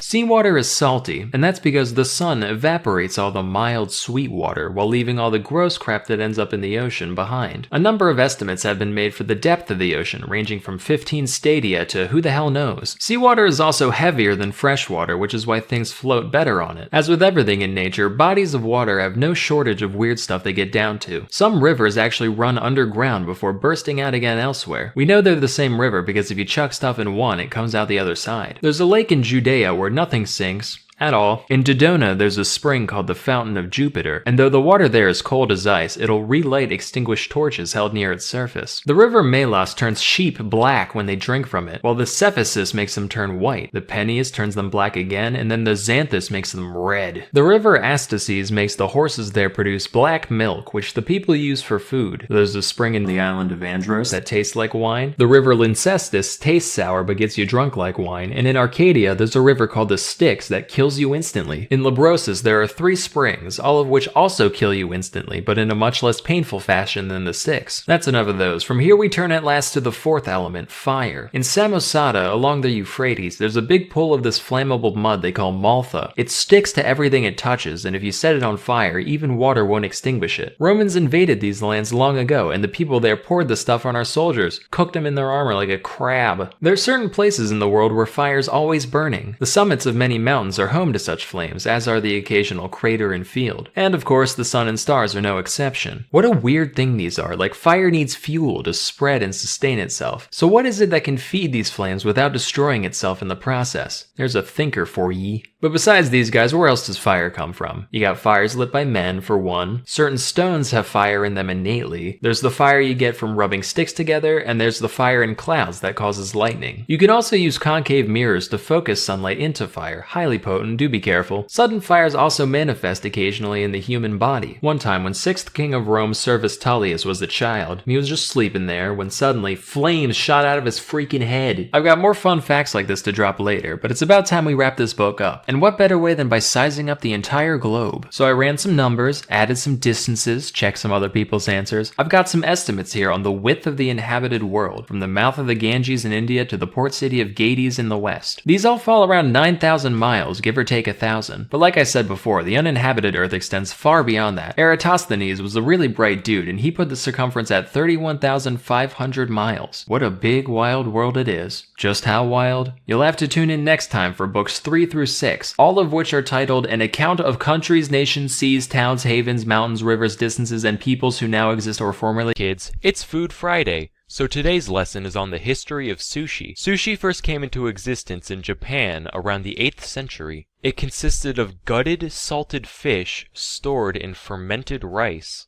You know, this half-rotting rice is good and all, but I can still smell things. Yeah, and I'm not having nearly as much diarrhea as I would like to be. What should we do?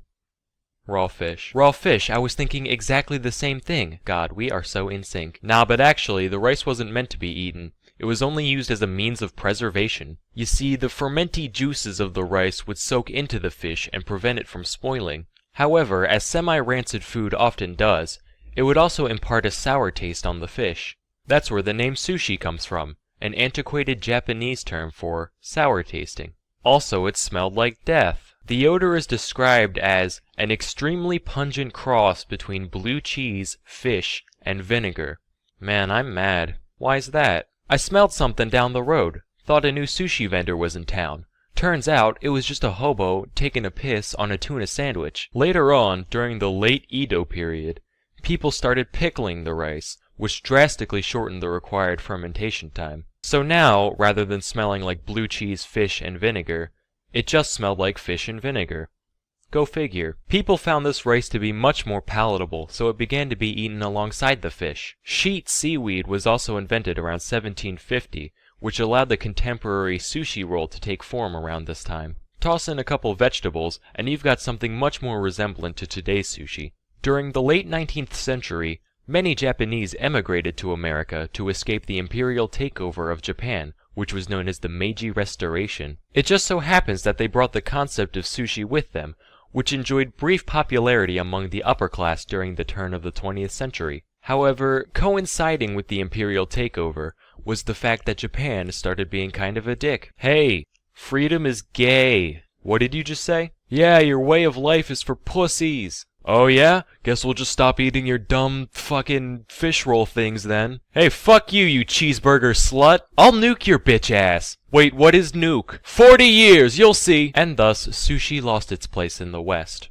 Cut to the early 1960s. World War II tensions are mostly gone, and refrigeration is everywhere. This allowed sushi to again rise in America, this time for good. By the 1980s, sushi restaurants were everywhere, especially along the West Coast. But as you can imagine, American sushi saw significant alteration in order to appeal more to the Western palate. For example, if you went to Japan and asked for cream cheese in your roll, they'd probably just put you on a raft and gently push you out to sea. But to each their own, and today sushi is more popular than ever. So kids, remember to be careful of who you make fun of.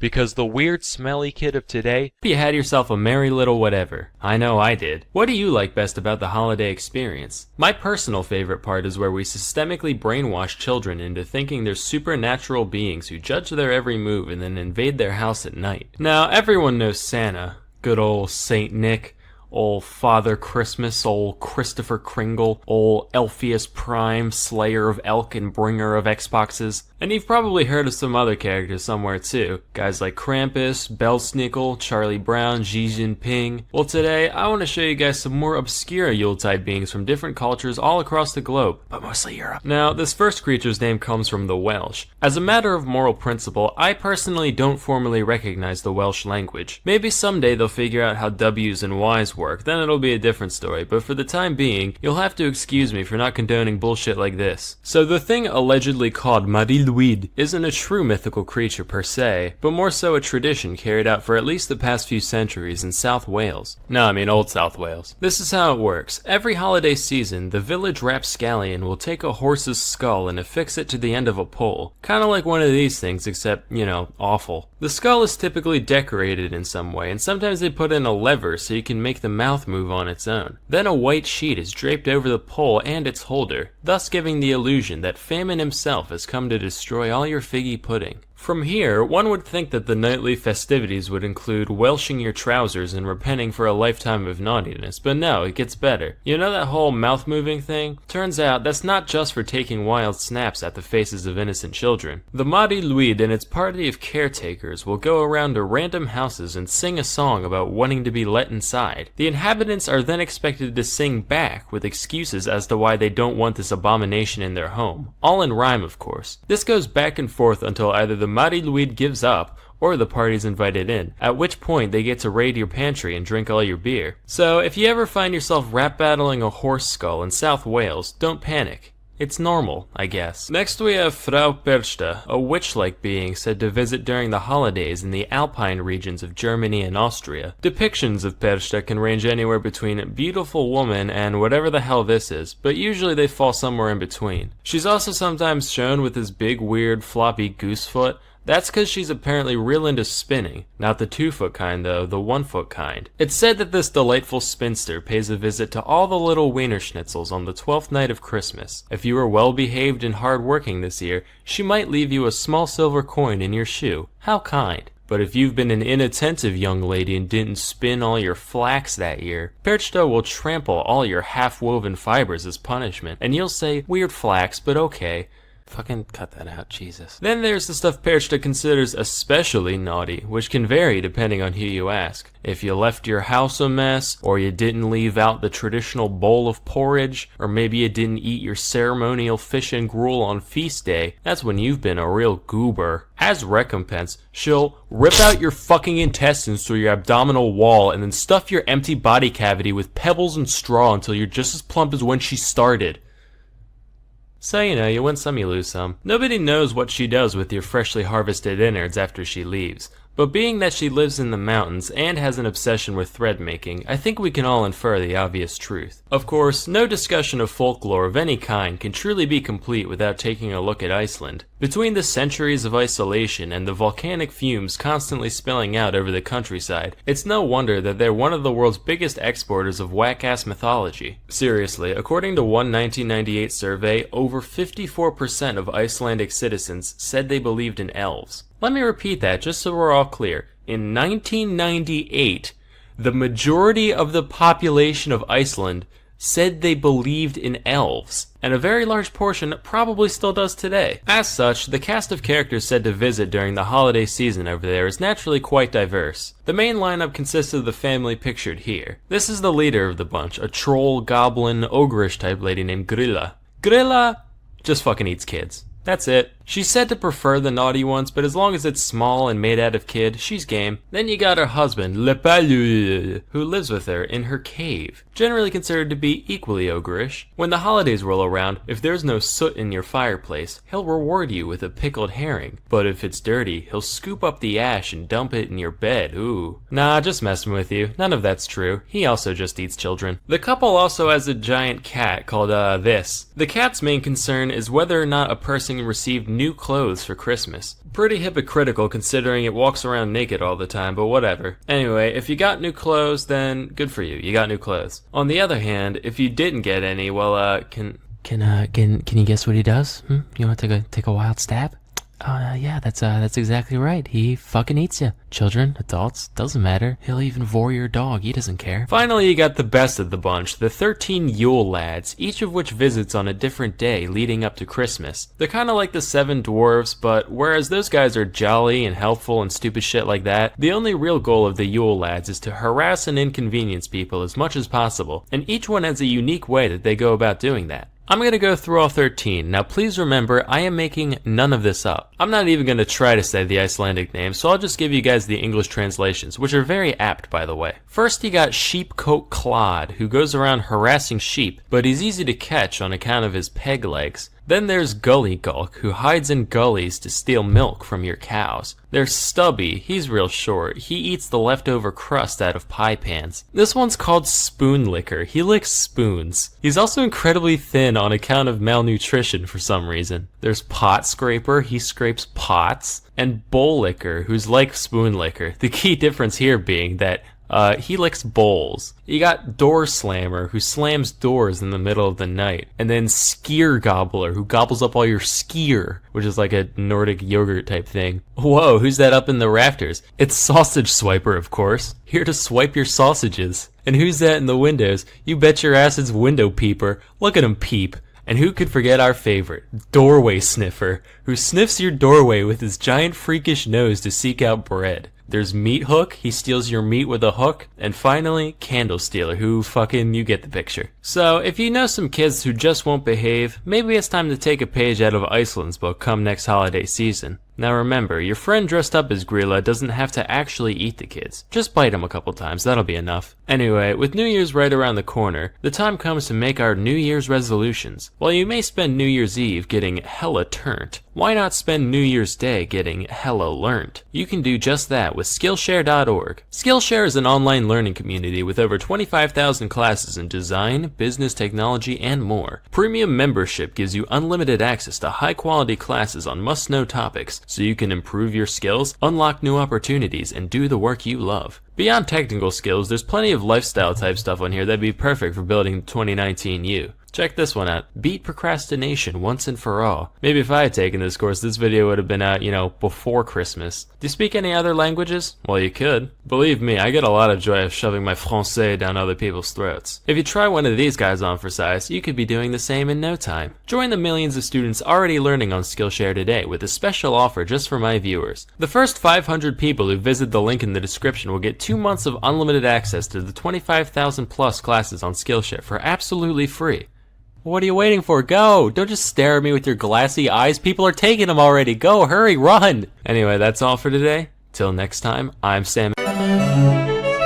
Hey kids, if you've been on Earth for any amount of time, you should know that this place is pretty wet and wild. With water just falling from the sky whenever it feels like it, it's no surprise that floods are among nature's most common means of wrecking humanity's hard work. However, not every flood has been made out of plain old H2O. Today, we're going to talk about some of the few non-water liquid disasters that mankind has endured. January 15th, 1919 was a particularly warm day for Boston, at around 40 degrees Fahrenheit, well above the freezing temperatures of the past week. Men wore their hats a little less snugly, children huddled about the fire a little less closely, and a metal tank containing 2.3 million gallons of molasses decided to collapse. Now, I know what you're thinking. Sam, I've never even held a molasses before. I didn't know there was 2.3 million gallons of it in the world. What was that much molasses doing in one place? Well, young grasshopper, as with most things, the answer is alcohol. As the cylinder came tumbling down, it unleashed a delicious brown tsunami that was 25 feet high at its peak. Also, forget everything you know about idioms, because the waves were recorded to have moved as fast as 35 miles per hour.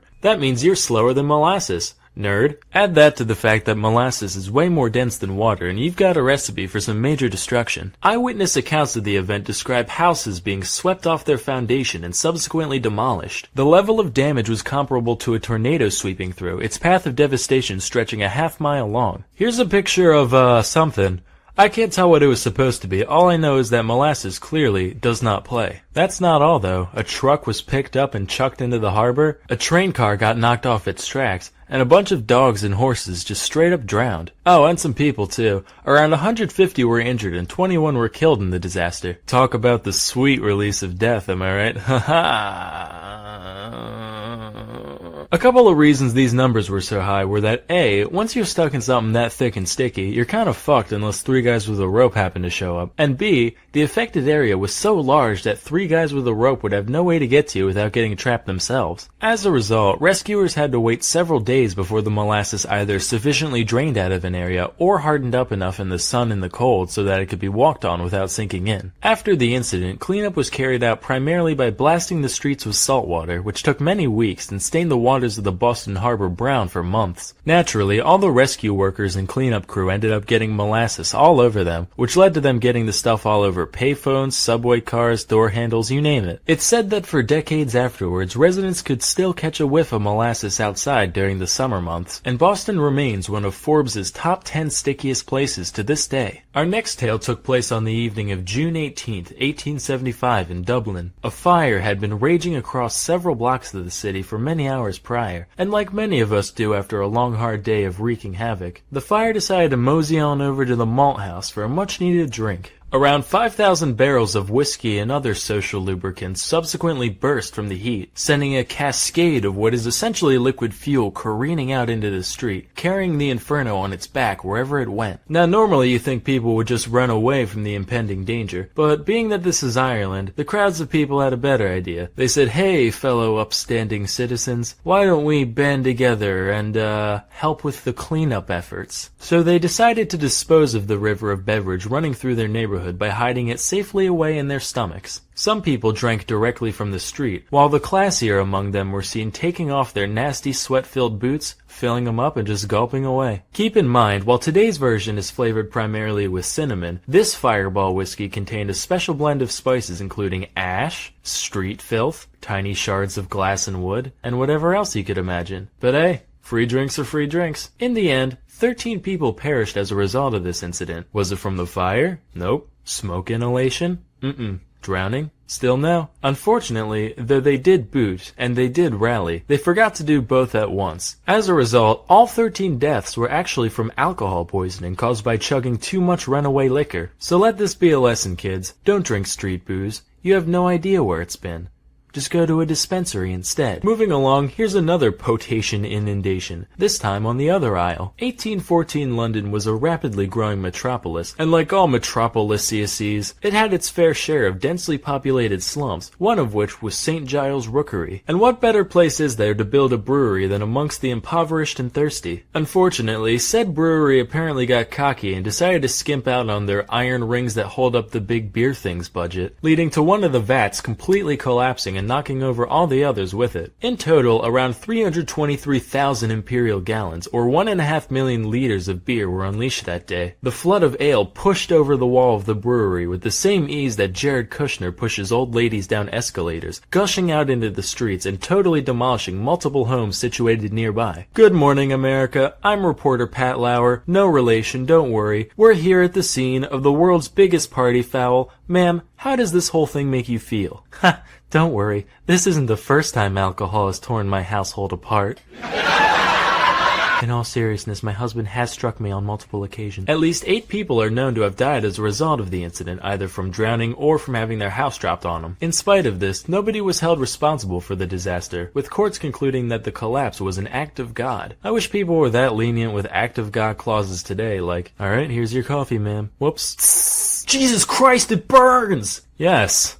That was Jesus Christ who did that. You motherfucker, my legs are fusing together! Hey, God works in mysterious ways. Maybe you were supposed to be a mermaid, who knows? So, I hope the knowledge of these events will serve to empower you in your life going forward. If you find one of your friends trapped in molasses, now you'll say, don't worry, I'll save you. In a couple days. If your street is ever flooded with hard liquor, you'll say, oh boy, time to start chugging. In moderation, of course. But why stop there when you can learn a lifetime of practical wisdom with Skillshare.com? Skillshare is an online learning community with over 22,000 classes in technology, design, business, and more. Premium membership gives you unlimited access to high-quality classes on must-know topics, so you can improve your skills, unlock new opportunities, and do the work you love. Sure, history can write some pretty insane stories, but hey, so can you. With these courses, you can make the next great American novel, or breathe new life into your erotic Sanjay and Craig fanfiction. You ever doodle in the margins of your notebook during class? I know I do. What better way to spice up your notes than with some classy botanical line drawings? No more Celtic knots made out of dicks for me, that's for sure. Join the millions of students already learning on Skillshare today with a special offer just for my viewers where you can get 2 months of Skillshare for free. To sign up, go to skl.sh/sam03. Again,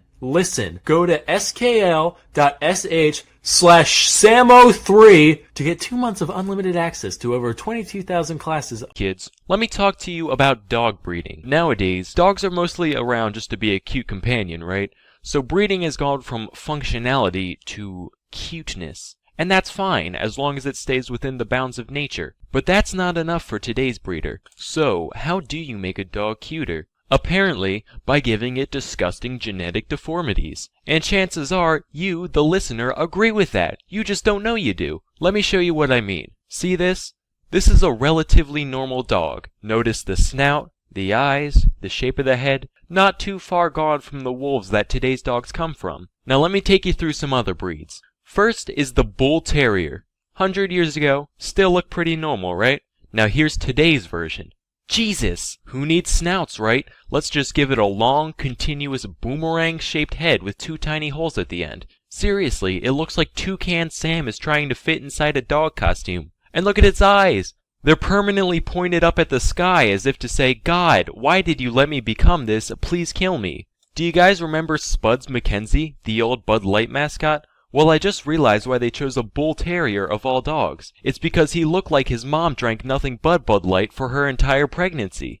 Next up is the Pug. I'll probably get some hate for this one, but I don't care. They've been bred specifically to look like they've been smashed in the goddamn face with a frying pan. And because of this, because of their fact that their skull is shaped like a fucking tuna can, they can barely breathe their whole lives. Ever been around a pug? Constantly, no matter the temperature or the weather, they sit there going, "Gah, gah, gah, gah." And people think this shit is cute. If my baby came out with a flat nose, hair lip, cylindrical head, and no neck going, "Gah, gah, gah," I'd be like, Jesus fuck, put it back in. It's clearly not done yet. Next is the Dachshund. Now there is no excuse for this one. The head's fine, right? But the body, good God. It's got a torso shaped like a goddamn doorstop with those pointless legs just kinda stapled on. Now it's been a little while since I reminded you what a normal dog looks like, so here. Now let me go into Photoshop real quick and do all the changes necessary to make this dog look like a dachshund. Look at that. That's not okay. Why even have legs at this point? Might as well just keep going until it's just a drumstick from the neck down. And there's no reason. It's just one day someone was like, well, people like dogs and people like ferrets, so why don't we make some chimera abomination halfway in between the two and see what happens. My least favorite breed, though, out of all of them, it's just straight up fucked in every way. A testament to humankind's never-ending corruption of the natural world. I'm talking about the Chihuahua. It's like somebody took a normal dog and boiled away every aspect except for anger and neuroticism, leaving this tiny hell creature behind. And this is one of the nicer pictures I could find. Take a look at this. Someone call a priest. And we let these things inhabit our homes. This poor woman's gonna wake up with her fucking nose chewed off and just be like, oh, Mr. Wiggles was a little hungry this morning, wasn't he? Meanwhile, the dog's just sitting there like, bloodlust.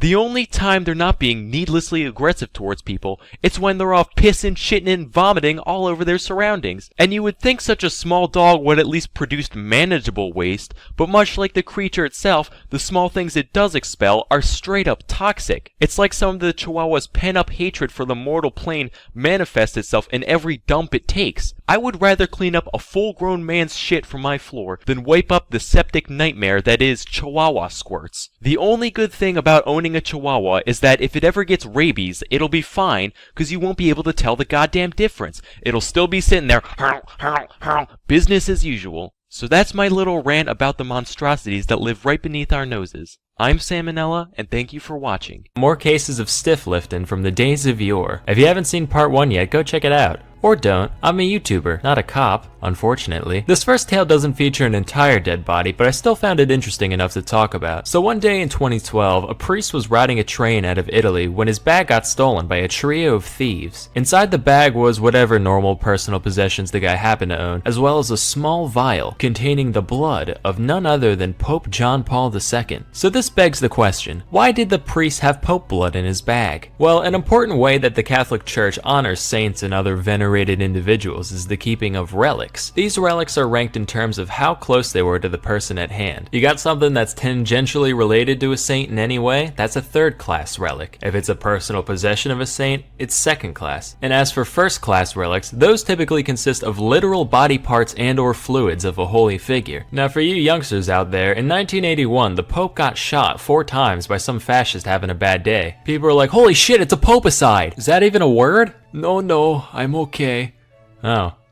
Say, who left all this first-class relic lying around? So to this day, there remain 3 objects containing the fine-aged poppy juice spilled that fateful afternoon. The vial was found a few hours later by police among the reeds and grass near the station, which basically means the thieves took one look at it and were like, blood? I already make this myself. Lame, and tossed it out without a second thought. Here's the thing though, that's not the only instance of old JP2 getting blood napped. In 2014, a similar relic was yoinked from the church of San Pietro della Ienca in Italy alongside a crucifix. The fact that these were the only items taken led to 2 prevailing theories. Some people thought that, since John Paul II wasn't technically a saint yet, the relic's value would go way up once the man was actually canonized, so the thieves decided to take it now and resell it later. The other theory was way more popular with the media. After all, what use does Pope blood have other than satanic rituals? This story naturally got a lot of press, and the whole world just kind of assumed that Lucifer himself was set to return any day now. Eventually, the thieves confessed, so authorities came to the rehab facility they were staying at. They returned the cross, but when questioned about the relic, they were like, wait, what?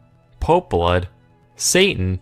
Do you guys need to check in here too? Eventually, it was found in a rubbish bin on the facility grounds, which means once again, it was just casually tossed out as nonsense. You ever throw out Pope blood? Because apparently, multiple people have done that on separate occasions just in the past 7 years. It doesn't end there, of course. In 2016, this happened a 3rd time when a piece of cloth with John Paul fluid on it was taken from Cologne Cathedral. I can't for the life of me find a follow-up to this story, which leads me to believe that they're just like, fuck it, Pope blood's more trouble than it's worth at this point. But if you guys can find some conclusion to where it ended up, let me know below. Now, our next story begins with a man named Karl Tanzler, a German-born radiology technologist in early 20th century Florida. He looked kind of like Sigmund Freud, except even more evil looking. On the inside, he was a pretty normal dude, other than the fact that he claimed to have visions throughout his life of some mysterious dark-haired girl. Anyway, in 1930, while working at the Marine Hospital in Key West, he met a young woman by the name of Maria Elena Milagro de Hoyos, called Elena for short, and he said, "Oh my god, that's the girl from the visions I've been having." Yeah, wait, what? "We were meant to meet today. We must be soulmates." What? Don't you have like a wife and 2 kids? Destiny. Hoyos was soon diagnosed with tuberculosis, which was considered fatal at the time, so naturally, Karl decided to handle her treatment, going as far as convincing her family to let him visit their home every day. Except, he was a radiologist, so even if there were reliable means to treat tuberculosis at the time, he definitely didn't have the credentials to do so. But whatever, this is the past we're talking about after all. That place was a shit show from start to finish. I'm not about to get on somebody's case for a little clerical error. In addition to whatever salves and tinctures and such doctors gave to people back then, Tanzler showered her with gifts of clothes and jewelry. I know he meant well, but if I was bedridden with a terminal illness, I'd just be insulted. Like, wow, thanks, can't wait to show off this little number out on the town. Anyway, eventually, Tanzler found that the time had come to reveal his true feelings. "Elena, there's something I must confess. I'm deeply in love with you." "I'm so glad you feel the same." Hoyos inevitably succumbed to the disease, leaving Tanzler heartbroken. He just wasn't ready to part ways with his pestilence-riddled sweetheart, so he asked the family's permission to commission an above-ground mausoleum for their daughter. And since this was the early 20th century, they said, "What a sweet, selfless man. I'm sure he'd never do this just so he could commit crimes against nature." Then he was like, "Oh yeah, by the way, could I have some of her hair too?" "Sure, kind stranger. Here's a bag of her hair we just had lying around for some fucking reason." Again, no red flags here. He went to visit her dwelling nearly every night for 2 years. Then finally one day he said, "You know what, kid? You're alright. Say, how's about we ditch this musty old mausoleum and go back to my place?" I'll take that as a yes. So he took her home in a little red toy wagon, which is ridiculous. It makes me picture him skipping around, whistling a merry tune. Hey neighbor! Now here's a riddle for all you intellectuals out there. What do a dead body and a used PT Cruiser have in common? Sure, they both taste terrible, and you never want to be seen in public with one. Most importantly though, they're a depreciating asset. But hey, that didn't stop old gnarly Carly from sprucing her up any way he could, wiring her bones back together with coat hangers, replacing her skin with wax and silk, making a wig out of that bag of hair from earlier, and soaking the body in massive amounts of perfume and disinfectants, for obvious reasons. He claimed to have been instructed to do all this by Elena's spirit, which he would apparently talk to frequently. He also did, you know, that thing eccentric loners do with dead ladies in their house, but we won't talk about that. This went on for 7 years, 7 hot and humid Florida years, until 1940 when Elena's sister saw him dancing with some lady through the curtains. She's like, "Aw, how cute. I'm glad that old bag of lentils has finally found love." Walks in, comes to find out it's her fucking dead sister. So the cops come, but there isn't any conclusive evidence of any flirting and philandering with the body, so the only crime Carl could have been charged with was grave robbing. Except the statute of limitations was already up by the time he was found out, so they just took the body, tipped their hats, and went on their merry way. Tanzler still missed Elena dearly, but since he couldn't have her cadaver, he crafted a crude homemade effigy of the lady, which he lived with for the rest of his life. Here's the part that really gets me though. He apparently went back to live with his estranged wife once the jig was up. Just like, "Hey babe, I know we haven't talked since the whole corpse thing, but I've been having trouble making rent. Do you think I could come crash for a while?" "Sure, come right in. I'll take your coats. Would you and the demented life-size replica of your long-dead lover that you left me for like a cup of tea?" "I'd like one. None for her though. It goes right through her." Of course, I'm making all this out to be a horrifying thing for the goofs and gaffs of it, but at the time, a lot of people read the news stories about Tanzler, and many actually sympathized with the man. They saw him as the distraught, hapless romantic that he saw himself as. You know why they had that compassion? Because they listened. Say, what would the world look like if we all listened more? Sponsor time! Listening to audiobooks inspires us, motivates us, even brings us closer, and there's no better place to listen than Audible. But what should you listen to, you ask? After all, there's so many options that it's almost overwhelming. Well, normally I tell you to go listen to my book, but unfortunately I've never written a book, so instead, how about the Necronomicon? That's right. The Necronomicon is on Audible. Now you too can learn exactly how to put that Pope blood in the backseat to use on your way to work. Tie in. In all seriousness, a novel really worth checking out is Edwin Abbott's Flatland, a book about life in an entirely two-dimensional universe, and it is a trip, trust me. You can get your first audiobook free along with 2 selected Audible original titles and exclusive fitness programs when you start your 30-day trial. Just visit audible.com/salmonella or text salmonella to 500 to get started. Again, go to audible.com/SAMONELLA or text SAMONELLA to try Audible for free. Kids, do you like fashionable, high-quality apparel at an affordable price? Well, too bad, because that's not what we're talking about today. I'm going to learn you all a thing or two about the real banana republics. Our story begins during the turn of the 20th century in Central and South America. Agriculture's kind of a big deal right now. You've got a ton of little plantations all over the place growing bananas, sugar, pineapples, that kind of thing. And they're doing alright for themselves, no big deal. But then refrigeration happened, and it changed everything. Because now produce could be kept fresh for way longer in transit, meaning the fruit companies could suddenly open up their business to the international market, their biggest new trade partner being the United States. This massive opportunity gave rise to 3 main companies, known as the United Fruit Company, Cuyamel Fruit Company, and the Vaccaro Bros. By growing, shipping, and selling fruit, these 3 firms made just obscene amounts of money, a lot of which went towards buying out smaller family-owned farms and plantations. This allowed them to make even obscener amounts of money, until eventually the only competition that remained was each other. And then shit got real. The year is 1910. One of the companies I mentioned, Cuyamel, was doing most of its business in the country of Honduras, when the president of Honduras, Miguel Davila, decided to give a land grant to the Vaccaro Bros in exchange for helping to build some roadways. In doing so, they basically stole a bunch of Cuyamel's potential plantations and gave them to a competitor. So Samuel Zamuri, owner of Cuyamel, said to himself, "Dang, I hate those guys. If only there was some way for a guy like me to significantly influence the world around him for his own personal gain." Wait a minute. So he used a portion of his McDuck-esque fortune to hire a mercenary army, which he gave to one of his friends, former Honduran President Manuel Bonilla. And together, they overthrew the entire fucking government of Honduras. Yeah. Should've called it Cuyamel. Anyway, Bonilla took power and gave very generous concessions to Cuyamel and United as thanks. But then America saw this, and they were like, hey, that's not very freedom of you, young man. To which Zemery replied, it's okay, we're gonna help this country succeed. After all, politics and business are essentially the same thing.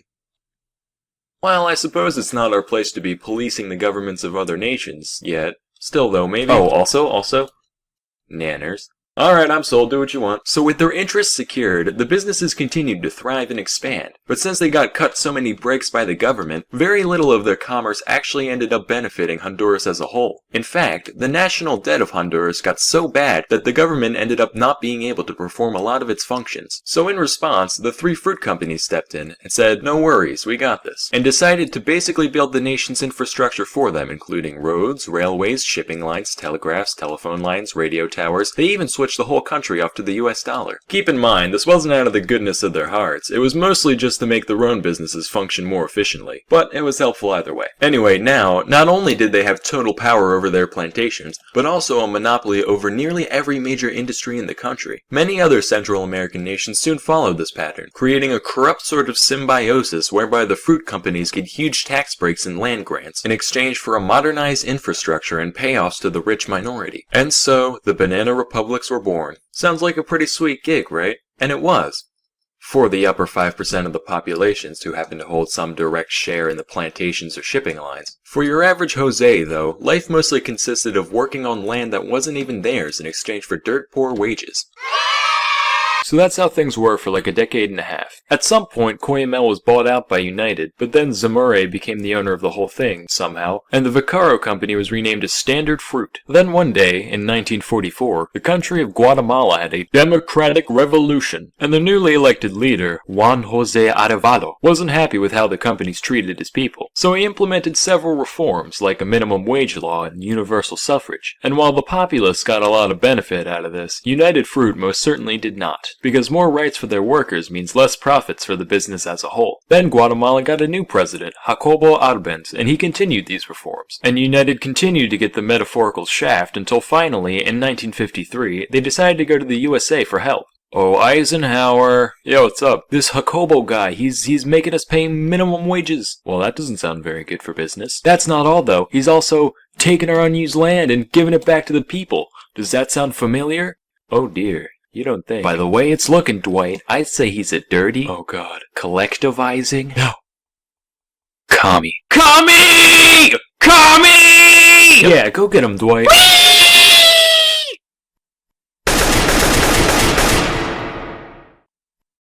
Holy shit, you actually did it. World Star! And from that point onward, Guatemala was ruled by a series of US-backed dictatorships, all the way up until 1996. This kind of situation happened in several other places and times as well, almost always driven by some combination of red fear and yellow love. I won't give any more details for the sake of time, but that doesn't mean they weren't big deals. So you might be wondering, where did these companies go? Surely the clan of banana shenanigans can't still be around today. Well, that's where you're wrong. They're still in operation, just under different names. Standard Fruit changed their name in 1991 to become none other than Dole Food Company. You know, when I was a kid, I used to play a lot of Super Monkey Ball, and I used to wonder, what kind of cruel tyrant would just stick an ape in a ball for their own amusement? Well, now I know. Those bastards. As for United, one day in 1976, their CEO decided he couldn't take the heat anymore, so he jumped out the fucking window. That's a real thing, look it up. Then some other guy bought the company and renamed it to, drumroll please, Chiquita Banana. That's right, ladies and gentlemen. The face you once knew as an innocent, fun-loving dancer/fruit merchant is actually a ruthless tyrant who overthrows democracies and undermines basic human rights for her own profit.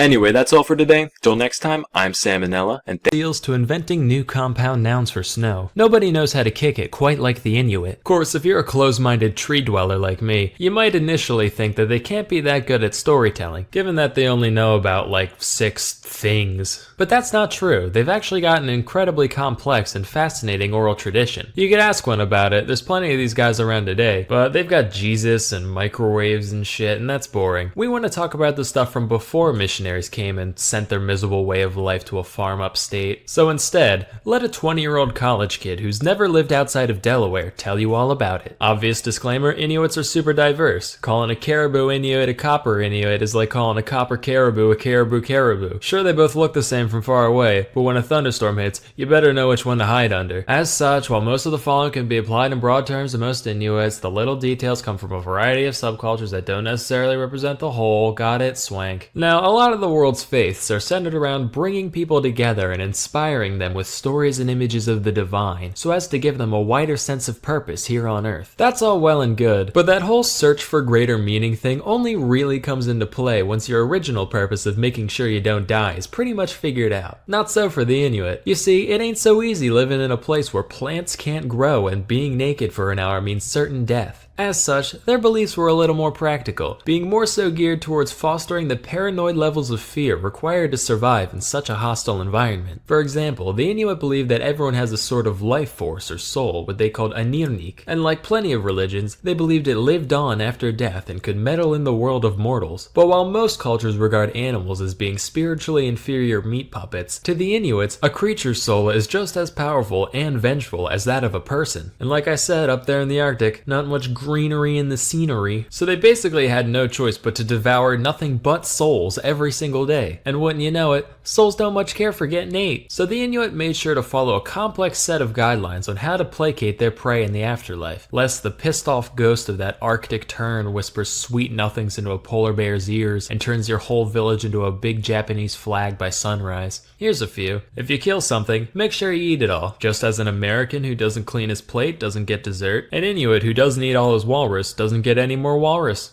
Ever. Till they starve. If you kill a polar bear, make sure to point its head towards the direction it came from so it can find its way home more easily. If you pull a seal out of the water, give him some fresh water so he's not thirsty when you bash his brain in. Also, its spirit lives in its bladder, so make sure to hold on to it until the yearly bladder festival, where everyone gets together, blows up their bladders like balloons, and throws them out to sea so they can reincarnate into new seals. These taboos aren't all just about hunting though. For some reason there's a load of them about pregnancy. Don't make fun of people's facial features or else the baby will have the same features. Don't walk backwards or else the baby will come out backwards. Dangerous. Face your bed towards a doorway or it'll come out sideways. Also dangerous. Don't wrap rope around your hand or it'll come out with the umbilical cord around its neck. Extremely dangerous. Don't drink directly from a soup bowl or it'll come out with dark skin. Not touching that one. Don't put a bowl on your head or else it'll be wearing the placenta like a hat. Too hilarious. And the list goes on. Central to the consequences of breaking a lot of these rules is the being known as Sedna. The story behind Sedna varies pretty wildly between different groups of Inuits, but here's the gist of it. She was once a young girl who pissed everyone off, either by being annoying or eating too much food or rejecting an arranged marriage or marrying a dog for some reason. So her father throws her out of a kayak, and when she tries to get back in, he chops off all her fingers. The sea goddess sees this, furrows her long floppy seaweed brow, does a sassy snap, and the girl turns into an immortal sea witch, while her disembodied fingers turn into the first seals. And to this day, Sedna sits at the bottom of the ocean, growing new fingers which promptly fall off and turn into all the world's seal lions and narwhalruses. That is until someone goofs up in some small arbitrary fashion like, "Yo Sedna, bad news, I just caught a guy chewing a piece of blubber. What's wrong with that?" Well, he wasn't looking north while he did it. Are you fucking kidding me? In his defense, he was standing right on the pole, so he literally couldn't look anywhere but south. He could have moved! That's it! No more fingy foods for 3 moons! Another fun creation myth is how the moon and sun came to be. So long ago, there were these two siblings named Melina and Iningin. The two got along just fine as kids, but as the two got older, they were put into their respective genders' living areas and saw each other less and less. Then one day, Iningin got the feeling that his lower nose was in dire need of some Eskimo kisses. So that night, he snuck into the women's lodge, saw his sister, thought, I pick that one, and proceeded to do, unspeakable things, technically becoming his own Eskimo brother. But it was too dark at the time for Melina to tell what happened. The next night, Ningin's like, I'll fucking do it again. Only this time, Melina smears soot all over his face. So later, she goes over to the men's lodges, and who has crap all over his face but her brother? This makes her so mad that she cuts off her own breasts with a knife, puts them in a bowl, throws them at Ningin, and says, "If you enjoy me so much, then here, eat 'em. Go ahead, eat my disembodied, quivering titties. She runs off into the night with a torch, and Ningen is really remorseful or horny or something, so he chases after her with his own torch, and they end up running so fast that they took off like a plane into the sky, and Melina became the sun while Ningen became the moon. Excuse me, Mrs. Elder, if the sun and moon didn't exist yet, how did he do that stuff at night when there was no night? Now, some details of the story are tied into real-world phenomena. Some say that Ningen tripped and messed up his torch, which is why the moon is so dim. And the moon cycles are because he gets really skinny from chasing after her for so long. And the new moon is when he goes away for a few days to hunt seals so he can fatten back up. But here's the kicker. Nobody ever explains what the whole lopping off her tits part was supposed to represent. That's entirely just creative liberty. Just like, yes, that's why the sun doesn't have tits. Probably for the best it doesn't, otherwise half the population will be blind by now, and worse, it's the half that makes up 85% of my viewer base. So you know what? Thanks for slicing and dicing them tea towels, Melina. I kinda owe you my career. But as for you, your eyes are valuable. You should treat them to something more substantial and informative. Like, say, a library of high-quality exclusive documentaries. Sponsor time. CuriosityStream was founded by the dude behind the Discovery Channel, and it's great for someone like me who horks down any useless knowledge he sees, like the brave gators keeping America's sewers free of rats. And with thousands of titles, a lot of which are CuriosityStream exclusives, it's hard not to find something that interests you. Here's a gem I watched recently. The Kingdom, How Fungi Made Our World. Mushrooms are honestly like if you told aliens about Earth and they tried their best to recreate what they thought plants were. Real wild stuff. You can try CuriosityStream for absolutely free if you sign up at curiositystream.com/salmonella and use promo code salmonella during the sign up process. Also, signing up for a year of CuriosityStream will now give you Nebula for free. What's Nebula? Glad I asked. A bunch of independent creators that I may or may not associate with in some way decided to start their own streaming service, completely free of ads and full of content that can't be seen anywhere else. I hardly make content for my own channel, so God knows I couldn't muster up any Nebula exclusives, but here's some guys who have. If you like them, go. Hey kids, let me tell you a story. This is about something that happened when I was around 11. One day I was just walking through the woods with my dog, not a care in the world, when I see this guy approaching from the other end. He was all by himself, and he had a football. And every now and then he would just toss the football up in the air, catch it, and then keep walking. When I walked past him, he muttered something along the lines of, "Hey kid, you want some football?" I assume he was propositioning me to a game of catch. Or maybe he just didn't like that football very much, I'm not quite sure. But between this guy's strange nature and the fact that he was 17 and I was around 11, I turned him down. I took the dog home, and later that day, me and my friend were back at the woods, just hitting shit with sticks, I guess. I don't know, whatever kids do. We were mostly chilling in the same place, and a little ways in, I see the guy walk past again. I think it's a bit strange, but as he turns the corner, I neglect to mention anything to my friend about my previous encounter. Around 2 minutes later, I hear some grown man shouting angrily, and my friend and I turn to look. Somehow, we were so engrossed in our nothing we were doing, that we somehow failed to notice the giant plumes of smoke rising up from where that guy turned the corner. I'm talking huge, like if a member of the Vape Nation happened to see these clouds, he'd probably go into diabetic shock. The shouts were coming from our neighbor, whose house bordered on the woods, and he must have spotted the smoke before we did.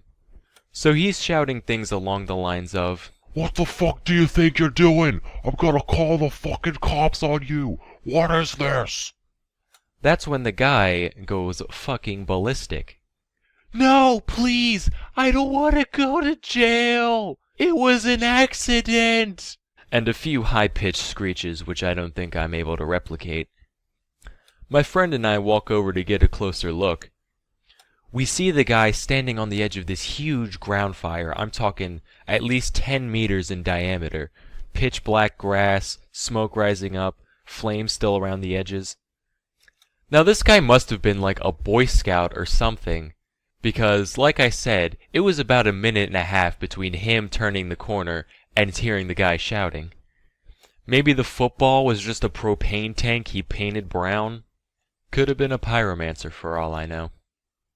It was about that time that my friend and I realized that, as two young, hip delinquents, it was not in our best interest to be standing in the near vicinity of a forest fire.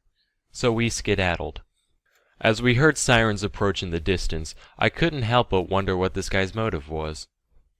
A few days later, I found out the guy lived somewhat nearby, and that he had mild autism.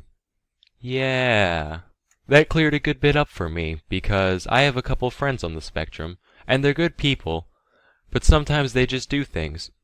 Nowhere near full-blown arson, mind you, more just along the lines of screaming fuck at the teacher and then walking out in the middle of class. But you get the idea. So kids, let me tell you about Swiss Miss Instant Hot Chocolate and why their packaging is bullshit. So it comes in a box shaped like this, right? And within the box there are individual bags of hot chocolate arranged like this. Already you can see some of this company's incompetence shining through. There is no reason for their box to be double wide. It is a waste of cardboard. Let me prove it. Here's a top-down view, right? Let's say this side is 8 inches, this side is 2 inches. That adds up to 20 inches of cardboard. If you doubled it up like this, just had the package a single file, that's only 16 inches. It's a waste. And if that weren't bad enough, for some reason they decide to attach the bags with these tiny paper bridges. So when you go to make your packet of hot chocolate, you have to detach the two bags. That doesn't sound so bad, except for the fact that it's impossible to break them cleanly. Every goddamn time, they tear holes into the sides of the bags. And it's never just one bag either. That would be too simple. It puts holes in both. So either way, you're gonna have to put one back and just live with it leaking powder in the box. It's gotten to the point where I have to employ surgical precision just to avoid getting chocolate dust all over my frickin' house. It would be so simple to avoid too. Even if you really had to have these pointless attachment things, you could at least put little perforations down the center so they break down the middle. School notebooks have been doing it since the 50s, so why, in 2016, has Swiss Miss not discovered the arcane technology of dotted lines? So there's powder everywhere. The cat's looking at you funny because it knows you're pissed off, but at least it's time to enjoy some hot chocolate. You pour your bag into the mug, pour in the hot water, take a sip, and it tastes like piss.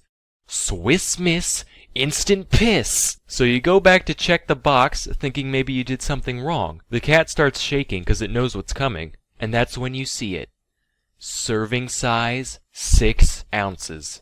So finally the dam breaks, you unleash a primal roar of sheer fury. The cat shits itself and jumps out the window as you punt kick the Swiss Miss box across the room. The average mug is 12 fluid ounces in volume. Who in God's name only drinks 6 ounces of liquid? So finally, you reach into the box and pull out the desecrated corpse of that other bag from earlier, and you pour it in. Only then can you enjoy your subpar hot beverage properly. This whole system, right? This charade that Swiss Miss puts you through. It's kinda like telling a guy to just jizz with one ball instead of both of them. They're in the same container, and separating them would be difficult. And even if I were to figure out how to do that, 2 does the job better than 1 anyway, so it's pointless. Nowadays, I just fold the packet in half and rip along the seams of both. And maybe that was their intention, but if so, why would you give me the illusion of separability in the first place? It's like Siamese twins. They're joined for no reason and hard as fuck to separate, so I guess I'm just gonna have to live with both. I don't know which is worse. The fact this minor inconvenience was my biggest dilemma all day, or that this inconvenience even exists in the first place.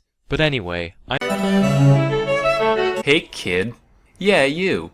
I just got off the phone with the big man upstairs. And he told me that I need to clear a few things up around here. So without further ado, here's 10 pieces of malarkey that you might still be spreading. Number 1. Nobody was ever burned to death at the Salem witch trials. Of the accused, 15 died in prison, 19 were hanged, and 1 was squished to death. That last one is way more interesting than any cremation, by the way. Dude was a badass. His name was Giles Corey. He was 81 years old and so done with the town of Salem's garbage that he wouldn't even dignify the trial with a plea. So the town stuck in between 2 boards and stacked rocks on top of him in an effort to draw out a confession. But every time they tried to get something out of him, all he would say was, "More weight." This went on for 3 solid days until he finally died, never giving any indication as to whether or not he was a witch. One can only wonder. Number 2, the OG Buddha wasn't the obese guy. That's Budai, a Chinese folk character meant to represent Maitreya, aka future Buddha. Now this shirt is double sad. Number 3, Buddha wasn't a god either. He was just a guy named Gautama. Now this shirt is triple sad. Number 4. Ever heard of a vomitorium? Turns out, no. It's not a place where Roman nobles would go to make room for more pheasant spleen and lobster eyelids. It's just a big entranceway to the Colosseums that hordes of peasants would spew out of. Number 5. Washington never cut down a cherry tree in his youth. I don't get this one at all. Apparently it's supposed to paint the man in a good light somehow. It's like, Tyler, what the hell happened while we were gone? Where's the tree in the front yard? Oh yeah, that was me. Got bored. Just felt like vandalizing something, you know? Hey, what about my honest character? Number 6, the pyramids weren't actually built by slaves. These workers were respected members of society. They ate meat and worked in 3-month shifts, and even got to be buried right next to the tomb after their death. Matter of fact, that's more than we can say for the people working on man's greatest achievements today. If I spent years of my life helping to build the space station, you're damn right I'd want the Salmonella Memorial Corpse Receptacle floating along right next to it. That would be amazing. Number 7, the Great Wall of China is not the only man-made object visible from space. I don't know where you dipshits got this one from. First of all, there's no way you could see it with the unaided eye. The wall is like 30 meters thick at most, while the distance to outer space is generally recognized to be 100 kilometers up, known as the Kármán line. To give some perspective, that's like me holding up a standard-sized guitar pick from across the entire length of a football field and asking you what color it is. Also, there are plenty of man-made objects that are way bigger in terms of local surface area than the Great Wall, so even if it was visible, there's no way it would be the only one. Number 8, you might have heard this one before. You know, Hitler was a jerk and all, but hey, he made the Autobahn, so at least he was efficient. Actually, Hitler didn't create the Autobahn. It was already there. He just helped expand it into newer territory. In a similar vein, Mussolini didn't make the trains run on time, with most of Italy's infrastructure repairs happening before his rise to power in 1922, and even then they weren't nearly as punctual as he'd like you to believe. So unfortunately, you're gonna have to find something else to like about these fascists. Like Hitler's elegant way of speaking. Or the way Mussolini says spaghetti. Number 9, Iron Maidens weren't actual torture devices used in medieval times. Basically what happened is, some archaeologists in the 1800s saw an old metal coffin and some spikes, and said, yo, wouldn't it be wildin' if we put these things up in here, so that way if someone goes in it, they get poked in their bits? You are a sick man, Cornelius. I like it. Into the museum it goes. At least Iron Maiden was real. They were as real as it gets. Still are. And don't you forget it. Number 10, Einstein never failed math. He had mastered both integral and differential calculus by the age of 15. 99% chance this one was just made up to make glue eaters feel better about themselves. Well, congratulations, Dimitri. Looks like you failed pre-algebra for the 3rd time. Brady still can't graduate. Well, hey, that means I'm still on par with famous smart science man, so yeah, worship me. So it just goes to show that we've all got a lot to learn about the world around us. That's why you need to go to Skillshare. Skillshare is an online learning community with over 20,000 classes in technology, design, business, and more. Premium membership gives you unlimited access to high-quality classes on must-know topics so you can improve your skills, unlock new opportunities, and do the work you love. They've got great courses in graphic design and animation, which I've clearly already mastered. I mean, check this out.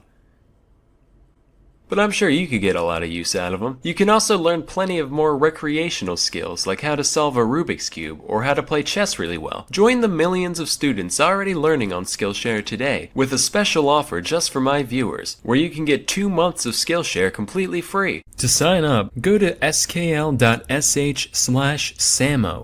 Again, go to skl.sh/samo. to get 2 months of unlimited access to over 20,000 classes for free. Acting out for this Subjects have always been an important facet of science, since they allow us to study physiology in more destructive ways than we could get away with on humans. So it should come as no surprise that, over the years, there's been a lot of creatures haphazardly thrown at the cosmos against their will. Here's a bunch of smelly animals that achieved more in their short lives than you ever will. Quick disclaimer, this is by no means a comprehensive list, not even close, we'd be here all day if it was. More so just a highlight reel title the ones I found the most interesting. So the Great Zoo in the Sky was first founded in 1947 when the US launched a craft containing a bunch of fruit flies 68 miles into the air in order to see what kind of horrible mutants would get made from all the cosmic radiation up there. Unfortunately, they were totally fine, so the Earth was like, hey, living things can go into space and not die instantly, supple. And the next year they decided to send up a rhesus macaque named Albert, which it seems kind of like jumping the gun to go from barely alive specks to basically a person in one step. If it were me, I would have thrown like a frog or a gerbil in between there, but whatever, I'm no cosmopolitan. Anyway, Albert died of suffocation on the way up and never really made it to space alive. Fun fact, this rocket was actually a V-2 missile stolen from the Germans after World War II. So just in case any of you have any sympathy for those Nazi characters, they're technically responsible for the death of a poor innocent space monkey. Pretty condemning if you ask me. But I guess the US felt pretty bad about it, so they decided to deal with their grief by naming the next monkey Albert II. Pretty unhealthy coping mechanism according to my shrink, but she also thinks Punk is dead, so what does she know? This Albert actually made it into space alive through a grand effort incorporating all the incredible cutting-edge technology that the atomic era had to offer. And after all that, they goofed on the parachute, so Albert II turned into a fine red mist on impact, which just goes to prove the age-old adage, you can lead a monkey to space, but you can't make him land. There were a few more Alberts after this. Albert III fucking exploded. Albert IV made it up, but he had another tissue paper parachute what don't work for heck, so he's out. Albert V, yet again, bad chute, liquefied on impact, until finally, in 1951, on Albert number 6, they figured out how to make a big blanket that consistently makes you not immediately die when you fall from the sky, and the monkey was recovered alive from the capsule alongside his 11 mouse roommates.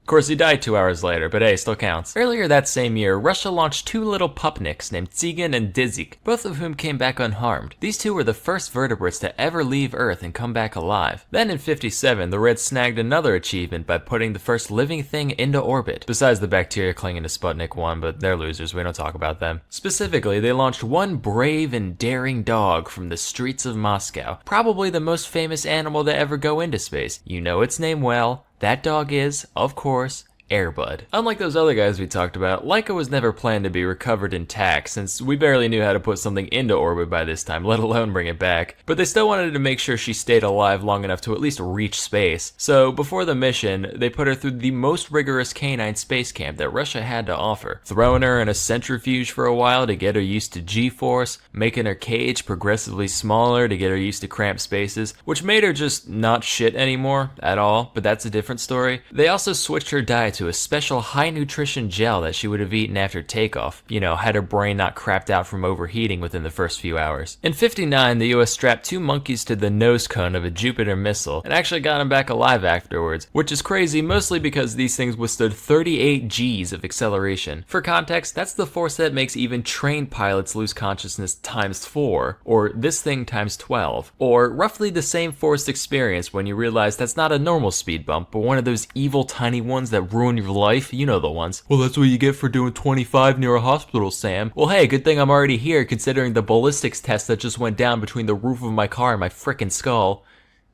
Jesus. So in 61, we graduated from monkeys to great apes, sending up a chimpanzee named Ham. Remember Space Chimps? Yeah, it was that. Frame for frame, Andy Samberg and all. What's special about Ham is that he was actually trained to pull levers and slap buttons while up in the ship, being rewarded banana pellets for completing tasks and getting his feet tased whenever he messed up. Sounds like a cartoon, I know, but I promise it's for real. Meanwhile, the Soviets were busy putting a big, bald, smart ape into orbit, no big deal. France saw the US and Russia sending up monkeys and dogs and felt left out, so in 63, they launched a cat into space and were like, yeah, that's cool and unique. I'm one of the popular kids now. In 68, the Soviets saw the rabbit making rice cakes on the moon and said, how about a tortoise for that hare, launching 2 of them into deep space, all the way around the moon and back to Earth, where they were recovered alive after their capsule landed in the ocean. Kinda cheating when you are your own crash suit, but an impressive feat regardless. In 73, we put mummy chogs in space. What's a mummy chog? It's one of these things. Like a fish, but real rough and tumble. Tolerates low oxygen, weird pressure, high salinity, dishwasher safe, Energy Star rated, you name it, sister. At first they could only swim in circles, but after a couple weeks, they actually actually adapted to zero-G and figured out how to maneuver properly. Even more interesting, we also brought mummy chog eggs, and when these hatched, the little mummy choglets knew how to swim in zero-G immediately. Kinda spooky, honestly. That same mission also sent up some spiders who managed to spin some webs. Trash webs, mind you, but hey, they managed. In 78, The Muppet Show aired Pigs in Space for the first time. In 85, we cut off the arms of a bunch of newts and sent them up to see if they grow back the same way. The reasoning behind this being, if a newt can't grow stuff back, then an astronaut with a paper cut probably can't either. Fortunately, they rearmed themselves at the normal rate, so all's good on that front. Around the same time, NASA actually had talks with Sesame Street about sending Big Bird up on the space shuttle as a publicity stunt. This is real. The plan ultimately fell through after they realized Big Bird is fucking giant and unwieldy at all times, literally the worst possible choice for a celebrity cameo on a space shuttle. So instead they sent a school teacher in his place. And then the Challenger fucking exploded. Let me reiterate. There is a timeline not too far from this one where Big Bird is a casualty in the single worst astronautical disaster in history. A tiny evil part of me almost wishes that happened, like that's just so indescribably absurd. In the early 90s, we set up some baby jellyfish to grow up in space just for laughs. They figured out how to maneuver just fine, but when we brought them back down, they literally didn't have a concept of gravity and couldn't orient themselves properly in their new environment. Which, being a jellyfish is the easiest thing there is. You just kinda exist, maybe squirm a little now and then. So when you manage to somehow mess that up, you know things have gone seriously wrong. In 2003, the US sent up a bunch of invertebrates, including silkworms, spiders, carpenter bees, and harvester ants. Whoops, they exploded. In 07, some tardigrades went up, totally exposed to the vacuum of space for 10 days, which, surprise, surprise, they were fine. On that same mission, a cockroach gave birth, creating the first organism that we know of to ever have been conceived outside of Earth. And finally, in 2018, Elon Musk sent a big basket of mice to the International Space Station. Just, you know, 'cause he can. So those are just a handful of God's creatures who got to experience the majesty of not knowing up from down. If you're like me, you're probably a little jealous. Why does an ugly ape get to go into space, but I don't? I wish to bear witness to the music of the spheres firsthand, in a way that a lower creature could never appreciate. You know why you feel like that? Because you're a nerd. And what better way to fill that space-shaped space in your shriveled nerd heart than a vast collection of high-quality documentaries? That's why you need to try CuriosityStream. CuriosityStream was founded by the dude behind the Discovery Channel, and it's an absolute treasure trove if you're someone like me who feeds off useless knowledge like a loach sucking algae off a fish tank. And with over 2,400 titles, a lot of which are CuriosityStream exclusives, it'd be hard not to find something that interests you. I personally recommend Deep Ocean, The Lost World of the Pacific. There's some freaky things down there, like basically aliens. The whole thing's just one massive trip. You can get unlimited access to their full library for just $2.99 a month. I know it's a cliche, but that's literally less than a cup of Starbucks coffee a month. Also, you can get your first 30 days completely free if you sign up at curiositystream.com/salmonella and use promo code salmonella during the sign. Kids, remember Neanderthals? Me neither, cause they're dead. Some say they went extinct because of out-competition by Homo sapiens, but personally, I don't subscribe to that notion. I believe that they went extinct primarily because they interbred with early humans, not because they were inferior survivors. Now, I could ramble on for a couple of hours about the genetic and archaeological evidence for this, but modern experts have already run those points into the ground. Now, instead, I want to bring something totally new to the table that I thought of myself. I call it the sexy Neanderthal theory. Okay, hear me out. From a modern day point of view, this all sounds ridiculous, right? If someone came up to you asking if you wanted to reproduce with a Neanderthal, you'd say no. That's disgusting. Who are you? This is a mall. Where is security? But that's just what society has taught you to believe. It doesn't really reflect the true animal within you. Don't believe me? Take a look at this sculpture. Gross, right? Well, guess what? Cavemen used to whack off to that. They thought it was great. So we're gonna have to put away all of our deeply rooted cultural ideations for a second, and instead look at things from a purely biological perspective. First, I gotta learn y'all a thing or two about sexual selection. There are two main types of sexual selection. There's intrasexual selection, where members of the same sex compete for dominance, and intersexual selection, where members of one sex are intentionally choosy about who they mate with. Now, most of these are done by most animals to some degree, but with humans and most other mammals, there's a bit of an asymmetry in how either sex performs its selection. Namely, males tend to focus more on intrasexual selection, while females prioritize intersexual selection. This isn't just me stereotyping, I swear. There's actually an evolutionary reason for this. See, whereas males barely invest anything at all into mating in the absence of monogamous culture, childbearing is a huge deal to females, using up a lot of resources, so it only makes sense that males would want to be more promiscuous and females more selective. So to recap, The Bachelorette, that? That's an accurate portrayal of our most basic instincts. On the other hand, if The Bachelor were to be done with a bunch of cavemen, there wouldn't be this season-long show. Just a 5-hour special where The Bachelor bangs every contestant at once, which, in all fairness, would still be higher quality entertainment than the show we have now. Anyway, what's all this got to do with Neanderthals, you ask? Well, it just so happens the male Neanderthals' morphology makes it so that they would be able to outman the male Homo sapiens, both intrasexually and intersexually. For one, their thick bones and heavy joints suggest that they had way more muscle mass than humans of the day, putting them at a huge advantage both in asserting dominance and in appearing attractive. Secondly, their facial features exaggerate all the characteristics that makes a face appear male in humans, with square, well-defined jaws and heavy brow lines, further increasing their appeal to human females. Broad shoulders, that's hot. Also, their large chest cavities and broad nasal passages would make it so that their vocalizations would be much louder than humans, adding still to their intimidation factor. So basically, when the male Neanderthals strut into a human village, they'd be guaranteed Casanovae, ensuring that they would interbreed. But what about the Neanderthal females, you ask? If the men are more manly by default, surely the women would conversely be more man-ish. One would think that this homeliness would counteract the reproductive success of their male counterparts, but this is where that whole sexual asymmetry thing comes in. Cause whereas the human females would be selective towards the Neanderthals, the males don't really care. They're gonna take what they can get. Their women already waltzed off with those jabronis. They're lonely. What's a guy gotta lose? So in the end, when a population of humans meets a population of Neanderthals, there'd actually be an increased chance of genetic admixture, thereby making extinction through interbreeding seem like a much more plausible outcome for the Neanderthals. If the Nobel Committee is watching, I'd like my prize sent to this address. Ever been Black Friday shopping or visited the Diablo subreddit recently? Chances are you've encountered mass hysteria at some point. Mass hysteria is known medically as mass psychogenic illness, or MPI for short. It's basically just when a bunch of people start acting a fool for no discernible reason other than maybe a stressful environment. Being that this sort of thing is naturally very noticeable, there's loads of documented cases found all throughout history. Let's take a look at a few. This first one is what made me make this video in the first place. So one day sometime in the Middle Ages, a group of nuns in a French convent were enjoying a quiet, uneventful day, until one of them decided to start meowing. You know, like a cat. You'd think this would last all of 4 seconds before another nun was like, "Excuse me, Sister Gertrude, would you kindly cut the shit?" But instead, another nun joined in, and another, until basically the entire nunnery was exchanging mouths like a group of communist trading card enthusiasts. This wasn't just a one-time thing either, it basically became integrated into their way of life. It's said that on a given day, they would stand there meowing in each other's faces for hours at a time. Could you imagine being the first outsider to witness this? You might laugh now, but as they say, everybody gangsta till the nuns start meowing.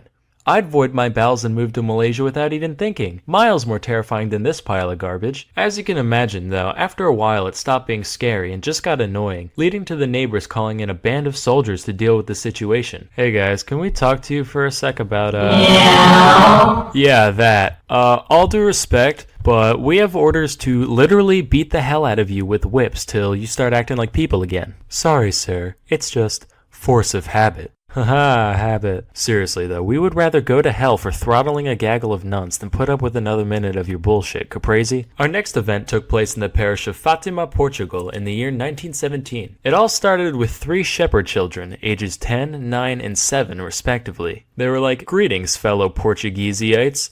We've been seeing visions of the Virgin Mary, and she told us to tell you that some real crazy shit's gonna go down in the sky on October 13th. Now, if 3 random farm children started spouting out prophecies to the public today, you'd say, "Ha, what tomfoolery. Go play in some dirt, you dirty little dirt baby." But keep in mind, the past is a different country. And Portugal's a different country, so that's like different country squared you gotta think about. Plus this was during World War I, a time where a lot of people were holding out for a miracle to begin with. So the kid's story was actually picked up and even spread by local newspapers, to the point where, when the day finally came, at least 30,000 people gathered in Fatima to witness the alleged miracle. Lo and behold, on that day, the sun began zooming around, careening towards Earth and sending rays of multicolored light cascading across the sky, creating a light show like nobody's ever seen. Keep in mind, this happened in the 20th century, way after the era where belief in divine jiggery and or pokery was considered mandatory, so naturally there were plenty of skeptics and non-believers present, and even they saw it all happen. Or so they thought. How do we know the sun didn't really whiz around haphazardly that day, Well, number 1, use your frickin' brain. And number 2, accounts differed wildly from person to person. While some say the sun zigged hither, others say it zagged thither, and others still said it shined a brilliant yellow and stayed perfectly still. As such, it was eventually concluded that the event was just a combination of MPI and weird eye stuff from too much sun staring. Although I'd like to believe it was real, just that Jesus' illusion skill was way higher than his alteration at the time. Yep, that's it. Sam's going to hell. Why, for blasphemy? Trust me, that was the least offensive part of that joke. Our next tale took place in 1962 in Tanganyika, which was basically just the beta version of Tanzania. The nation had just declared its independence from Britain the previous year, and with the future so uncertain, tensions were naturally running high around this time. One little girl in a Tanganyikan school ended up handling the stress in a bit of an unusual way. Rather than overeating or staring at her ceiling for hours like a normal person, she just started laughing, and laughing, and laughing. Pretty soon, her classmates at the all-girls school she attended began to join in, to the point where 95 of the 159 students caught the gigglies, which lasted anywhere from a few hours to 16 days straight. Beyond just the unprovoked cackling, other odd behavior included aimless running and occasional violence. The problem got so severe that the school was forced to close down temporarily, leading to the chortlers roaming the streets, spreading the affliction further. Thousands of people from all strata came to be affected, with 13 additional schools being shut down in the progress. Over the course of the hysteria, several other symptoms began to present themselves as well, ranging from obvious ones such as breathing problems, fainting, random screaming, to more anomalous things like rashes. Despite all this, no physical cause could be found, leaving MPI as the only explanation. The epidemic finally died down after between 6 and 18 months of day in, day out laughter, depending on the village. While this whole thing likely sucked for most people involved, it probably could have been worse. A lot of the time when I'm alone, I'll think to myself, man, if I ever go full schizo, I hope I'm one of the laughy ones, not one of the screamy ones. With this story in mind, just maybe, if I put my mind to it and believe hard enough, I can be both. Flashback to the year 1518 to the city of Strasbourg, at the time part of the HRE. A woman named Mrs. Trophy began fervently dancing in the streets for no discernible reason, for hours, then days. All without music, of course. Her only breaks consisted of occasional food intake and passing out from exhaustion when night came. If you saw that today, you'd just be like, ha! Drugs. But apparently people found it pretty inspiring, because within a week, 34 others had joined in, and after a month, there were around 400. This wasn't your casual bobbing up and down neither. This shit made Zumba look like Tai Chi. Here's the best modern day simulation I could find.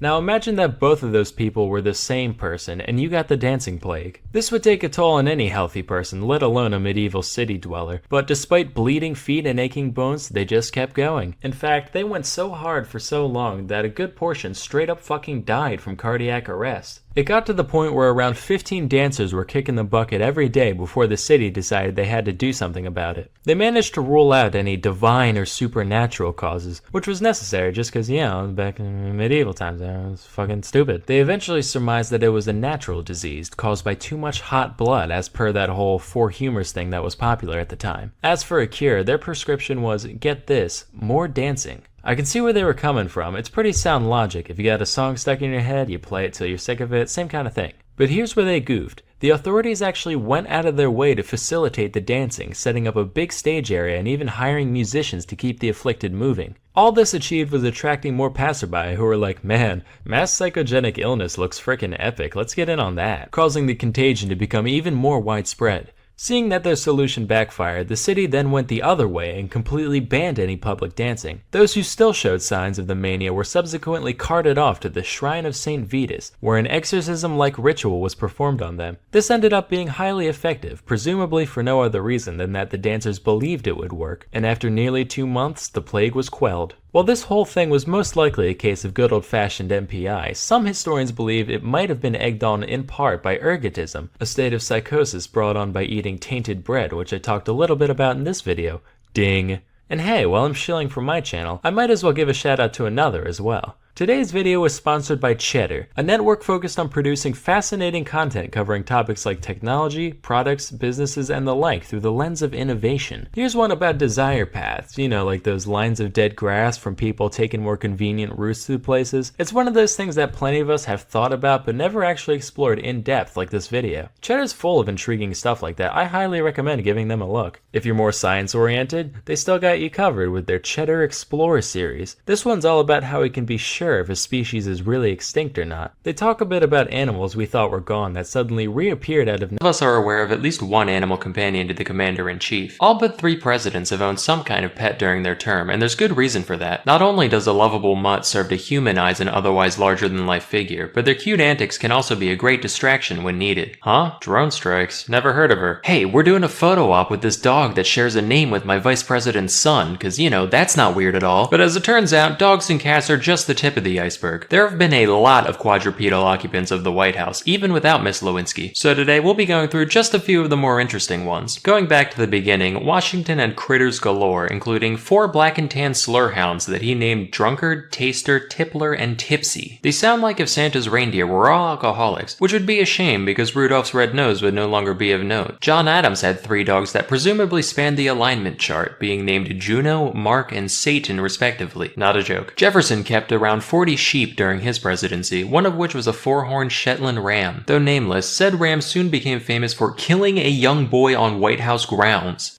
Rather than immediately destroying the animal as we'd expect today, Jefferson just had it moved back to Monticello. It was eventually put down, but only after it single-handedly killed several other rams at the estate, which just goes to show how Jefferson operated. Random child, not the best optics, but that can be forgiven. But my own property, that's a bridge too far, Rambo. John Quincy Adams' wife Louisa practiced sericulture, which is a fun word for silkworm keeping. As a side note, sericulture has been going on since at least 3630 BC, which is kinda nutty, because that means we domesticated worms to turn their goo into clothes before we figured out how to ride a horse. Jackson had an African gray parrot named Poll, short for Polly, that would apparently curse like a sailor, probably thanks to the teachings of Old Hickory himself. Having outlived its owner, Poll ended up being removed from Jackson's funeral service after unleashing so much profanity that guests found it genuinely upsetting. He also kept roosters for cockfighting, which was acceptable at the time and still far from the worst thing he's done morally. During Van Buren's term, the Sultan of Oman sent a variety of gifts to the president, among them being a pair of tiger cubs. He was like, "This is badass," and desperately wanted to keep them in the White House. But the dickheads in Congress asserted that, due to a specific constitutional provision, gifts to the presidential office weren't for the man himself, but for the people. Van Buren said, "Fuck the people, them's my tigers," and got into a legal battle with the legislator over the issue, which he eventually lost. The tigers were subsequently sent to a zoo, and over 20 years later, Van Buren died of pneumonia, completely unrelated to this incident. Although Andrew Johnson had no du jour pets, he did befriend a family of mice he found in his bedroom, feeding them flour and grain and referring to them as the little fellows. It's an oddly wholesome thing to hear from someone who essentially set the trajectory for the next 100 years of black disenfranchisement. Mr. Johnson, we still have a country to rebuild. Get out of my room, I'm getting rat-pilled! Taft had 2 cows during his term. The first of them was named Mooly Wooly, and she died a year and a half in after, quote, eating too many oats. Mooly was promptly replaced by the far more dignified Pauline Wayne. She was a real dime of a heifer, which led Taft to show her off at the International Dairymen's Expo in Milwaukee. In order to get her there, she was transported in a private car attached to a train headed for the stockyards in Chicago. But a switch crew mixed up which car was hers, leading to 2 days of frantic telegraphs asking where the president's cow had gone. She only narrowly avoided the slaughterhouse when a couple of attendants at the stockyard recognized Pauline for what she was, and all was well. This next one requires a little background info. So the traditional Thanksgiving dinner was and remains a significant yearly ceremony for the first family. For half a century, from 1873 to 1913, the duty of providing the presidential turkey belonged to one Horace Vose, a private turkey farmer based in Rhode Island. After his death, though, things turned into a free-for-all, with numerous farmers sending unsolicited turkeys, both alive and dead, in an attempt to secure a position as the next annual caterer for the White House. Nobody was decided on for a decade, and upon assuming office in 1923, Calvin Coolidge found the volume of birds showing up at his doorstep alarming, and put an end to the tradition that year. year, instead opting to buy his own turkey. But in 1925, after much outside pressure, he caved and was immediately flooded with not only turkey, but a variety of increasingly exotic animals to eat. Among them was a live raccoon he received the following year. Coolidge was, at the time, blissfully unaware of the intricate dance performed on the palate between forward yet ephemeral gaminess and heady seductive musk when one submits himself to the experience of a toothsome raccoon fillet, and as such he decided to keep it as a pet instead. Dubbed Rebecca, the creature soon came to be a core member of the Coolidge family. She ate as well as any of them, being fed things like shrimp and persimmons, and she was particularly fond of eggs. Given free reign over the house, Rebecca's hobbies reportedly included unscrewing light bulbs, uprooting houseplants, and playing with wet bars of soap in the bathtub. She was so beloved that she even had her own treehouse built for her in the White House yard. When the Coolidges made way for the Hoovers, Rebecca was forced to vacate her post, but the new first family soon found that they had a squatter on their hands. The new tenant of Rebecca's treehouse was a wild opossum who, rather than being evicted, was adopted by the Hoovers in a similar fashion to Rebecca, albeit from a farther distance, mostly just saying, yeah, that's ours now. He was given the name Billy Possum, which is a reference to our old friend Taft. See, as the man following Teddy Roosevelt in the White House, Taft had some big shoes to fill. So during his term, some enterprising young dumbasses approached Taft with what they claimed would be the sequel to the teddy bear. They called it Billy Possum, which is itself a reference to the president's fondness of possum and taters, a dish he famously requested at a banquet in Atlanta as an act of goodwill towards the South and its culture. Taft found the idea amusing enough that he gave the green light, and many thousands of Billy Possums were produced. Given their total obscurity today, it's clear these toys were a massive flop, and there's a few reasons for that. For one, trying to force fads at all is like trying to push water uphill, but also, the story of Roosevelt refusing to shoot a tied-up bear has a bit more symbolic poetry to it than, it's a possum cause he like possum, he a fat boy, eat him up good. Couple that with the constant character assassination that the opossum as an animal has received from ignorant urbanites, and it becomes obvious that this thing was doomed from the start. But anyway, that's where the Hoover opossum got his name, and his exploits were pretty limited outside of temporarily filling in as a mascot of a local high school. In 1961, Soviet Premier Nikita Khrushchev gifted a dog to the Kennedys, named Pushinka, or Fluffy. And while it is normally rude to look a gift dog in the mouth, an exception can be made when the single biggest threat to the free world insists that said dog should live with the president. Pushinka was x-rayed, put through metal detectors, and given ultrasounds out of fear that someone implanted her with a listening device. Fortunately, though there may be bugs in some of you mugs, there ain't no bugs in she, and Pushinka remained a Kennedy for the rest of her days. While truthfully, the gift was likely given as a simple act of good faith designed to reduce Cold War tensions, Pushinka was also the daughter of Strelka, who, during Sputnik 5, became the first mammal to make it back from space alive. So I'd like to think of it as more of a passive-aggressive space race flex. Like, yeah, our astronanimals are so alive, they're making babies even. Hope looking at this one constantly reminds you of Kids.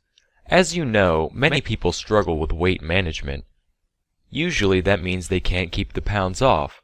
But if you're like me, you might struggle with the opposite problem.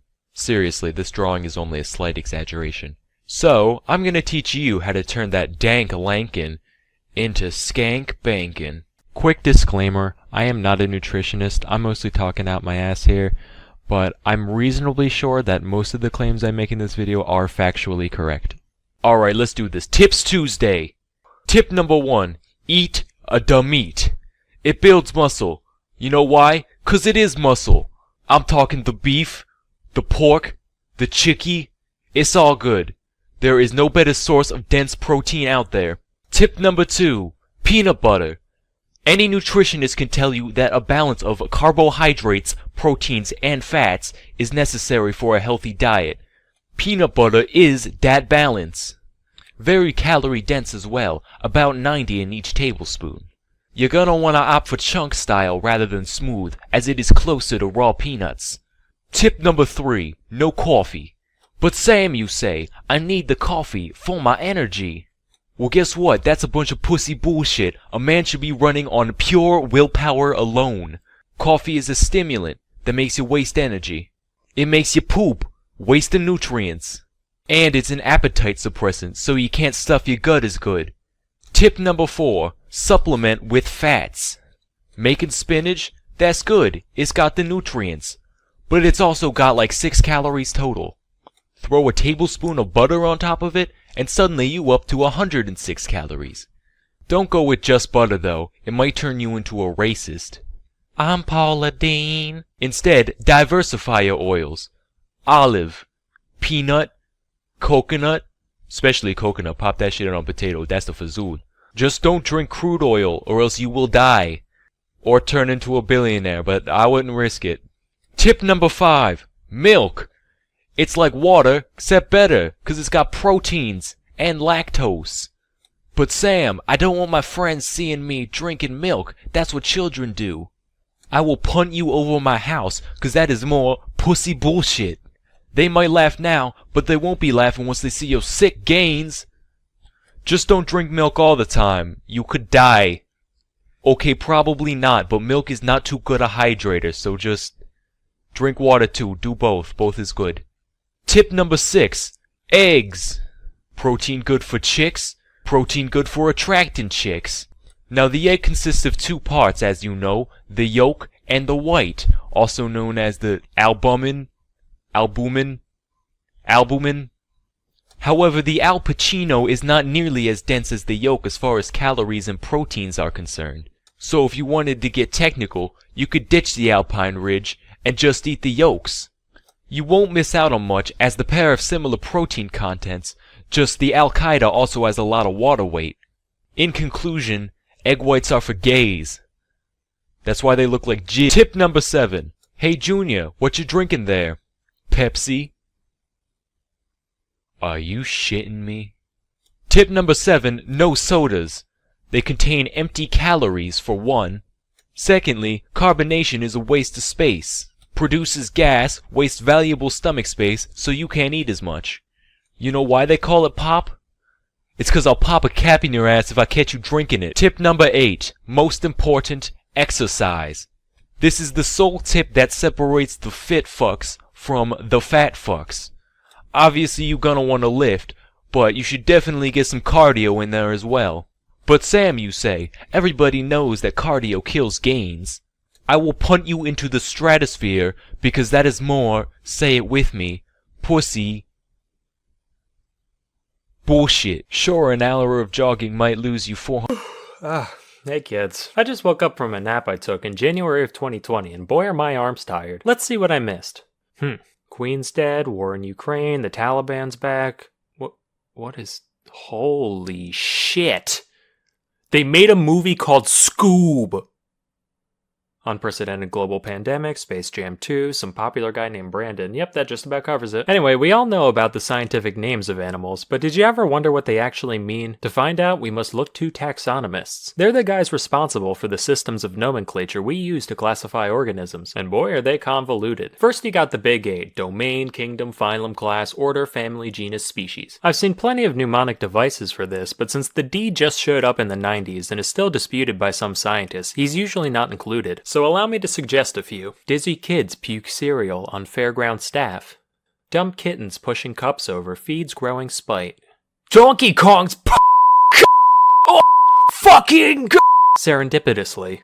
The way this whole thing works differs slightly depending on which kingdom you pick, so today we'll be sticking to the animal one, cause that one's the coolest and I'm in it. So what constitutes each taxon is pretty arbitrary. They basically just serve to act as another set of branches in the tree that taxonomists build. The one exception is species, which is generally defined as any group of animals that can have babies with each other that aren't sterile freaks. Mule, liger, zedonk, skunk ape, they can live fulfilling lives, but they're all shooting blanks, so they don't count. On the other hand, in our innumerable trespasses against God, we can make things like chidandanes, which actually work, so dogs are dogs are dogs. Besides species though, it's the Wild West in here. Plenty of times, 8 tiers isn't even enough for scientists, so they just stick new sub-levels in between. Legions, cohorts, tribes, series, divisions, and if you want to keep going, you can throw all kinds of prefixes on any of these for even more layers. There's even subspecies, which the more pedantic of you may think to yourselves that creating names for subspecies at all kind of undermines the single somewhat agreed upon definition in the whole tree. To that, my friends, taxonomists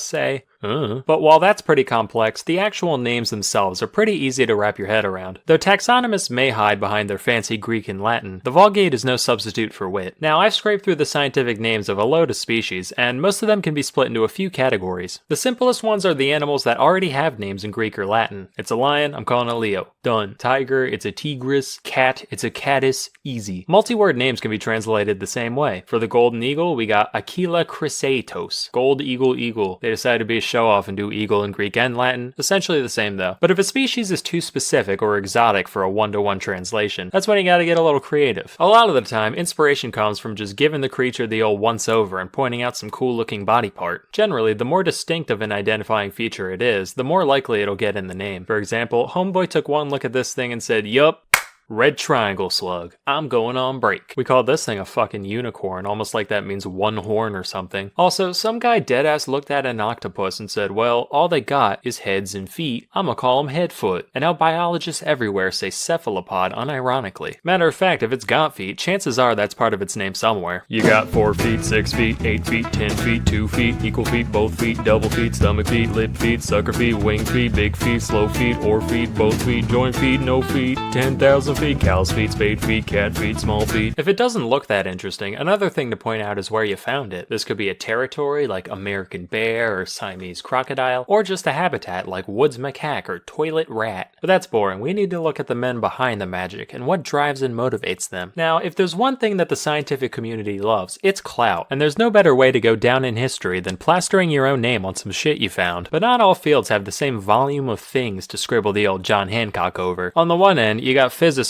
just making up their own slightly different form of ionizing radiation measurement, and even then only the top dogs got away with it. Now zoology, any little goober flouncing through the underbrush can say, this one has 13 spots but the one in the book's only got 11. I will call him Splinkus's ladybird. Alternatively, plenty of biologists have given shoutouts to their contemporaries, both other biologists and those across the academic gamut, from geologists to physicists to explorers and more. Naturally, Darwin's got a shitload, but even the background characters get immortalized one way or another. Who are Thomson, Grant, Summering, Erlanger, Speke, and Cuvier? I don't know, but they've all got gazelles, so they must be pretty cool. Of course, other times the name checks go to people who had fuck all to do with anything except for one taxonomist being a fan of theirs. Plenty of popular celebrities have species named after them, but since all the big cute stuff was found and branded a while ago, most of these idols are commemorated through repulsive little invertebrates. You got Scaptia, Beyonce. The only similarity I can gather here is queen bee, looks like a bee, both not a real bee. There's Anomphilus gregarius, an old stone named after an old stone. In 2007, one Jason Bond, a professor of biology at UC Davis, dubbed this little dude Myrmecia Neil Youngie to honor his favorite musician, which caused my man Stephen Colbert to go on TV and profess his utter indignation at not having a spider named after himself. So naturally, the next year, Bond actually went on the Colbert Report to announce the naming of apostagist Stephen Colbert. So, if that gives any of you epic biologists out there any ideas, you know, I wouldn't be opposed. Please, I would do anything. For the love of God, I'll even take a lichen. The world of politics is by no means immune to this phenomenon. Obama alone has fucking 9, as do a load of other presidents. Trump's got a moth with funny hair, Bush has a fungus beetle, Reagan's a wasp, Carter's got a darter, and so forth. Even Austria's most famous painter got the honor through this blind cave beetle. Mind you, it was 1933, so you can only blame the guy a tiny bit. Hitler actually wrote him a letter saying, "Oh, thank you, my little entomolomensch," and then went on to do, you know, Hitler things. Fun fact, not only was this beetle stuck with just about the worst name you could have, it's also now facing extinction solely because of its value to Nazi memorabilia collectors. Guess old habits die hard. Oop, fictional characters have their fair share of species under their belt. On the topic of evil beetles, this one's named after Darth Vader because he kinda looks like his helmet, I guess. This was actually named by the same guy who did the Bush one and belongs to the same genus. There's also this mite, genus Darth Vaderum, which is a lot more accurate and frightening. In 2012, a single bone from above the eye socket of a hitherto unidentified theropod dinosaur was being studied. And suddenly, under the light of the full moon, the guy working with the specimen had his neck covered with hair and his lips clench into a pog and his endocrine system fill with soy, and he said, "It's just like the eye of Sauron." And then he started chewing on Funko Pops and sweating cream of meme and snorting G Fuel and shitting D20s everywhere until the prostate stimulation made him. The dino's genus is now Sauroniops, from Eye of Sauron. This spider was named after Godric Gryffindor because it looks like the Sorting Hat. SpongeBob has not a sponge, but a fungus. The legendary birds from Pokemon each have their own, you guessed it, beetle, and the list goes on.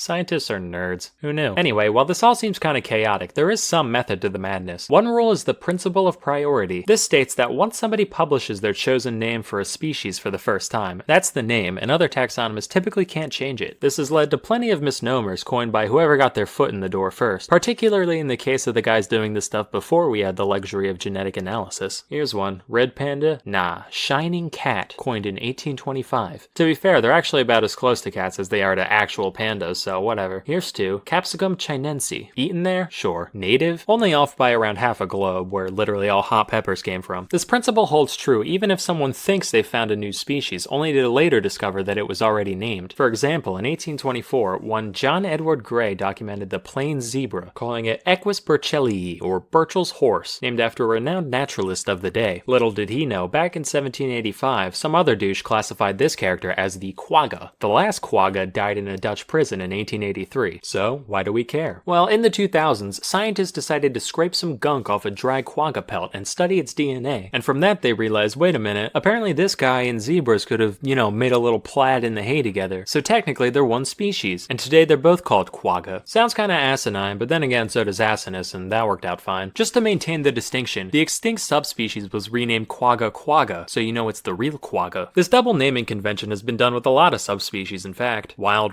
horse, spotted panther, or my favorite, gorilla. Just like, yeah, it's the gorillest gorilla that ever gorilled. Fuck you want from me. A closely related rule also states that the names of all taxa have to be unique. So if 2 people coincidentally name any taxa on the same thing, the older one gets to stay and the new one gets the boot. Like if you saw a genus called echidna, you'd think it was, an echidna, right? Well no, that'd make too much sense. For a while it was true, from 1797 to 1811. Then it was pointed out that someone else already called a genus of moray eels echidna back in 1788, so the real echidna had to be changed to tachyglossus, or quick tongue. Then a decade later, a dude did the same thing for a genus of vipers. Another 22 years passed, people discovered the same thing, and they were renamed to bitis, cause they bit us. That one at least made a bit of sense, given that the original echidna from Greek mythology was half lady, half snake, but who cares at this point. Anyway, I've just barely scraped the surface of all the goofy names out there, so feel free to post more down below. That's all I've got for now. Till next kids. Whenever I browse this site, I see more and more videos of people talking about things like YouTuber drama, the election, world politics, and it made me think, hey, maybe I should start covering more relevant, nuanced topics in my videos.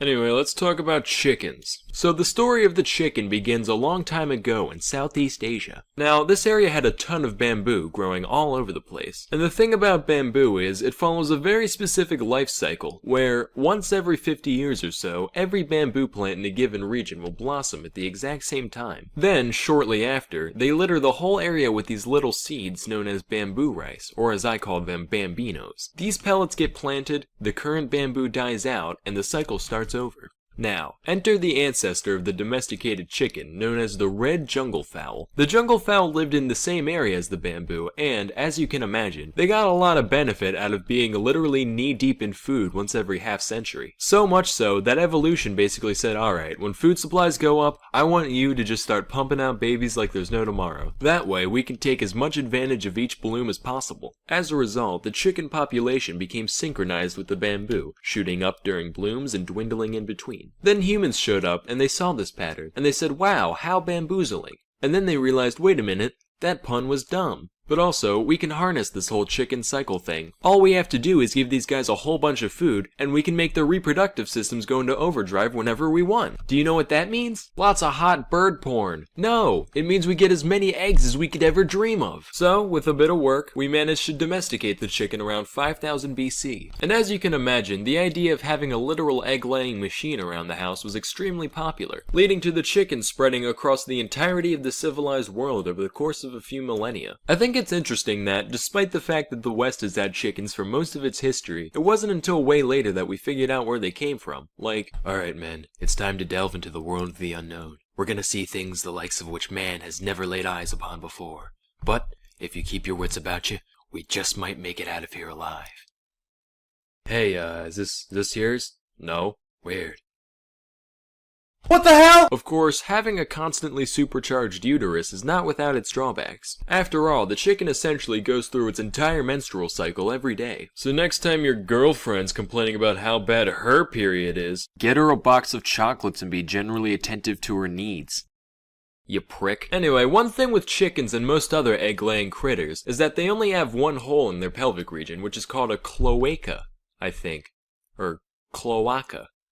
cloaca? So the Croatia basically acts like a funnel, taking all the eggs and waste and sending it down the same chute. And while this might sound convenient at first, there is one fatal disadvantage that affects chickens in particular. Sometimes the egg can get stuck on its way out, leading to a condition known as egg binding. And since this means nothing can exit the clamato anymore, the egg-bound chicken ends up dying of constipation over the course of a couple days. Hey Jerry, how you doing? Not good, Sean. Not good. Oh man, what's wrong? It's just, ever since Jenny got egg-bound, things have been so stressful. Her funeral expenses are through the roof, and her memory means so much to me, but if the bills keep coming in like this, I'm not sure my family will be able to handle it. Well, hey man, you know what they say, don't put all your eggs in one casket. Let's just hope she doesn't get egg-zoomed. I'm sorry. Don't ever contact me or my kids ever again. I understand. Anyway, that's all for today. Till next time, I'm Sam Manella, and thank you for watching. That day, well, could be worse. You could be living in a world without modern anesthetic. Today, we'll be talking about some surgical procedures carried out long before the development of medicine as we know it today. Now, once you go back a certain distance, the line between operation and mutilation is pretty thin. So, for our purposes, surgery refers to any bodily manipulation carried out with the intent of fixing some injury or illness. And away we go. The very first surgery that we have historical evidence for dates as far back as 6500 BC. It's called trepanning, which is a nice word for carving someone's frickin' skull open using nothing but a rock. Maybe a rock on a stick if you were lucky. In all seriousness though, you can see that a good deal of care went into the procedure, which lets us know that this isn't just the result of random injury. Many skulls even showed signs of healing around the holes, meaning plenty of the people who underwent this whole thing just got up and went about their day afterwards. Alright, hold on, you say. This all sounds guano insane.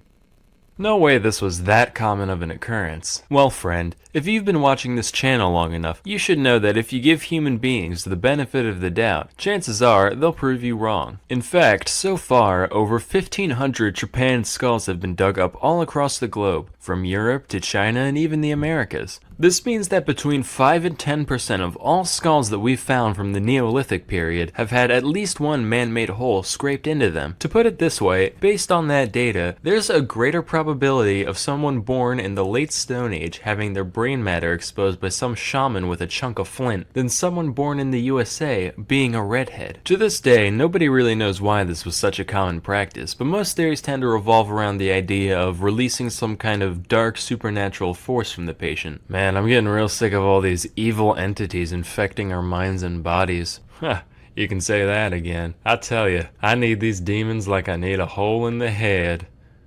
No, wait. Fast forward to 600 BC. Over in India, there lived a guy called Maharshi Susruta. Now, this guy was a medical mastermind. He wrote a treatise known as Susruta Samhita, which described countless different conditions, treatments, and yes, even surgeries. One of which is the first recorded instance of rhinoplasty. That means nose job. A hornbill's a type of bird. I'm here too. Anyway, here's how it's done according to Susruta. First, you get them plastered, obviously. Second, you use a leaf to measure out the part of the nose you want fixed. Then, you use the leaf to cut off a flap of skin from the cheek or forehead of the patient. This part's important though. You gotta remember to leave a little piece of it still attached. Otherwise, you just got a chunk of dirty dead face meat on your hands. Now, wherever you're looking to stick the new flesh on, you rub that part raw with a knife. Also, you're gonna want to stick 2 plant stalks in their nostrils so their nose keeps its proper shape. Slap the skin on, suture it, dust it with licorice powder for some reason, and cover it with cotton. Sesame oil should be regularly applied until the skin is fully healed. If you're like me, I already do that by default, so it shouldn't be an issue. Finally, at long last, your sniffer is reborn. Don't worry, you still look like a freak.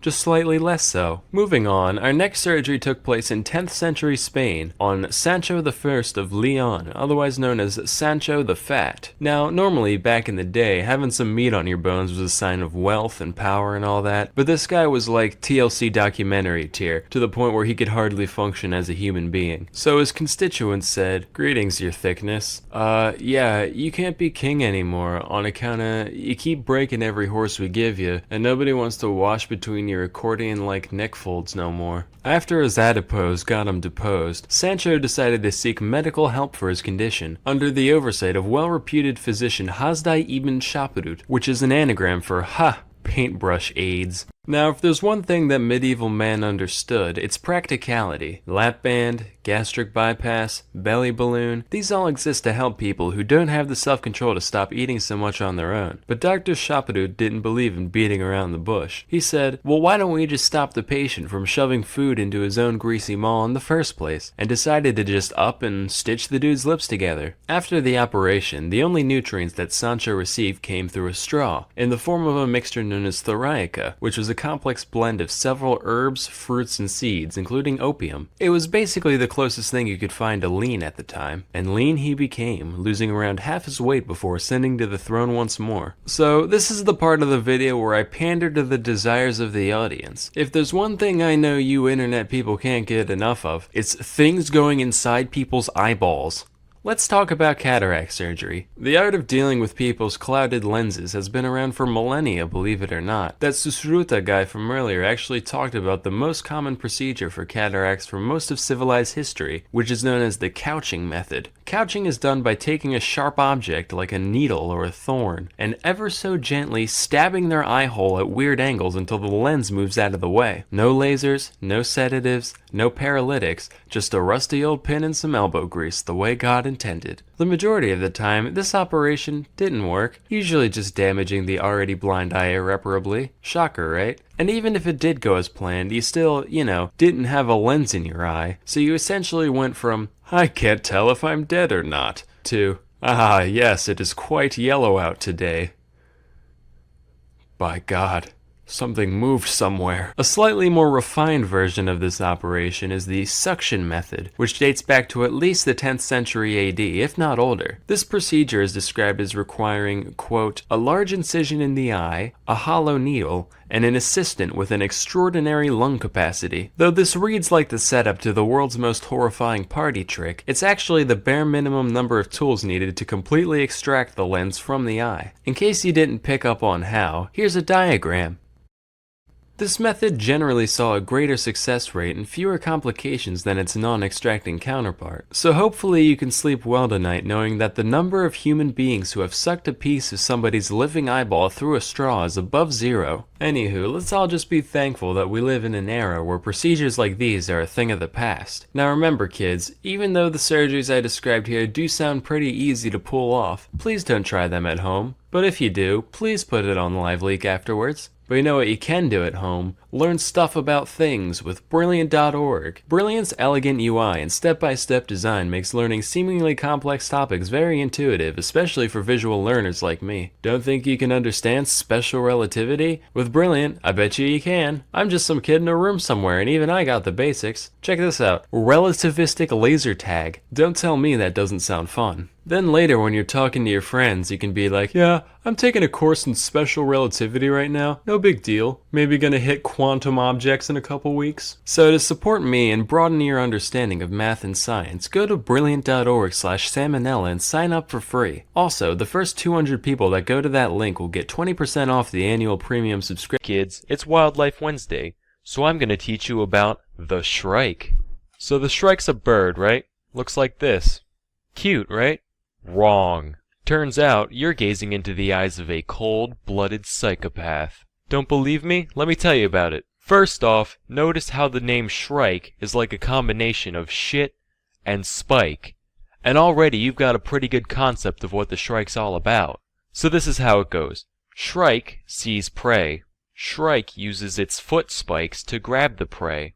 Prey says shit. Shrike finds another spike. Shrike fucking impales its prey on the spike. Prey says shit. Shrike eats prey off of spike like some kind of hell kebab.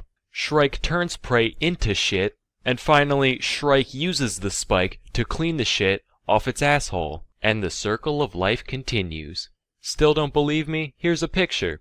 If that isn't some Silence of the Lambs shit, I don't know what is. I can only imagine what it does after it gets home. Would you fuck me? I'd fuck me. I'd fuck me hard.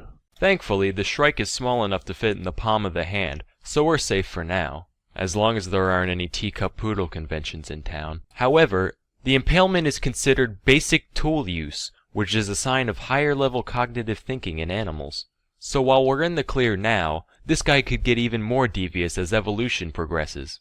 1,000 years from now, they're figuring out how to sprinkle spikes on the road to pop tires. Watch where you walking. Also, who knows how the Shrike's sociopathic DNA could be manipulated? Imagine like a bunch of Al-Qaeda biologists weaponizing the Shrike. We will breed it with their national bird. Those American pig dogs will never see it coming. But Abdul, what will we call this new creature?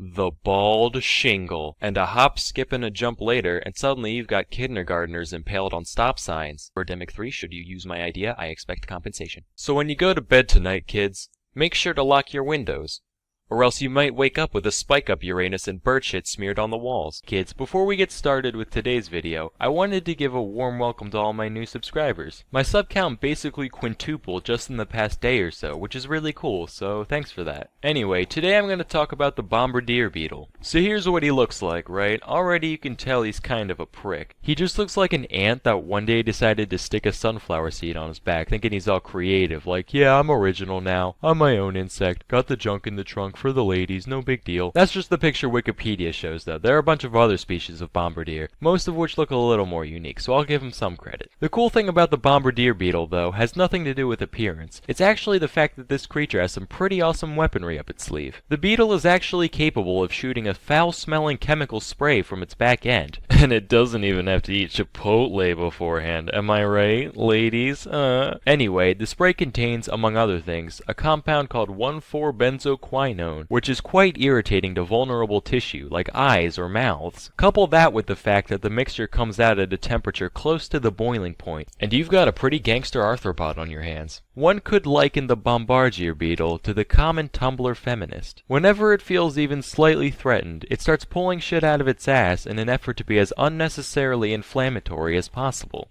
Even more interesting than the spray itself, though, is the way the beetle pulls it off. It starts out with two different substances, hydrogen peroxide and hydroquinone, each of which is stored in a separate reservoir in the body. Then whenever the bombardier gets his jerrys in a jostle, he releases either chemical into a single chamber. Once they mix, these chemicals react violently with one another, producing a bunch of heat and gas. The pressure from the gas is what propels the liquid out of the chamber and into the face of anything nearby. Fortunately for the bombardier, the pressure also seals off the entrances to the reservoirs, so as to stop the thing from, blowing itself up. As soon as the pressure's released though, the valves reopen and the process can be repeated. And this whole cycle takes place within the course of a couple milliseconds, meaning the average beetle could fire anywhere from 5 to 20 blasts within a fraction of a second. Once this video's over, you guys should look up some slow-mo videos of the bombardier in action. I can't show you here because of copyright and all, but it's pretty cool, so go check it out. Anyway though, this system of using pressurized gases both to launch projectiles and to regulate the chambering process is actually somewhat similar to how guns like the AK-47 work, so I thought it was pretty neat how this creature managed to evolve something so mechanical in nature. I just hope the NRA doesn't catch wind of these guys. If the government takes away our chemical weapons, only the bombardier beetles will have chemical weapons. Then what, man? Then what? Hey, do you guys remember how the Flintstones always used to use animals as tools?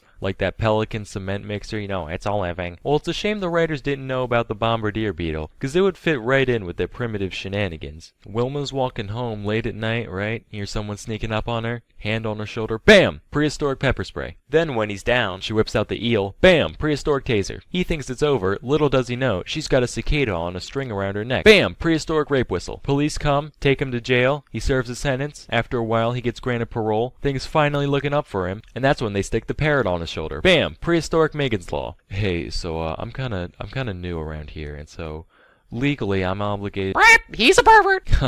well, what he means to say is— Kitty diddler, brap. What?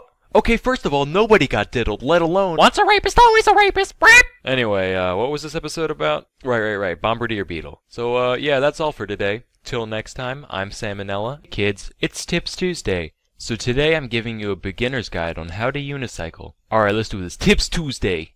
Step number 1, buying a unicycle. This part's pretty easy. I got mine on Amazon. You are gonna wanna pick the proper size, however, based on your height. I'm lanky as a fucking Kong, so I got a 24-inch. If you on the shorter side, go for the 20-inch. If you under 13, well, you probably shouldn't be on my channel. But if you are, go for the 16-inch.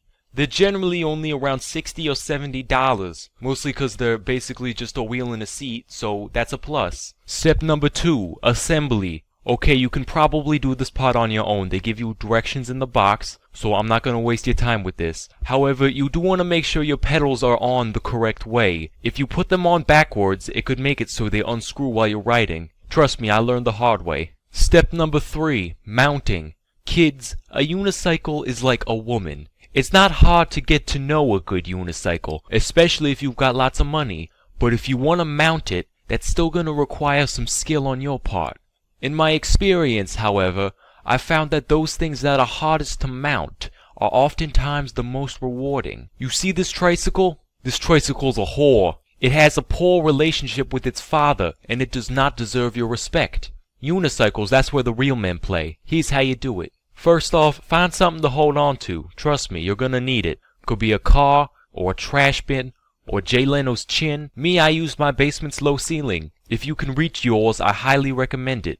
Next, rotate the wheel so that one pedal is at the bottommost point. That's where your first foot's gonna go. Once you got all your weight on that foot, put the other one into place. As you do so, you will find yourself being placed upon the seat. Now guys, remember how I said a unicycle is like a woman? Well, forget that for a moment, because you want your junk to have as little involvement with the unicycle as possible. Remember in middle school you learned about levers? Well, you're gonna want to use your taint as a fulcrum on the seat in order to maintain your balance. Too far back, you're gonna fall over.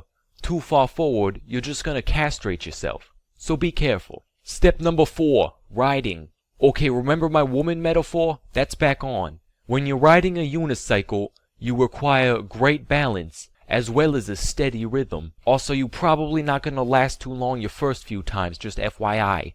If you prefer, you can deflate your tires a little when you're first learning, cause a flabby unicycle might not let you go as fast, but they're certainly easier to ride. Anyway though, riding a uni is a lot like riding a bike. Except instead of just balancing on your left-right axis, you gotta worry about your front-back axis as well. So you on a bike, you wanna turn right, you lean right, right? Same with every direction on a unicycle. If you wanna go forward, in addition to pedaling, you gotta lean forward. For your first few goes, you're probably gonna wanna hold on to something. This ain't called a crash course for nothing. Fortunately with the uni, it's very easy to dismount whenever things go wrong. Out of hundreds of failures, I personally only ever landed face first around 2 or 3 times. Above all, keep practicing. Eventually, kids, you'll be like that stupid-ass frog meme that everybody hates. And remember, riding a uni is like riding half a bike. You only half forget. Sure.